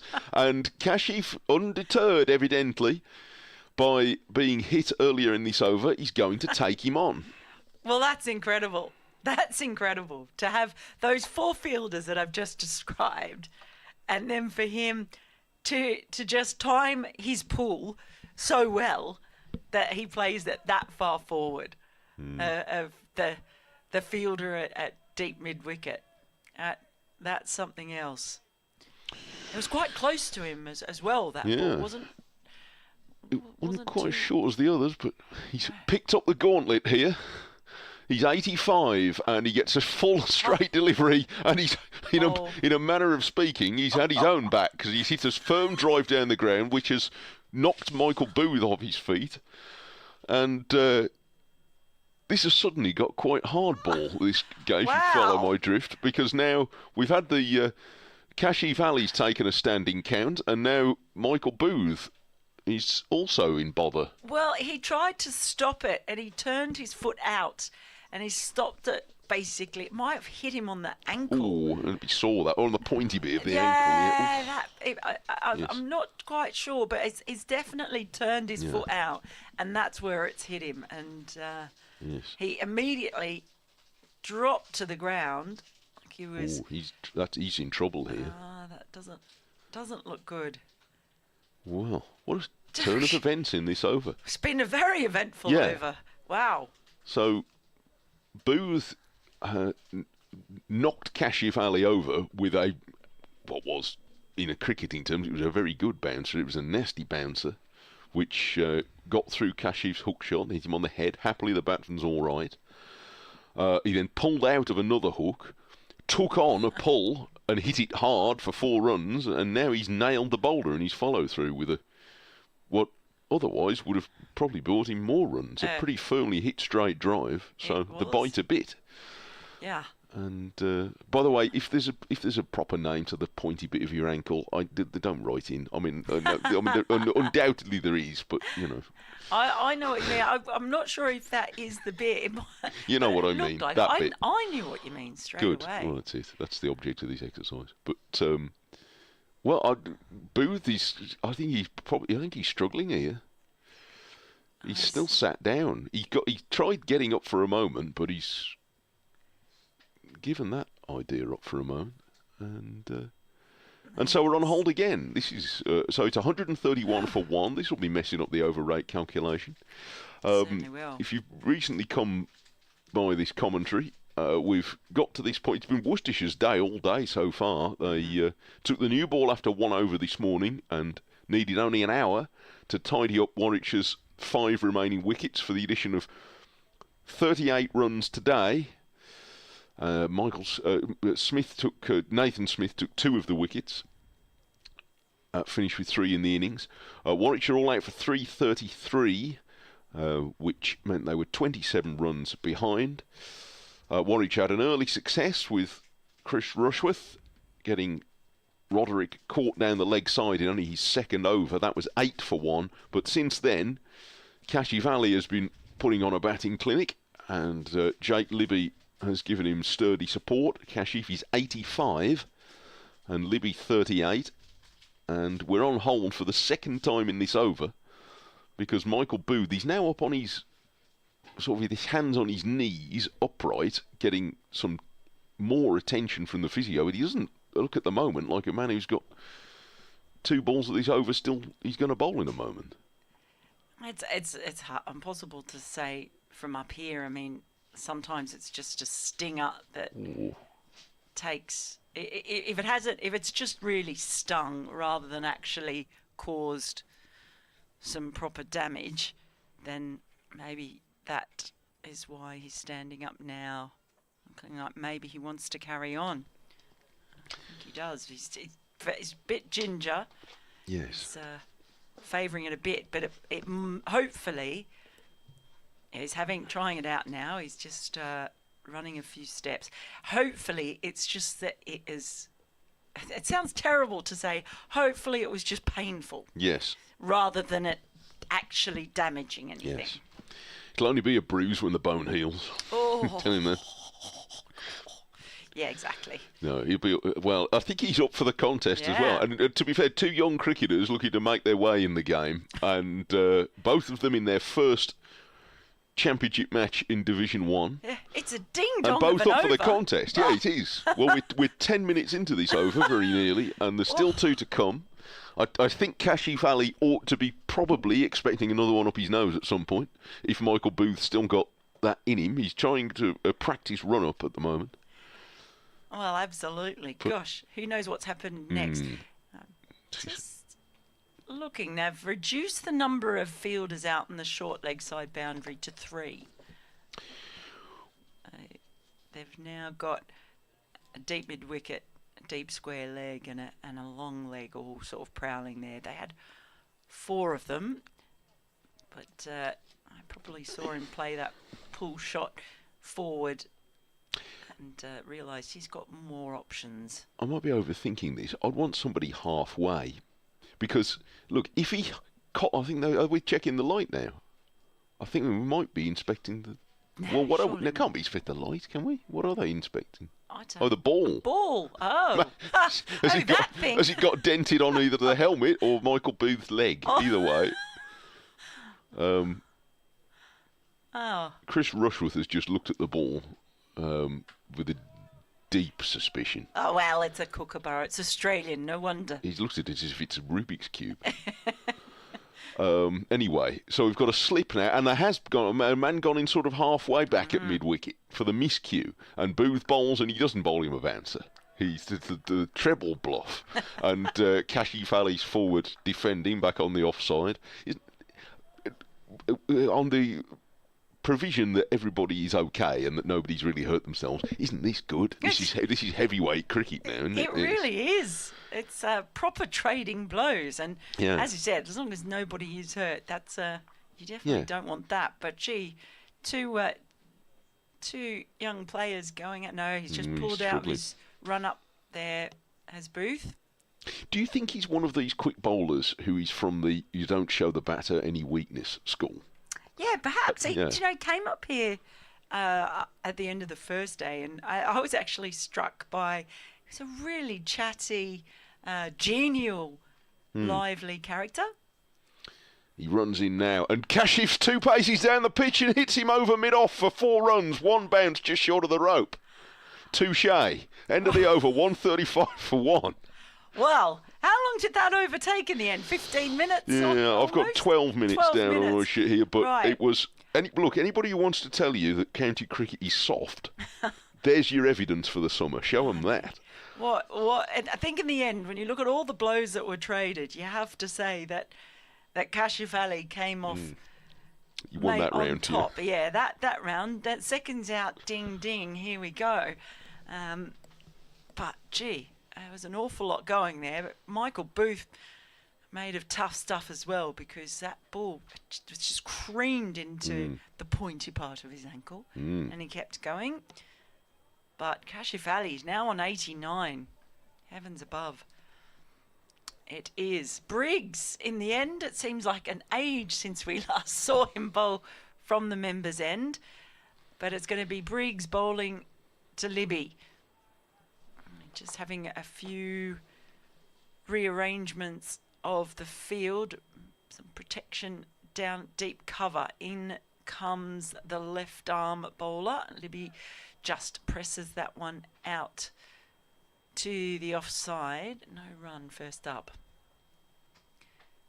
I almost forgot who else was playing in this. In comes Briggs again. This one's a little bit flatter and pushed into covers by Libby.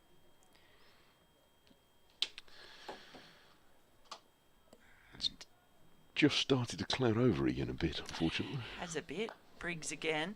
This time more of a wristy flick, but down towards mid-on, and still no run for Libby. He's on 38 at the moment. Hasn't had to do much but be support. At the moment, he plays that one off the back foot, carves it nicely to point, where a diving save ensures that they will get no run. That's Alex Davies prowling there at point. In comes Briggs again, and just delicately turned around the corner by Libby, so he will get a run and give Cashy Valley a chance to get a little bit closer to what would be an incredible feat if he manages to get hundreds in both innings of his first couple of days out in Division 1. There's just a little bit of discussion going on here. Oh, I like this. They've got their backs turned to the batter. It's like secret squirrels, like in tennis, as they discuss, where they put their hands over their mouths. All like the in footballers doubles. doing that, don't they? There's 30,000 people on the ground shouting, "What do you need your hand over your mouth?" Here's Kashifali. Briggs is over the wicket, and he full ball, gave it a bit, but it was just smothered really by Kashifali. So he does not advance. Stays on 89. Libby on 39. Worcestershire 136 for 1, and the lead now 163. I think Sports Extra listeners may be with us at the moment. So just to look around the country, there's cricket going on in about half of the championship games. They have had no play at all today at Chesterley Street for a third day running, and likewise at Derby. So Durham against Hampshire and Derbyshire against Gloucestershire. Both those two teams, alas, remain in mothballs for those two games. Dreadful bad luck for everybody at those two grounds after all the work to get cricket on ready for the start of the season. Somerset 158 for 2 at Canterbury now, replying to Kent's 284. They are still off in Manchester, where there hasn't been too much cricket today. Surrey, the champions, 15 for no wicket, replying to Lancashire's 202. Not much between the teams at Trent Bridge. Essex 215 for 5 now, lead Notts by 175. Handy partnership between Paul Walter and Matt Critchley. They've already added 84 there, which might be turning that game. And at Lords, Middlesex 303 for 4, replying to Glamorgan's 620 for 3. After Sam Northeast's latest magnum opus. 136 for 1. Ed Barnard is replacing the hurt Booth.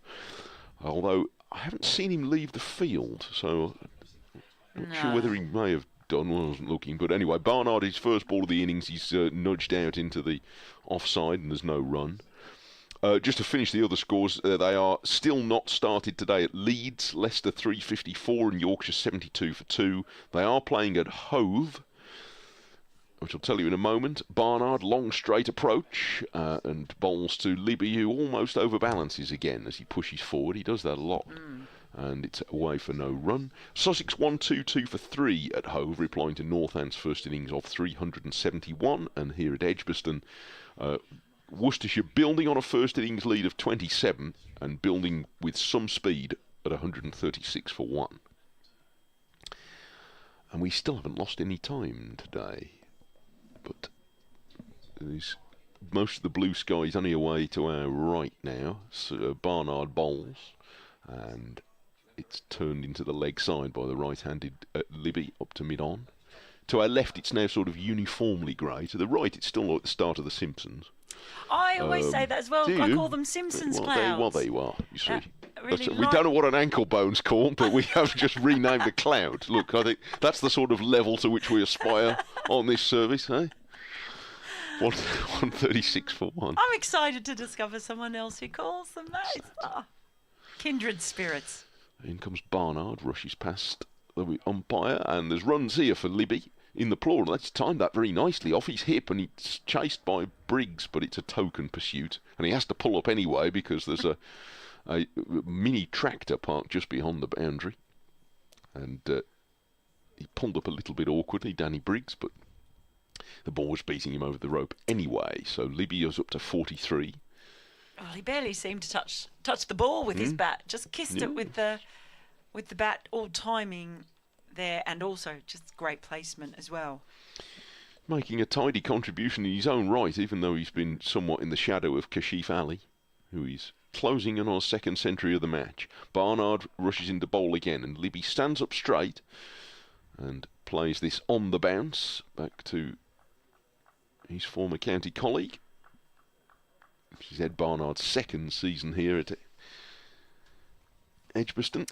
Well, Libby made 38 in the first innings and looked really well set, and then got caught in a bit of a trap going trying to get himself over the short boundary. So wants to make the most of it here. Barnard bowls, and Libby is back guiding this away backward of point, and he gets 1 run.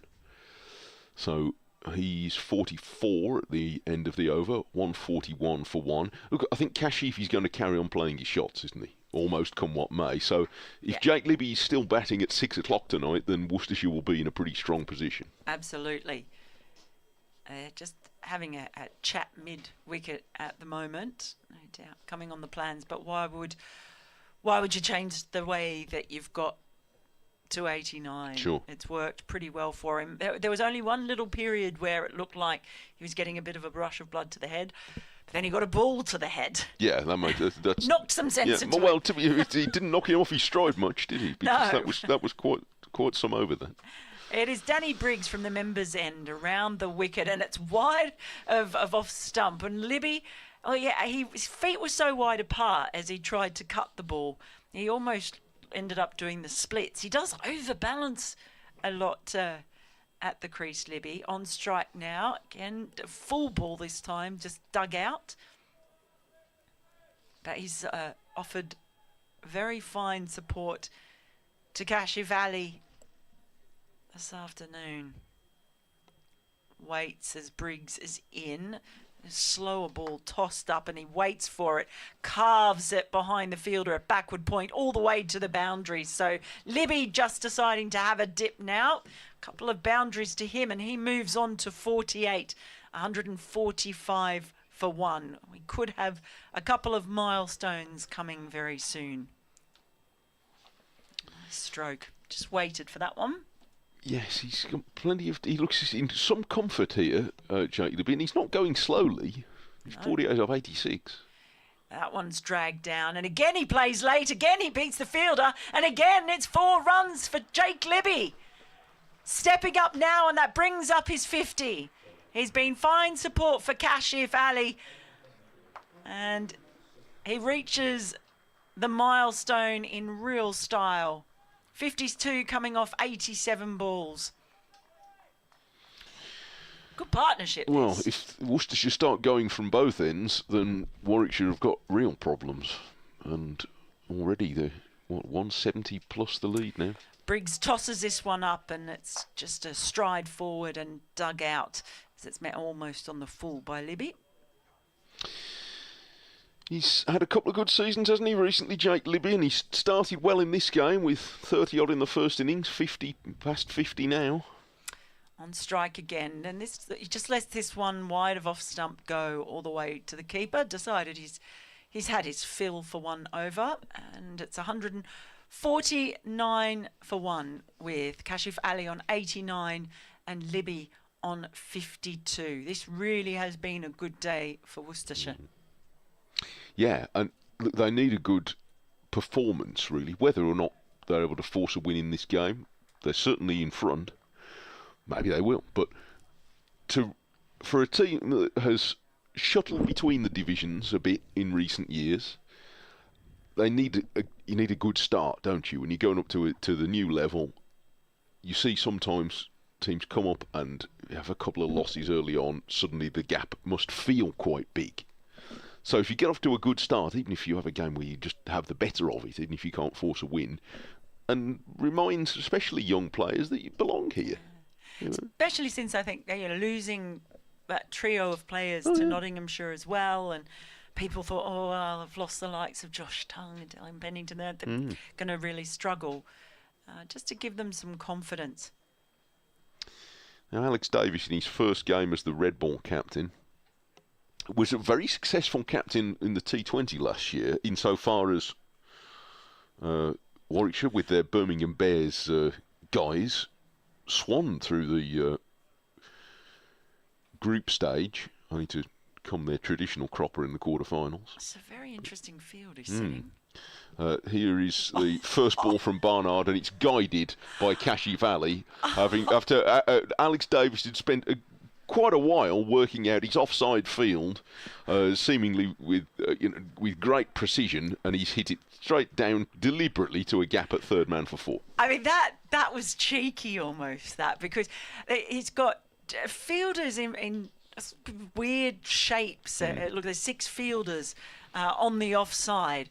Yes. And just sort of behind each other, almost at point and deep point, and sort of a catching mid-off there, and then one sort of a deeper mid-off. I mean, it's mid-on, I should say. Sorry, I've got my ons and my offs.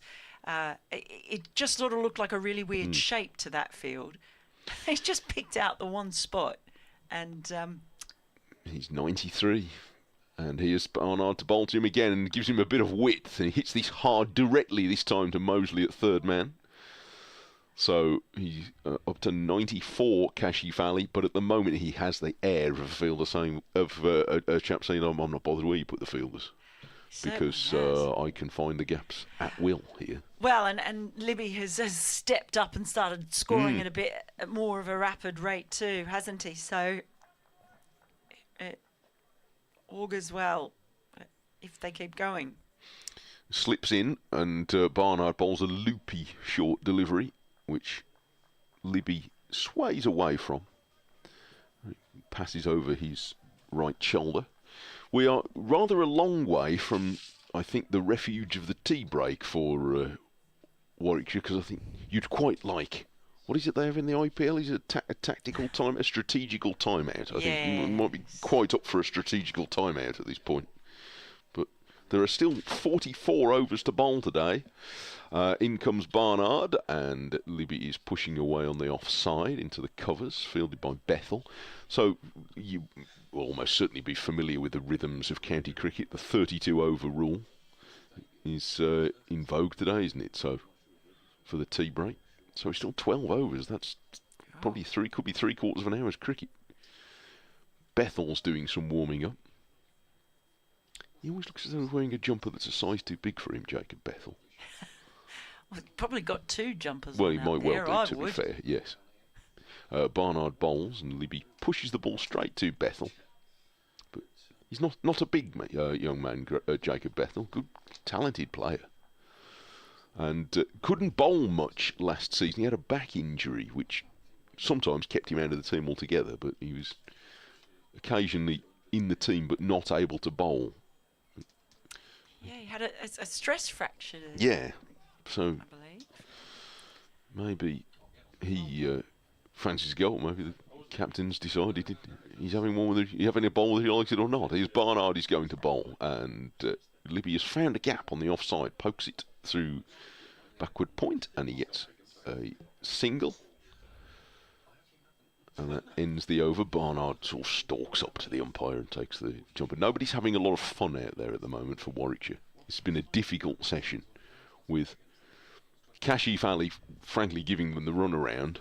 He was, where was he at lunch? He was 26 at lunch. He's 94 now, with still probably 12 overs of this session to go. Taken a blow on the head as well, but kept going after the concussion protocols were carried out to make sure he was okay. It's Briggs is going to continue with his 6th over of the innings, bowling to Libby around the wicket. It's full, and he just uses a turn of the ball to fling it to mid-wicket. And you know what? They're going to get an overthrow run. They are. As the ball was hurled back by Mosley, I think it was, and it was all a bit of a hash, really.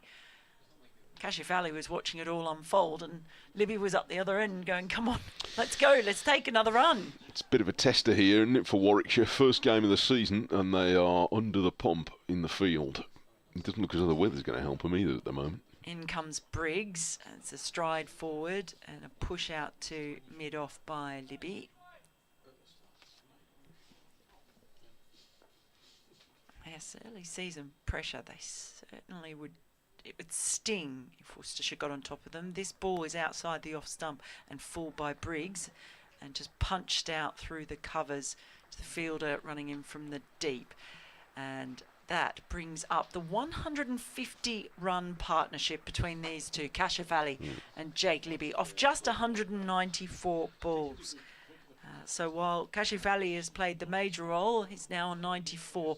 Libby has been fine support as well in scoring a brisk 56 now.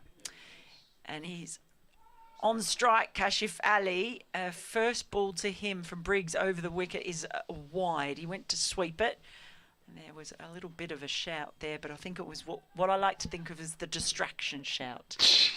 That's a wide. It was, yeah. It's a wide. He's out. Kashif Ali, this time he gets hold of the sweep and he sweeps it so fine. I don't think there's any chance that anyone's going to get there. That ball's going to go all the way to the rope. And that is another 4 runs for Kashif Ali, who is just finding every centimetre of this boundary rope, it seems, at Edgbaston. Yes, he has made pretty patterns, hasn't he, with strokes all over the ground. And now, look, the twirling's gone into overdrive now. Look, 98 not out. The twirl, it's a constant twirl. It's it could be a baton. It'd be in a baton twirling competition. He's having a good look around the ground. He's on 98, Kashif Ali. Made 110 in the first innings. Here is Briggs over the wicket, and it's just tapped around the corner for a single. So he's going to keep us waiting. Yeah, I wonder if there will be a point where he starts to fidget. It hasn't started yet. He's raced on through the 90s.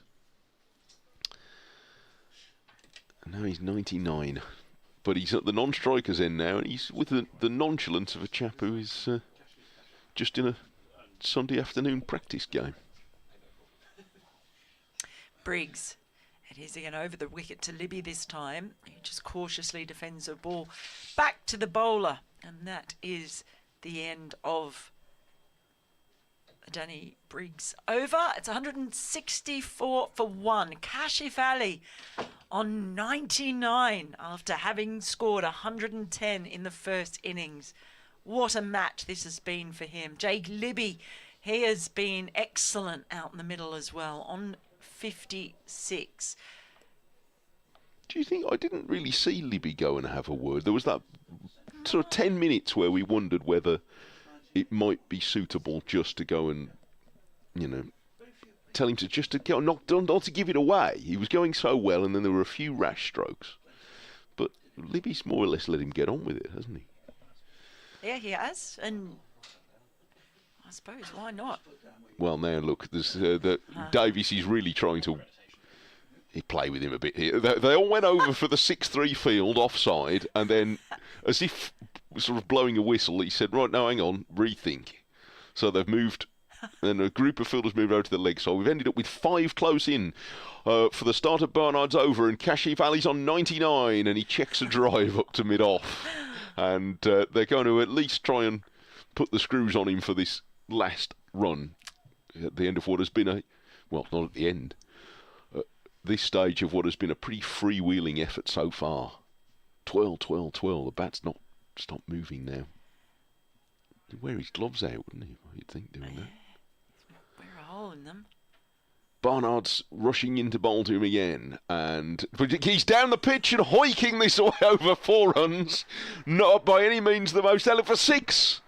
Not by the most elegant stroke of his innings, but the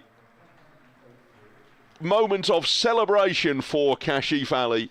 Twin hundreds in his first game in Division 1, and achieved with a style and panache and confidence that suggests that they'll be the first 2 of quite a few. He's 105, and I think in both innings has raised his century with a 6. How's that for style? 170 for 1. I mean, what a remarkable start to the 2024 County Championship.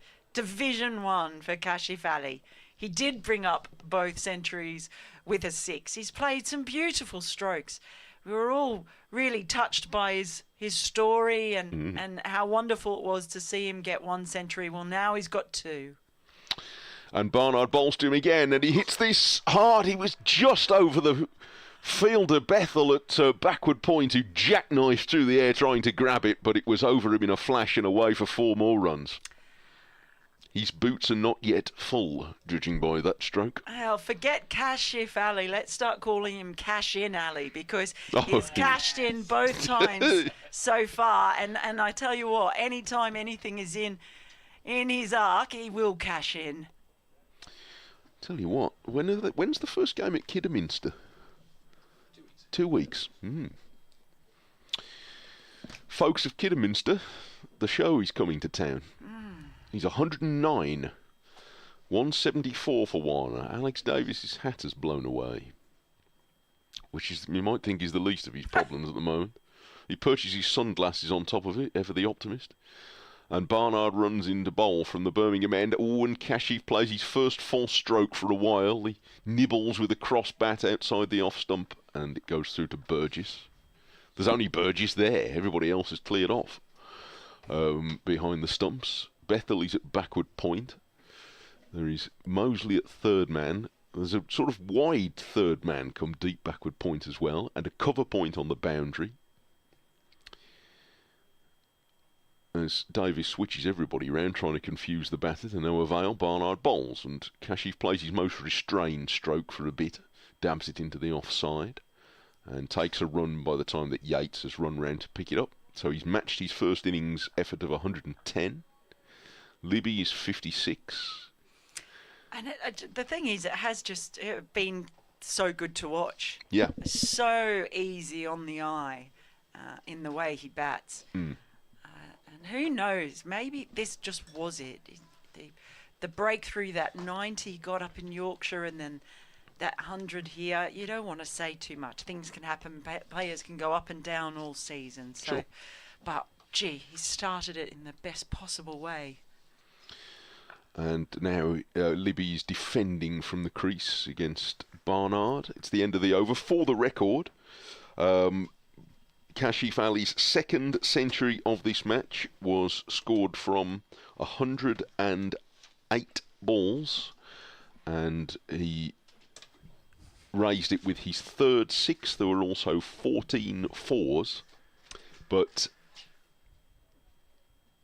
there has been, it's not just in numbers. Numbers don't quite do justice, Jim Dale, to the exhibition we've seen today. And look, there may be more challenging conditions. There may be all sorts of different things at play. It's early in the season, and he's still a youngish player. I know he's 26, but in terms of the amount of experience he's got, he's still at a very sort of early stage of his career. But we've seen a show this afternoon. Do you know what? It's been eloquent. It's been aggressive. It's been considered, controlled aggression. But, I mean, it's been so impressive. We're all professionals here. I'm trying to hide the fact that I've been a lifelong Worcestershire fan, but this is something special. You do not see a century, an innings, very often, and certainly not in your first attempt in the First Division. It must be said, actually, credit to Worcestershire, because he had been in for trials and had practice matches for various different counties and in the national counties as well. And Worcestershire, they found themselves a gem, but they've been able to get the best out of him. Yeah. There was a feeling around New Road a couple of years ago that there's a young lad here with real talent, real promise, but it's about living up to it. This is a difficult and challenging sport. It's mentally draining. It takes a lot of time. And he's signed a new contract at the start of the summer as well. 2027 he's here till, so it's a good time to be a pair right now. Hannon Dolby back into the attack. Into Kashif. And it's just worked into the leg side, and I take a single there to deep backward square leg. Right now, that feels like an especially far-sighted piece of business. Anyway, Phil Britt will come in and muse with you about that. Well, he'd been very promising in the white ball stuff, and as we mentioned earlier, when he first came into the side, a poor Worcestershire side, they were much better last year, making the quarterfinals of the T20 Blast and competitive in 50 over stuff, and he'd found his feet there, and there were little flashes and little moments, and in county championship cricket in Division 2, but really impressive stuff. As Hannon Dolby is in again, this time to Libby, he just pushes that back down past the bowler for no run. Picked up by skipper Davis at mid-off. He's, I think he's only the second Worcestershire player to score centuries in both innings against Warwickshire in county championship cricket. That is stats. Is that from memory, Phil? Yep. That's very impressive. No, it's not from memory, but 1971, 72 and 1981, Glenn Turner did it. He did it twice against Warwickshire, but nobody's done it since 1981. Hannon Dolby on his way in then. On length again, a little bit straight, so just pushed into the leg side behind square, and that man at backward square is getting plenty of action. Another single to the total. And Worcestershire in charge here. And they are in charge. They had a small first innings lead, but by golly, they've taken that on during this afternoon's session, and now that lead is over 200. Cashy Valley back on strike. 4 men out in the deep. 1 slip still in place. Hannon Dolby is in. It's slower ball, and again just tucked into the leg side. Plenty of open spaces there, and as Jake Bethel picks up the ball, it's another easy single. So they're finding the boundary with regularity, but there's plenty of singles to be had as well. And the body language of the fielders, hands in pockets everywhere. I know it's a cold day, but in these moments you want some energy from somebody, a little bit of belief. But Cashy Valley has been dismissive. Warwickshire and the field have looked a bit flat, haven't they, this afternoon? I know that what's been going on doesn't help them, but sometimes you just look around and you think it just needs a bit of a lift, a bit of spark in it, and something perhaps just a bit of luck to go their way. Bethel's moved into a catching position at mid-wicket. Straight again, it goes straight to that man. From the bowling of Hannon Dolby, no run is taken, so the score remains 178 for 1. And well, there's I think there's a disparity in the bowling attacks here, really, which I think there's been some really good recruitment by Worcestershire, really clever recruitment actually that I will elaborate on shortly. We'll just see out this Hannon Dolby over. He's at the top of his mark. He's on his way in now. Rather gangly approach to the wicket, but he's in now, and that's straight as well. It's pushed into the onside. They think about a single, but think better of it. Libby turns back because Chris Rushworth is in quickly, and Rushworth does the fielding and prevents them from scoring. But if you think about the amount of international cricket this summer, and Ashley Giles said it was important that Worcestershire got off to a good start. So he said that rather than spending the money on T20, that they wanted to bring in Jason Holder for those 5 games. He's experienced in bowling with a Kookaburra ball. Yeah. And he's physical in stature. He's a big man, a big character, proven quality. And he's out the test side at the moment. Nathan Smith, he's not playing international cricket, but he's at the other end of that career where he's not quite in the international arena, but he's on his way. So 2 players that know how to use the Kookaburra ball, 2 players of international calibre at either ends of their career. And their impact, really, particularly this morning, Smith was excellent in making this possible for Worcestershire. Yeah, he bowled very well indeed this morning. Terrific as well. Barnard continuing at the Birmingham end. He's in, bowls, and it tries to hit this one again over deep mid-wicket, but again swings at it, and the ball this time goes past the outside edge and through to the keeper. Looking again, there's a big gap there for him to aim at. There's a man back on the mid-wicket boundary, but he was really aiming more to the mid-wicket's left. In comes Barnard again, in and bowls, and again this is inside edge, bottom edge, which bounces down and past his stumps, as again held back a little bit by Barnard and almost deceived Cashy Valley. But fully echo what Jim was saying about him. He looks a terrific talent, and what a great way to start his first division debut, and carrying on in the championship where he finished off last season. Barnard in bowls, and this one is driven back hard and high over deep mid-off's head down to the long off boundary for 4 more. And it really is stand and deliver here at the moment. He's anything which is up, he's having a go at. He's in obviously the form of his life at the moment. Well, you see that when your eye is in, the footwork doesn't matter quite so much, does it? There wasn't a lot in the way of footwork there, but he just trusted himself, had the confidence just to lift that. He didn't hit it hard, didn't time it perfectly by any stretch, but when you're in form, you're in form. That man at mid-off's gone back now. Barnard tries again, he's in bowls and again, and he's looking to smack this one with some width, hit it away. Just to keep this board ticking over, extending this lead, giving Worcestershire the maximum amount of time they can to bowl Warwickshire out a second time. If they can get to a sizable target quickly, it puts the initiative entirely back in their hands to then use that attack we were talking about to try and dismiss Warwickshire and force a victory. Here comes Barnard in and bowls, and this one is well wide outside the self stump, and in fact is signalled a wide. So Kashif didn't bother to go after that one. He decided that one is so wide, I'm not going to swing at that, and it was signalled by umpire Lloyd as being such. 183 for 1. So their lead is already 210, and with 9 wickets in hand, Worcestershire in a terrific position as this one is launched hard and high and over deep mid-wicket for 6 more. Just picked up from outside the off stump and cracked away. When I played, that was cow corner, but it doesn't matter. Beautifully hit shot, picked up and hit so cleanly. Magnificent shot. Fielded by a gentleman with a red shirt and a body warmer on, who has to come down and collect it from the steps and retrieve it. And Warwickshire is... It's so far in this afternoon's session, they have been put to the sword, their bowling attack. Well, there's not much margin for error here, and Ed Barnard was just only a fraction short there, wasn't he? But he was so quick onto that wide of off stump. But again, it's an elegant sweep of the bat, and that's a short boundary. Anything timed is going to go. Barnard again, he is in and bowls, and this one is steered away into the offside. It won't be any more than just a single this time. Out to the cover boundary, but one more to him.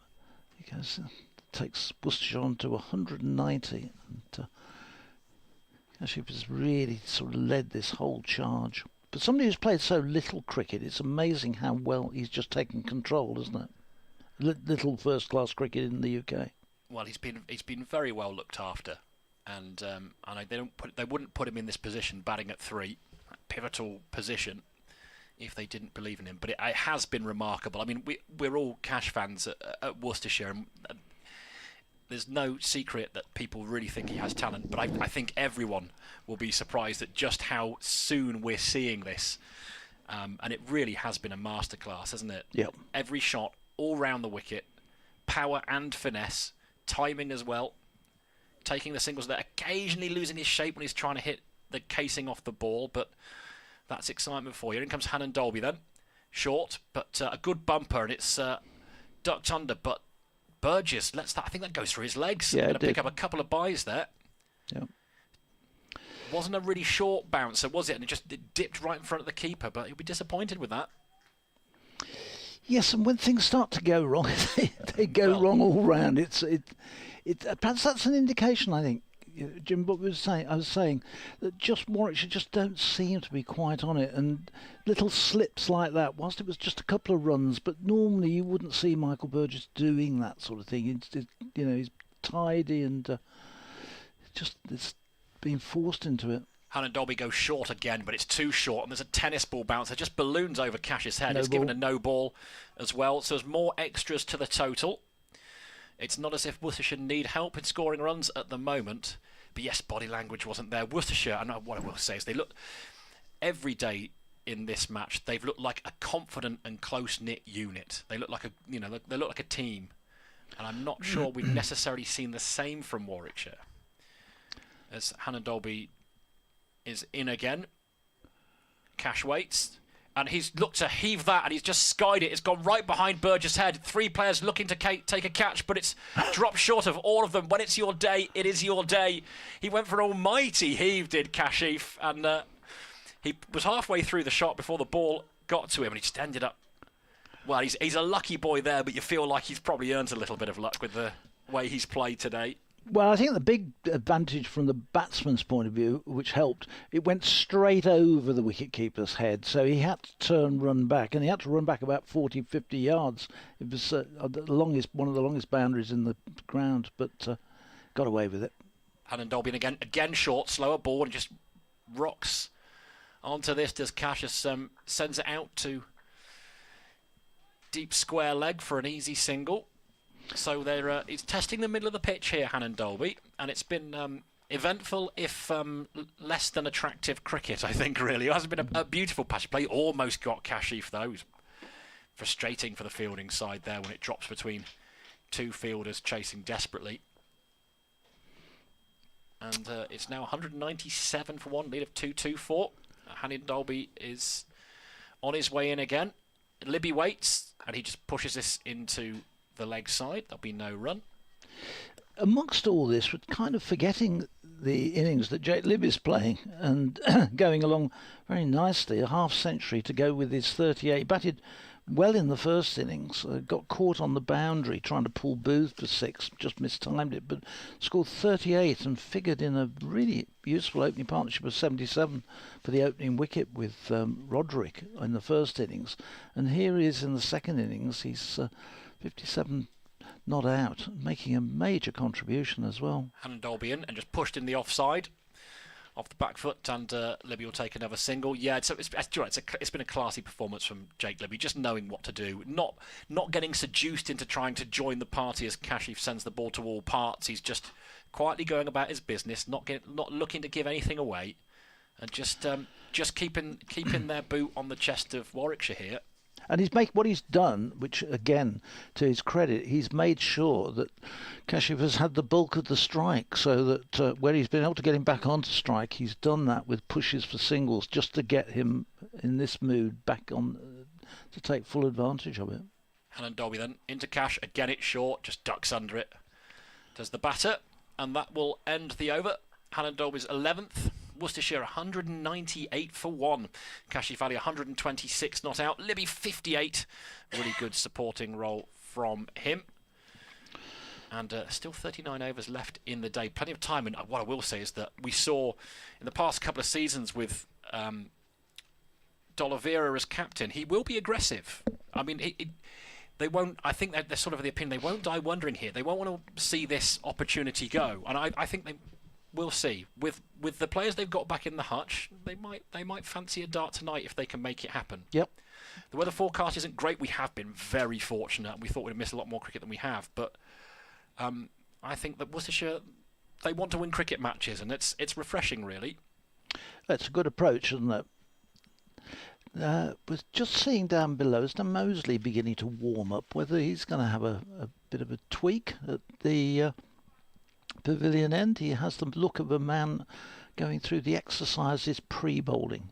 But in the meantime, Barnard continues from the Birmingham end, and this is driven by Libby but fielded by Barnard. And there's no run. Ball rolls up to the stumps at the non-striker's end. It doesn't remove the bails. 198 for 1. 27 first innings lead, so 225 this lead as Barnard is in, and this is going to be run away through the onside, through mid-wicket by Libby for another single. Takes Worcestershire on to 199 for 1, and I think coming here this morning, where Warwickshire had got the lead down to just over 60, but they had 5 wickets in hand, the neutral would have looked at it and said, well, Warwickshire should have a first innings lead and Worcestershire should be having to play it. But Worcestershire, I think it's fair to say, have won every session by quite some way today, to go with a number of sessions they won on the first day. They're in the box seat, that's for certain. Barnard in and bowls, and this is driven back down the wicket by Kashif Ali, and this time the bowler fields. The field has spread. We've got a wicket keeper, no slips. There's nobody in close catching position at all on the onside. We've got 1, 2, 3 men back on the boundary, a deepish mid-off.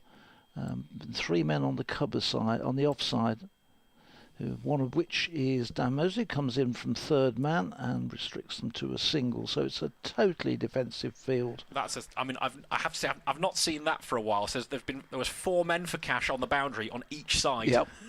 And then there was just one lone man at a sort of wide-ish mid-off in the ring, in the invisible ring. Really, there isn't one for County Championship, of course. That one brings up the 200 for Worcestershire. They lead now by 227, so going along really well. And, Warwickshire need to take wickets. Well, they need to find something to check this progress. As in comes Barnard, and Libby helps this down to long leg for a single. Hannon Dolby, who in the unusual position of being down at long leg at the pavilion end. You normally see him at mid-off, mid-on at the City end, but at the Birmingham end, but not today. But one more goes to the total, and the field spreads again. Just the extra cover in anywhere near to a close catching position, and even that's some way out, as this one is launched. It was short from Barnard, it sat up and it got put into the stand again for another 6 for Kashif Ali. I just lifted it straight over the top of mid-wicket, and now the spectators are trying to find it.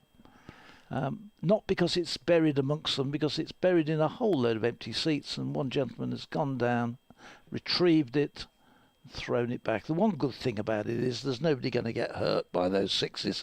You haven't got lots of people that are sitting there nodding off or reading the paper, or children running about. There's just nobody in those seats.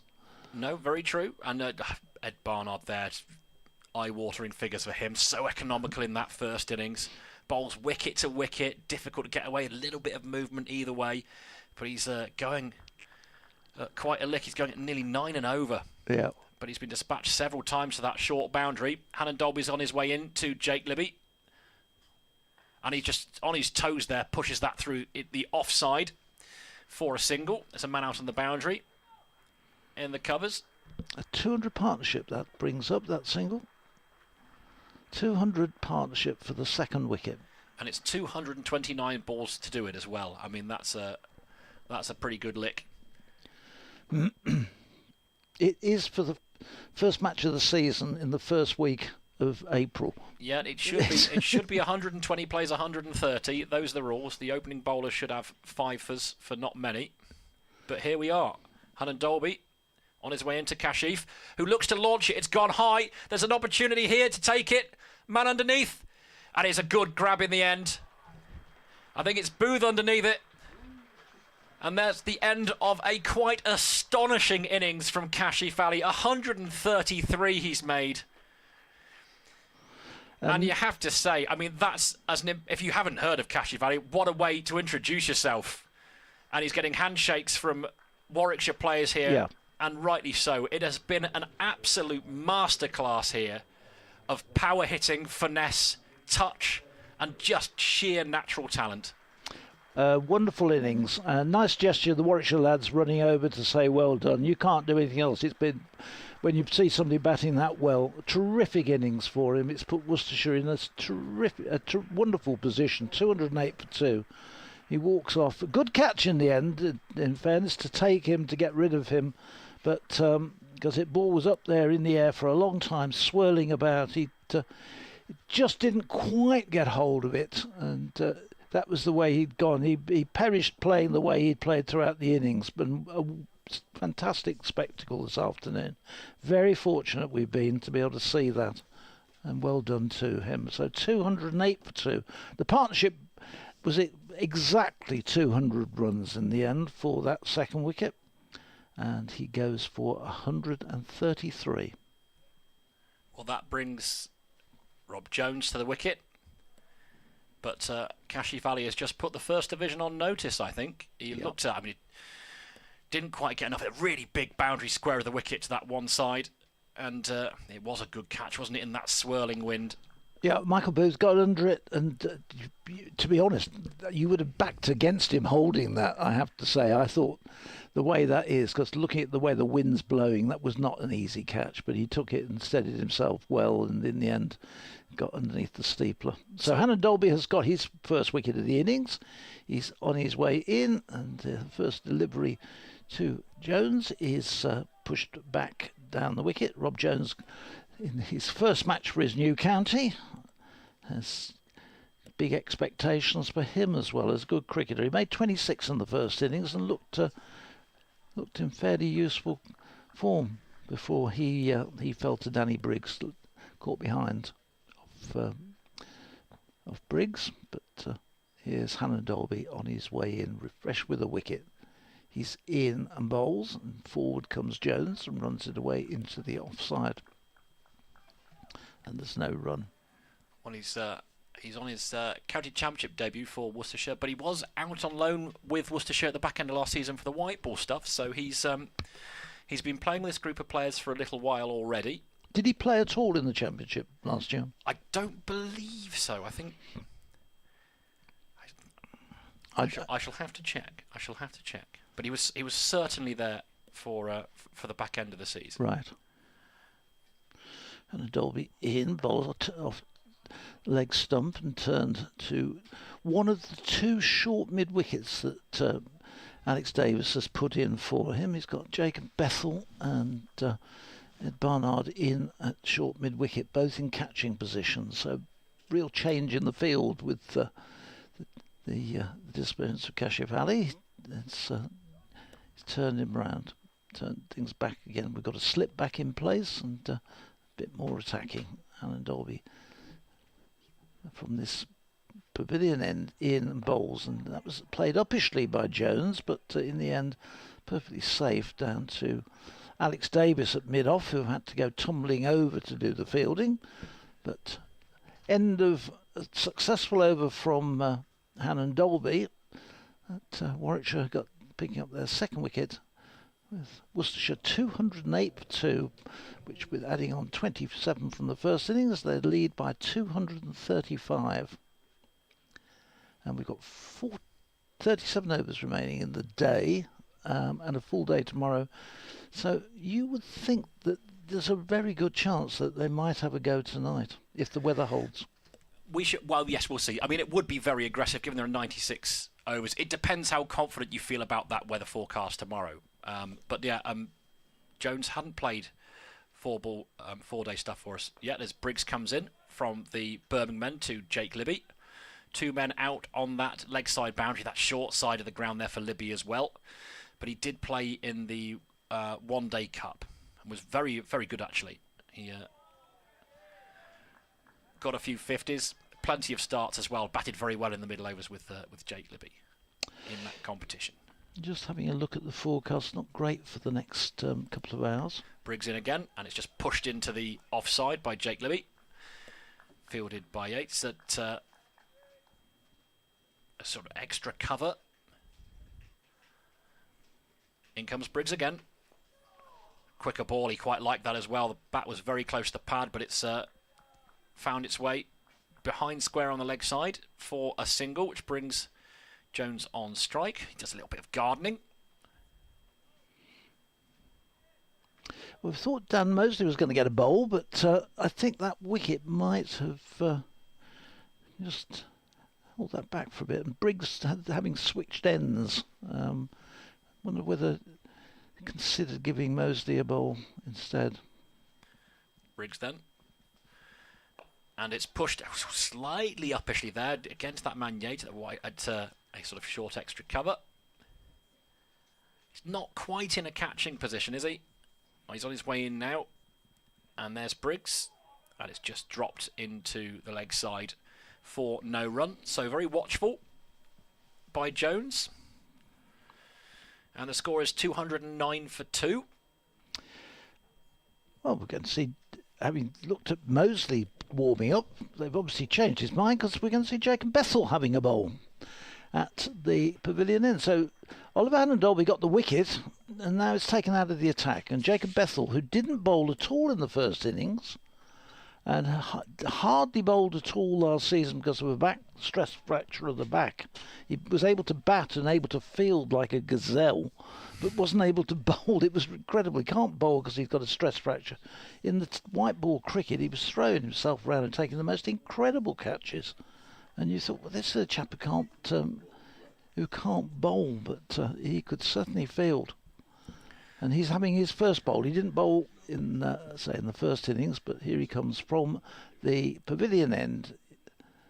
And this one is turned away. First ball by Libby, square on the onside, and they get through for a single. Well, it's I think this is the 7th bowler that Warwickshire have used. Already 42 overs into this innings. They used 8 in the first innings. One of them wasn't Bethel. So again, Yep. eight in the first innings for Worcestershire as well. So there's a team littered with all-round cricketers. Did Warwickshire? I think they only used 7, didn't they, Warwickshire in the first innings? Sorry, I'm not arguing with you, but I don't remember. I thought it was only 7. Might be wrong. This next ball is short outside the off stump and it's cracked away down to the fielder out on the cover boundary, and he flaps his arms and looks as if to say, I'm still loosening up. But 2. But you're absolutely right. 7 in the first innings. And I'll tell you for 8. why I know, because if it's 8, I have to put an extra line on the scorecard. This one is turned square on the onside, and for 1. 7, none of them Bethel. That's right. Yeah, when it gets to 8, I have to put an extra line in, which causes all sorts of problems for the scorecard, because it throws everything out. Ruins the admin, doesn't it? Yeah, and then all the detail at the bottom drops onto page 2, which you clearly can't have. Bethel comes in, bowls, and this is a dot ball as Hannah Dolby comes in from mid-on and does the fielding. 2-12 for 2. Yes, the 2 guys that Worcestershire used last night created me a big issue with the 8th man. Bethel in, bowls, gives that plenty of air, and this one is driven back by Jones. And, Bethel, one of these players who has come with has got a big reputation and expectation, but he's had injuries, and probably yet so far not really seen that coming through in the senior game. This one is pushed forward by Jones. It runs away into the offside. Nice tidy first over, just 2 or 3 runs off it, 3 runs off it, and Worcestershire move on to 212 for 2. We've got 3 overs left before tea, and it looks with the spinners on that's going to be fairly rapid, I would think. We should get through those quite quickly, I would have thought. The weather is blocking in a little bit as we talk, but still dry at the moment. Well, it's Danny Briggs to continue from the Birmingham end. And it's Libby on strike. And it's just dropped into the leg side. We're in a little bit of a stalemate of a situation here. The 2 spinners are on. And Libby and Jones not offering huge amounts of intent here. In comes Briggs again, and then Libby just jams his bat down on that one. Full delivery. Watchful from the Worcestershire opener. And it's fielded in the leg side. No run taken. And Briggs is straight back in to his next runner. In he comes. And just pushed away on the offside. But straight to Bethel at backward point. On those periods now, with these couple of overs before tea, they don't want to do anything silly and lose another wicket, so just making sure. And Briggs again, he pushes that as a 4 ball. It's pushed through the covers, and there'll be a single there. The man at cover point is deep, so he has to run round. But that he does, so it's another to the total. 1 more to Libby. And Jones is back on strike. 2 balls left of this Briggs over. Gives the ball a good shine on the back of his leg. Oops. And he loses his way in his delivery stride. He lost his way in a 3-yard run-up, which is almost difficult to do. That's driven, but fielded nicely. Bethel there going down, and I don't think it would have been a run because Davis was covering behind him, but good fielding. And it's just edged away here. Little bit of width from Briggs, and it's going to find its way to the boundary. 4 to Jones. Not the most convincing shot you'll see. A bit of a flat-footed drive there, and a thick outside edge, but it's made its way to the 3rd man boundary. It was the last ball of the over, just pushed through a bit short, outside the off stump, a little bit short, a bit flat, and Jones, you'd say, Jim got it away. Not the most convincing looking shot, but perfectly safe. There was nobody there to be able to do anything about it. The runs continue to come. 217 for 2, 244 the lead. And, really, that position very largely down to not one man. Libby, in fairness, has done a really good job as well. He's still there on 65, so he'll be facing this first ball of Bethel's second over. And its first ball is pushed away into the offside for a single. Mostly does the fielding. Bit short from Bethel there, and I think in a different circumstance, Libby might have been a bit more aggressive with that, but happy to just push it to the offside. Brings Jones on as Bethel in and bowls, and this is picked up Fuller delivery, which he picks up off his toes and clips to mid-wicket, where Barnard does the fielding. One of those two short men has come out now, and from the close catching positions at mid-wicket. As this one has a bit of extra bounce, and back goes Jones and just opens the face, runs it away just behind square through cover point for a single. 219 for 2. This is the penultimate over of the session, which has been very much Worcestershire's, as Bethel in bowls forward defensively is Libby, pushing it back to the bowler. Bethel and Briggs whipping through these few overs just before tea, but this one is short and cut away. It'll be picked up by Mosley, running around the cover boundary to backward point, and does the fielding, restricts to a single. 220. Worcestershire move 2. Libby on to 67 and 6 to Jones. This one is full and turned away, and I think on square leg, and probably feel he got away with that one there, Bethel.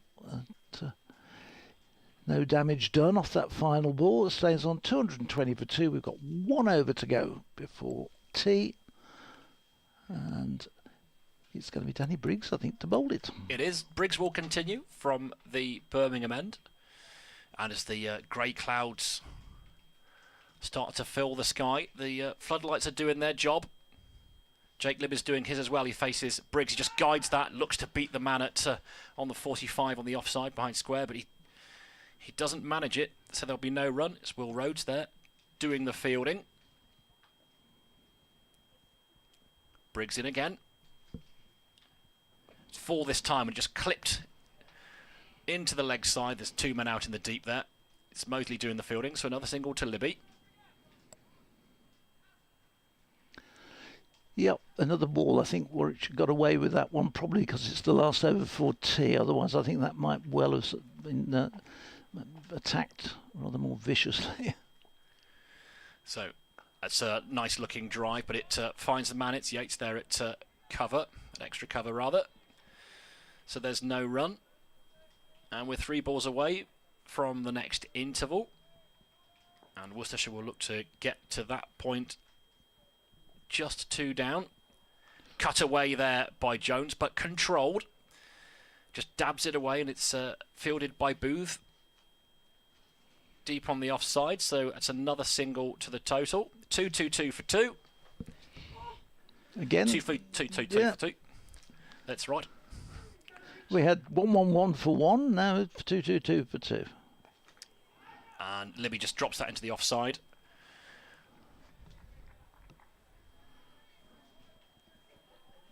Need for a Richie Benno impression there. In comes Briggs. Well, there's another false start there. Last ball before tea. They're going to make Libby wait for it. And here is Danny Briggs. Field is in on the 1, and he just drops that into the offside. And it's fielded by Bethel, and that will conclude a very satisfactory afternoon session for Worcestershire. 222 for 2 is the score. Libby's there unbeaten on 68. Jones, who joined him recently, 7 not out. But it was all about Kashi Valley and his 133. And he sent the ball to all parts, played with a free spirit, I suppose, and an attitude of a man far beyond his years and certainly far beyond his experience, Phil. A really, really impressive innings from him. But Worcestershire have been excellent today. Yes, they have. They have. He really took the game to Warwickshire. They'd recovered the situation. Lost that early wicket in the start of the second innings, but he and Jake Libby had batted through to lunch, and after lunch they took total command, and he batted superbly, and he had a spell during the afternoon as he was leading up towards his century, which he was virtually, they didn't know where to bowl to him. He was just hitting the ball virtually at free will wherever he wanted to put it. Wonderful innings, pleasure to watch it, and it's put Worcestershire at tea on the third day in a very, very strong position. It's been Worcestershire's day all the way through today. So we'll be back with you in about 15 minutes and rejoin us then.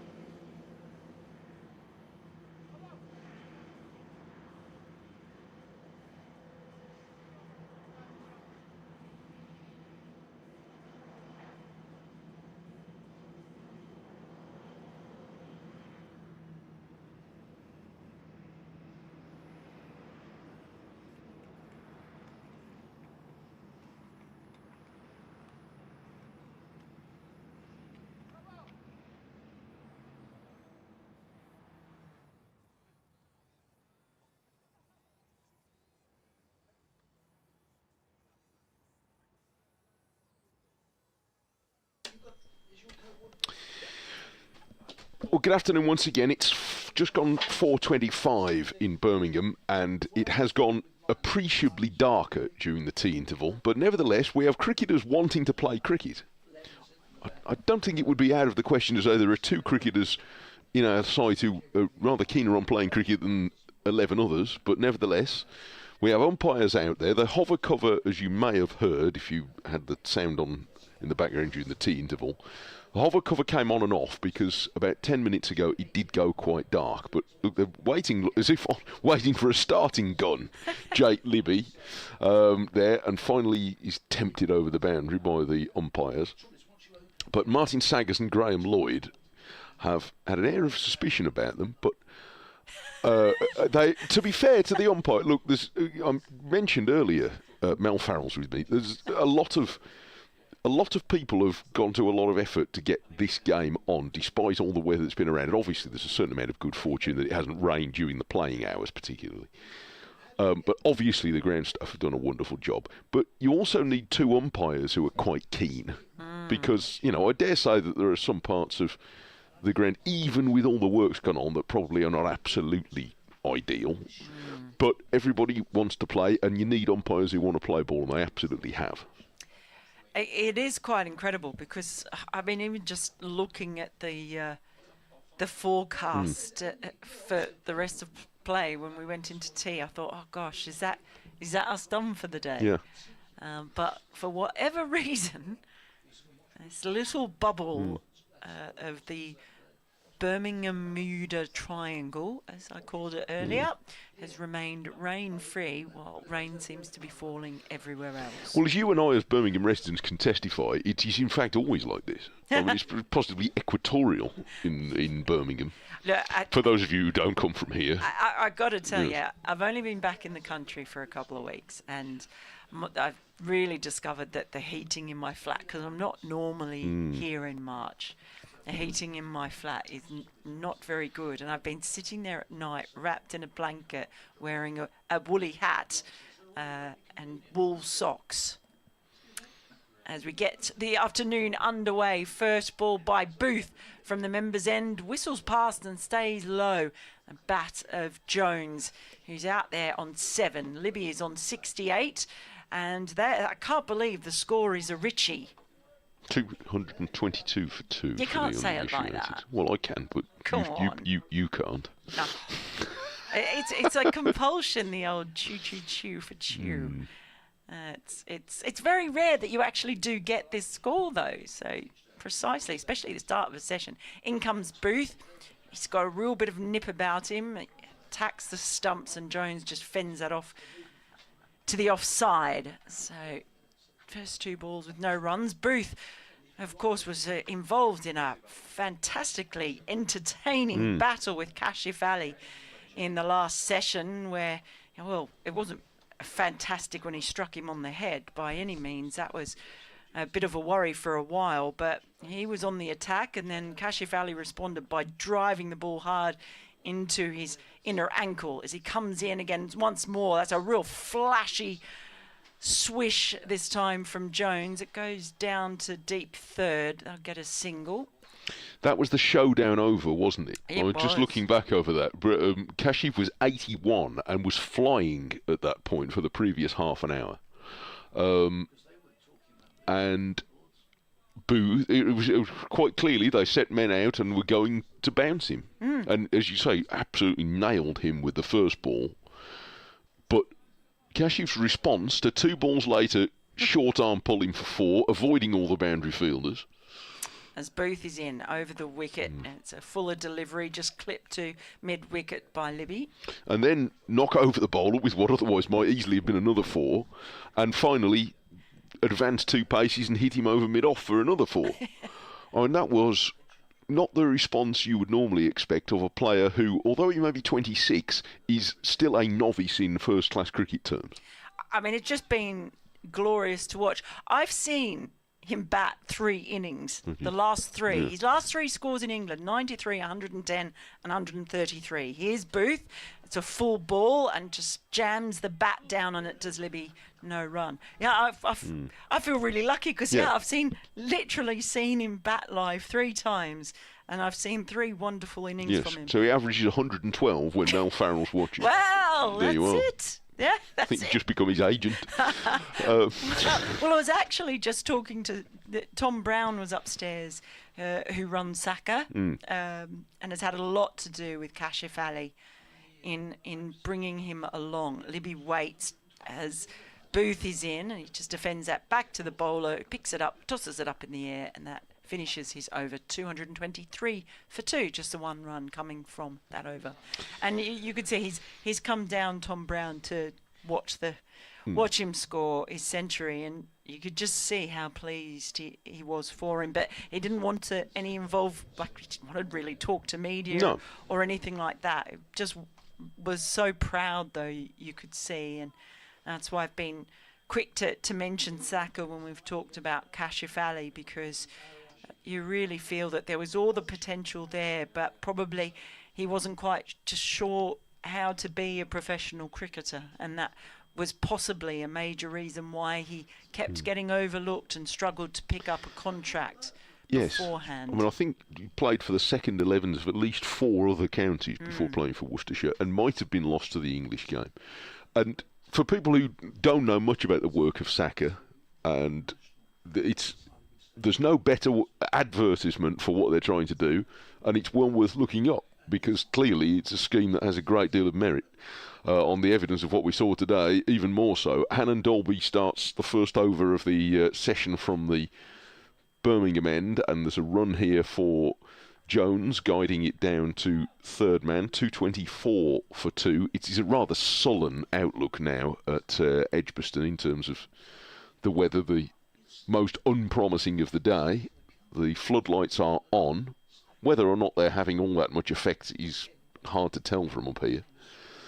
But Hannon Dolby is hurrying into bowl anyway, and he has Libby pushing forward and away on the offside for no run. Batters aren't really in a strong position to complain about the light wind at 200 odd for 2, I suppose.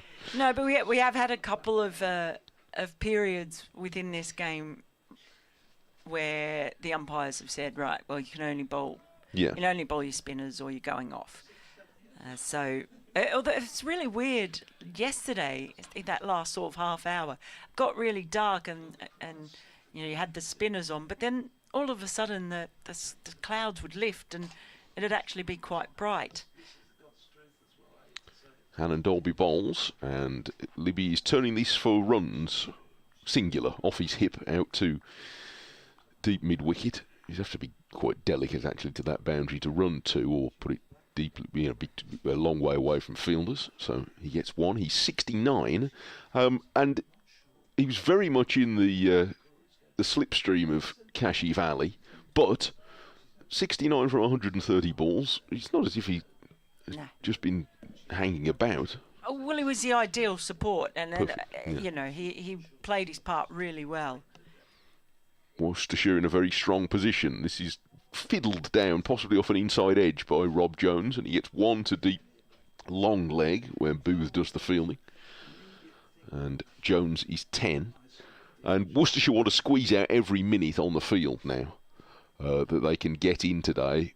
Once more, we're way over what might have been expected, and there's a risk of labouring the point, but then you look around the scores elsewhere. You see how much cricket has been lost again today. Well, we did have we had that over that you talked about. I think you timed it as a 12-minute over, yeah. and we had Kashif Ali struck in the head and Booth struck in the ankle. 2 close mid-wickets have gone in now for Libby to play with a straight back to Hannon Dolby. Now that's the magic funky field. It has worked in this game. I think maybe 3 times when they've brought in the 2 short mid wickets. We've ended up seeing beyond that we've got a fielder just in front of deep square leg, and then at long leg as well. So it does force them to try things. It's worked for both teams. 226 for 2. Want to come in Hannon Dolby's over. And he passes the umpire now and bowls outside off stump, and Libby's forcing this through the covers, and he's probably going to get 4 here unless the outfield slows it down. It's chased by Bethel, who is swift but not quick enough. And it's 4 to Libby, his first boundary since tee. He's 73. And 230 for 2, Worcestershire, very powerfully placed, leading by 257.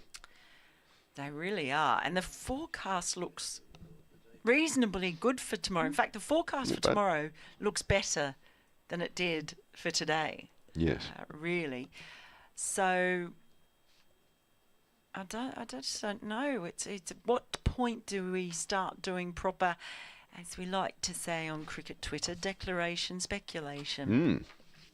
Well, it'd be tempting, wouldn't it? We're not there yet. Booth is in. He's over the wicket. Bangs that one in hard.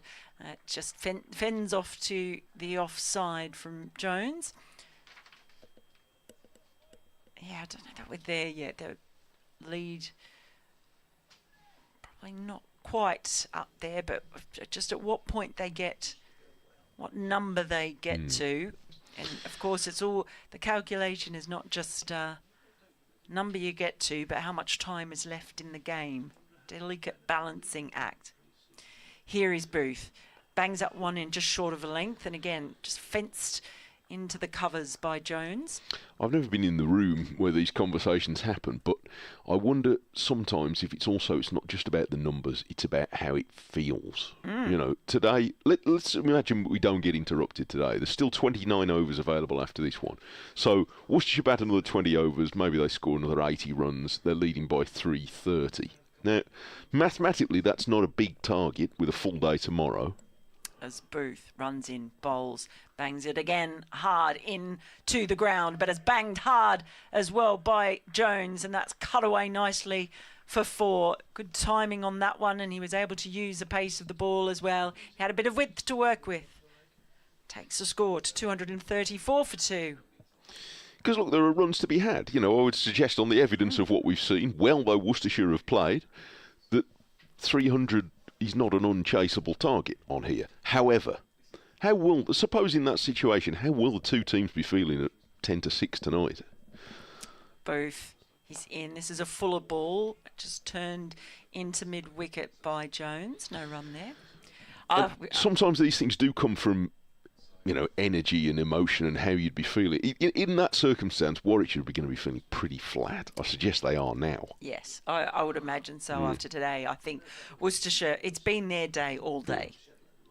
First hour was very buoyant for them. They got rid of Warwickshire, got the 5 wickets they needed to. And then seeing Kashif Ali score his second 100 of the game, as Booth comes in, he bangs that one in very short, and it's well over the head, or at least the reach of Jones. Just gets a warning for the first bouncer. So I just wonder in that circumstance whether you wouldn't be more tempted to say, do you know what, let's have half an hour. And all right, if we don't get a wicket and then you need 280 to win in a full day tomorrow, well, okay. But let's go with our heart sometimes on these things. It feels a bit Ben Stokesy, and sometimes it comes off and sometimes it doesn't, but I wonder whether Worcestershire up for a bit of that. Jones waits. Booth is in. This time it's a good length ball, but again just turned into mid-wicket. End of the over, 234 for 2. Let's not talk about brave declarations at Edgbaston, shall we? Is it too soon? Too soon? Well, might have worked out. But don't look. I'm not biting on that. On behalf of the greater populace, 234 for 2. Hang on, just let me remind you, I'm a dual citizen. There we are. This is also my home, so, you know. I like to think that makes me incredibly impartial. Yes. Maybe. I'll just pull out whichever passport is most convenient at the time. Yes. Here's Hannon Dolby running into bowl with his Yorkshire passport, perhaps, as was. He's a product of that county, and proudly so. He is pushed away by Libby into the offside, and there's no run. I have to... Oh, go on. No, so I was going to whitter on about other scores. I can do that in a moment. Oh, I was just going to say a big shout out to Dr. Dan Diaper on Twitter. I posted a photo of the ground at Edgbaston from our spot up here in the commentary box, and he's tweeted this really lovely drawing based on my photo. In comes Hannon Dolby, and Libby defends back up the pitch. Yes, it is a lovely thing. It really is. It's a fantastic sketch. So apparently he's quite the artist, Dr. Dan Diper, but thank you for that. It's been great hearing from people. I actually have had a couple of messages during this, and as we welcome listeners, not just from around England, but from around the world, from a name that might be familiar to you watching the stream in Australia. I'm going to keep you hanging on. Okay. In comes Hannon Dolby, and this is a little bit shorter and drifting leg side again. And there's a run here for Libby, who just flexes his arms and guides it down to long leg, 235 for 2. Yeah, I had a message from Nick Warren saying that he was watching, but first 2 days actually. I haven't heard from him today, so but it's probably still over there watching. So it's middle of the night there, is it not? Well, I've heard from him in the morning here, so sort of maybe watches the first couple of sessions, but I'm sure that's a name that's familiar to Warwickshire fans. She's Hannon Dolby again leaking another signal down the leg side. Jones nudging this a bit squarer. Phil behind me saying, I remember Nick, and he's now, I met him, I was living in Coogee in Sydney, met him there through a mutual friend, and he's out there coaching, I think, for Randy Peets, as it's known, play down there at Coogee. And I think they're doing really well as well in Sydney grade cricket, so that's what Nick Warren's up to. Hannon Dolby bowls, and Libby is stuck in the crease here and nudges it short of the straighter of the two mid-wickets, Rob Yates, who flashes the batter a look. Well, he's not really one for glares, Rob Yates. He's too nice a fellow for that, but he exchanges a long look with Libby. And one of the mid-wickets is leaving. It's going round a bit squarer to square leg, but Mosley's quite some way in front of the umpire. He's only about 4 or 5 pitches away from Jake Libby. Want to come in the over. The weather feels like it's suddenly closing in the last few moments. Hannon Dolby bowls a Yorker, and Libby just dabs it away between the two separated mid-wickets out to deeper mid-wicket, and suddenly the ground staff are on the move, and I have a feeling we might be close to a first interruption of the day. Unfortunately, 237 for 2 anyway. I was just giggling because he hit that ball to precisely that second short mid-wicket position that had just been vacated. Yes, there's an art to that, and that is where we are finally. Look, it's 4:45 almost, and for the first time today, on a day where if anybody's listening from maybe 10 miles west of here, sort of in the Black Country, would you have had any cricket where you are at all today? Because every time I've looked at the radar, it's looked ugly in that direction, and yet here, the only brief showers we've had have come during the lunch and the tea intervals until now, and the hover cover is coming on to, in a way, give Warwickshire some relief, because they've had a chasing today principally from Kashif Ali, but also from Jake Libby, who's cruised to 75 without any real bother, and at 237 for 2, Worcestershire in charge, and have been going at a good rate, so it's at 4.5 and over, plus they've made it. Leading by 264, and I don't think Warwickshire will be too sorry if they don't come back today, frankly. No, it's been a really tough day for them, Warwickshire. They started the day still in a reasonably good position, 5 wickets down nonetheless, but just all went wrong for them as soon as that new ball was taken by Worcestershire after the first over this morning. And they've been on the wrong end of what was a wonderful innings from Kashif Ali, second century of the match, and one that was as good to watch as it sounded as well, and one that represents, just reminder that a century might just be a stat, but it represents a huge journey and a lot of disappointments and ups and downs and rejections and fears that maybe it won't ever happen. Well, it did happen here today for Kashif Ali for the second time in this match. Yes, and his story is well worth looking up. If you're not familiar with Kashif Ali's work before this game, then the work of that's been put behind Kashi Fally, not least by the South Asian Cricket Academy, is well worth your time to look up. We had 65 overs of cricket today. Whether we're going to get any more, I don't know, but we ought to be grateful because there's been no play today at Derby. There's been no play at Chesterley Street again, and also they've just called off without having bowled a ball today at Headingley, where, to be fair, they've given it every chance, but they've just called it off at 4:45 there. And a lot of the other games have been interrupted. They've only had 3 overs at Manchester, and I think that's been abandoned too. So we have seen some entertaining cricket. Worcestershire in complete charge. Maybe we shall have some more, but for the time being, we are on hold. They've switched the scoreboard off, which might or might not be a bit of an indication, or maybe one of the Warwickshire players just kicked the cable out on the way up to the dressing room. You could forgive them for that. 264 the lead, but we're off for rain.